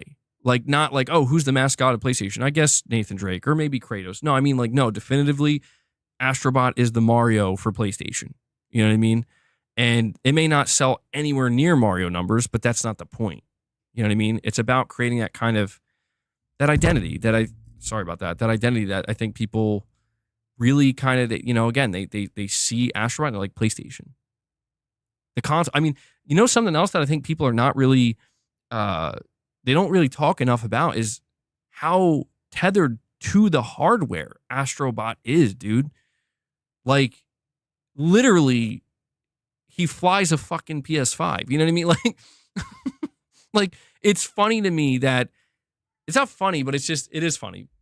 It's interesting to me. It's telling that it is like just as much of a priority for Astrobot to be like kind of like, hey, here's Astrobot and the PlayStation hardware.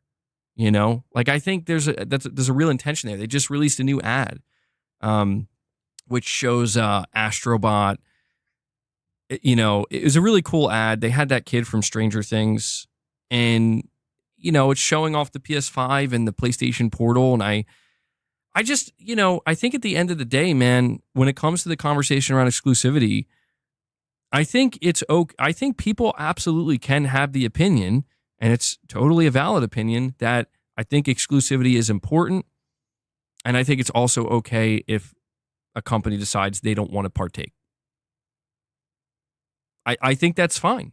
Like the reason why I say that is because, dude, it's like if the company decides they don't want to partake in it, you know, you're screaming into a void at that point. You're upset at something that you have no control over and doesn't matter anymore. And that's why I don't think I don't think Xbox fans should be mad at Microsoft. I don't think they should, like, I want to make it clear, they shouldn't be mad at Microsoft for not, you know, for being like, we're done with exclusivity. I think they need to just chill the fuck out and stop constantly making it seem like there's something wrong with anybody else who is, you know, like the fucking fact of the reality is, like, Nintendo, especially Nintendo players, but also to a degree PlayStation players, even if it's timed exclusivity, we still have that to some extent. And that matters to some people, you know? And I just think really, you know what I think it is? And I think this is all it boils down to, man. I think the truth is there are a lot of people who right now would be cheering on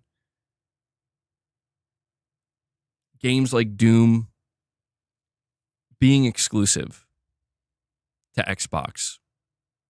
I think we know that, like, we see these people, whether they're YouTubers, whether they're, you know, Redditors, whether they're people on Twitter, whatever, where we know that they would be cheering that on. And I think all I really want from those people is to just admit, like, not even so it's not even about, I want to dunk on you. No, just admit it. Like, it's okay. Like, you loved Xbox and you loved exclusive games for Xbox. And it's like, this is the whole thing, man. And now that doesn't exist. And I think what they're doing is they're, instead of admitting that and maybe just kind of being a little bit, you know, like, I think the truth is some of them are a little bit kind of chapped that, you know, yeah, Nintendo and PlayStation to an extent still have some exclusivity and Xbox doesn't anymore. I get that. Like, I get why you don't want to acknowledge that, but I think it would be good to acknowledge, because it's just like the only other option here is what I see a lot of people doing, which is, well, what if we just gravitate towards the narrative and the people proliferating the narrative that exclusives are actually bad? And that to me is the bullshit, because it's like, you either always thought exclusives were bad or you didn't.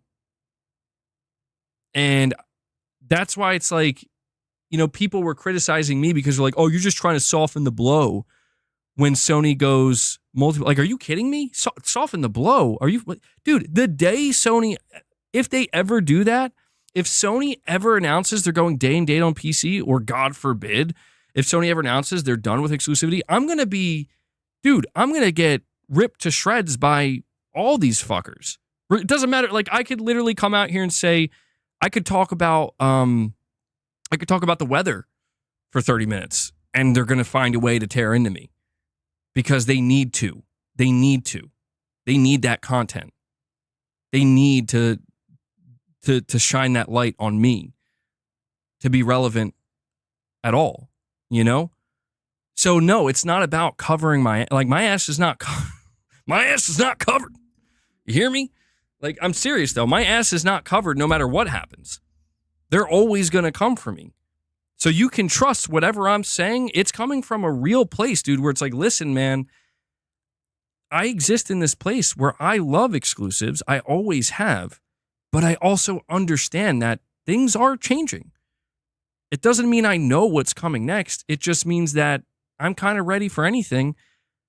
But, if it were up to me, just like I said a moment ago, if you want to know, if it were up to me, I would just, if I were Sony, just keep doing it the way you're doing it. Everything seems to be fine, you know? I think everybody's happy with it right now, in terms of how they're handling their platform exclusivity or timed exclusivity and whatever.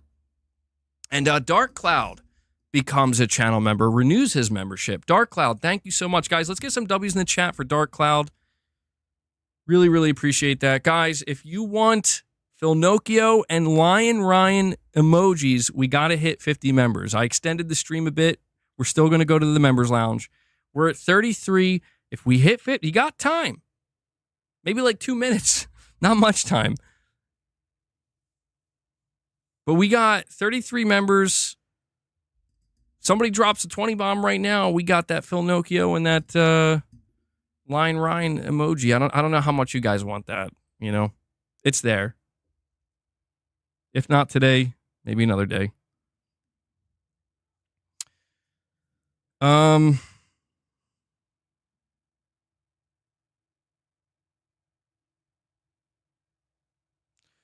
on one sec.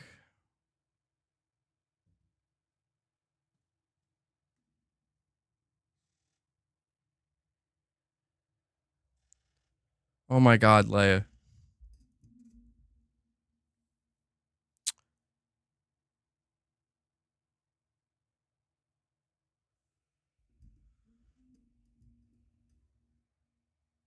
All right.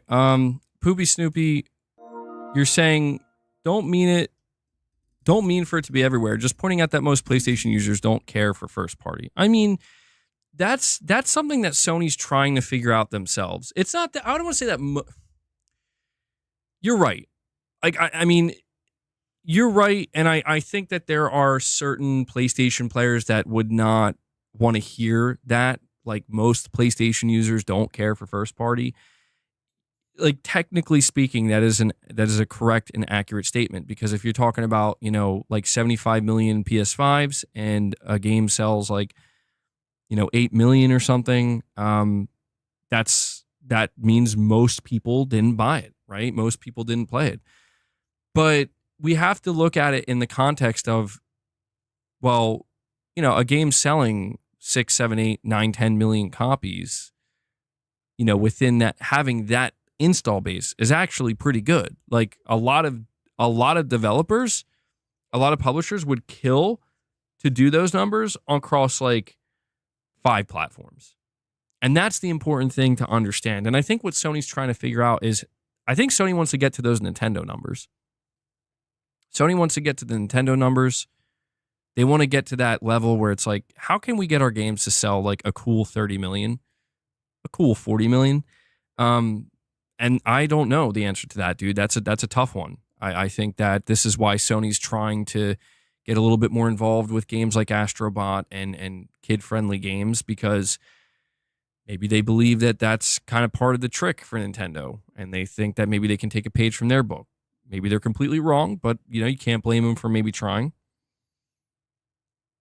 But yeah, it's a challenge that Sony they have to undertake, where it's like, well, you know, if console growth has maybe stagnated to a certain extent, then the next thing we can move on to is, if we can't show growth for the console and the console just continues to hit consistently 100 million, right, which is good.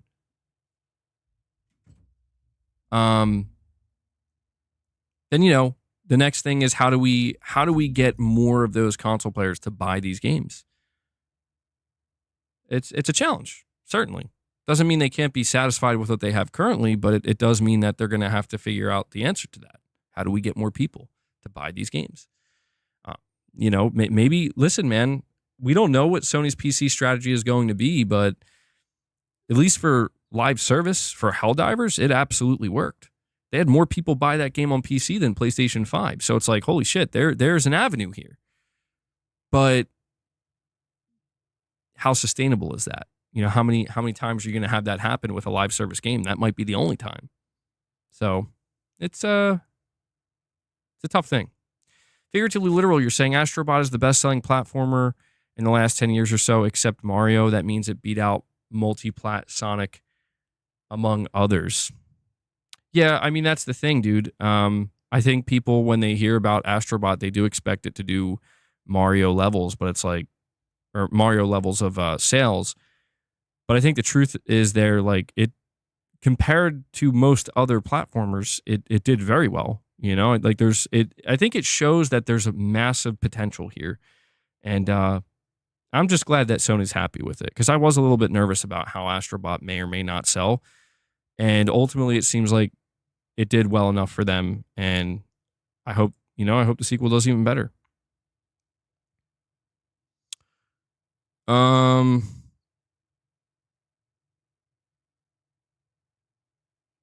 Moses says, I'm too old for this. I just want good games. That's Moses saying that, bro. All right, guys.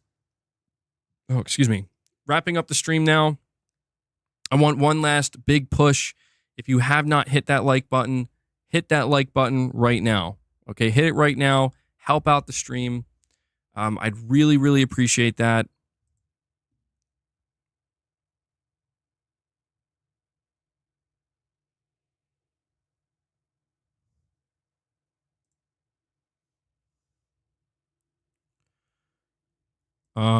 Okay, hold on.